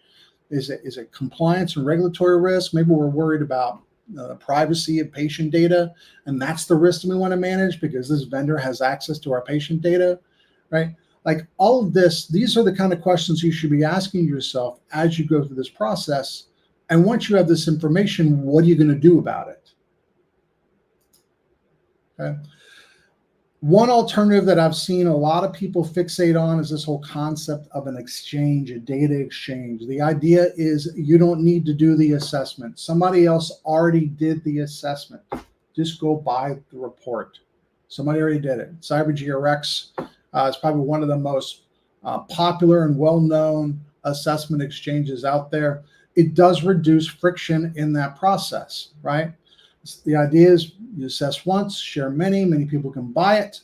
Part of the challenge, though, is when you go through this process and push someone into an exchange, chances are the evidence is redacted from that process. Because when you go through a risk, think about your own risk assessments. There's probably a lot of sensitive data about your organization and how it works when you think about how the vendor is directly influencing you and how they're directly working with you and what their controls are. What do they do for you? There's probably a lot of revealing information there. And some of that evidence is not appropriate to share externally. So we wind up with a little bit lower fidelity in our assessment process, but much better scalability, better cost, right?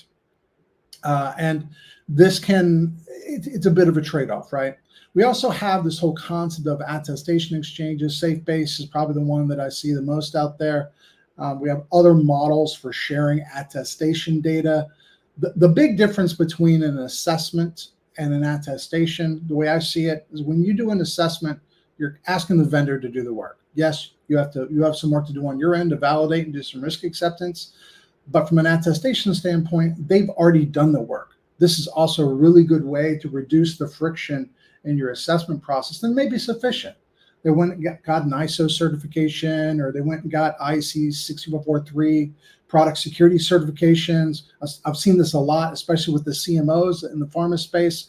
That was a lot of the big questions that I saw coming out of pharma. They wanted to make sure the CMOs had good OT security and good product security in place. And so they had good assurances that they were going to have a repeatable process and high quality controls in place for the manufacturing that they were doing.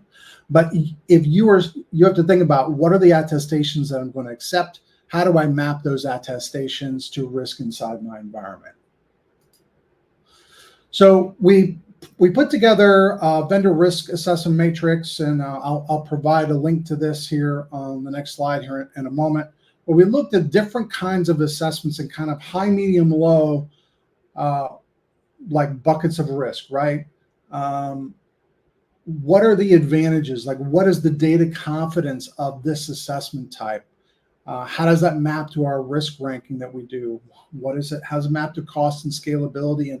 And almost more importantly, the participation level. Like, for instance, OSINT doesn't require any participation from your vendor until you find something and reach out to them and say, hey, I saw something bad. I need your support to do it.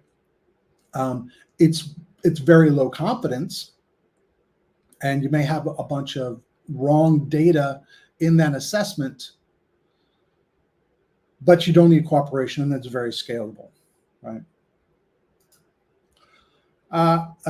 Again, we've got a bunch of other assessment types that we can do. We can do the AI-driven assessments. There may be a place for you to do on-site assessments. I've done quite a few of these on-site, especially in the manufacturing space, to evaluate. Sometimes you won't get the real picture just from an assessment that you do a paper assessment, right? Sometimes there's no substitute for an on-site. There's a lot of other reasons why we might need to do assessments. Maybe there's a specific hazard that you're trying to mitigate and address. Down at the bottom, you can see this is a link to this this cheat sheet if you're interested in obtaining that risk matrix. And then in sum, the important thing here is that we are managing the friction in our process. We have visibility into this. We're all starting from different places in our journey. And so we need to understand where we're at and try not to bite off too much. We take a crawl, walk, run, a maturity model driven approach, and make sure you're using the right tools for the job. Don't just throw the same assessment process at everything and expect that you're going to have a good result. And while tools are part of this, your teams are executing the process.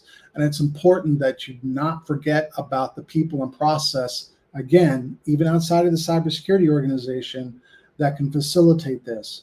It's also important that we think about, like, who are the people on the other side of this? Am I even talking to the right people at the supplier?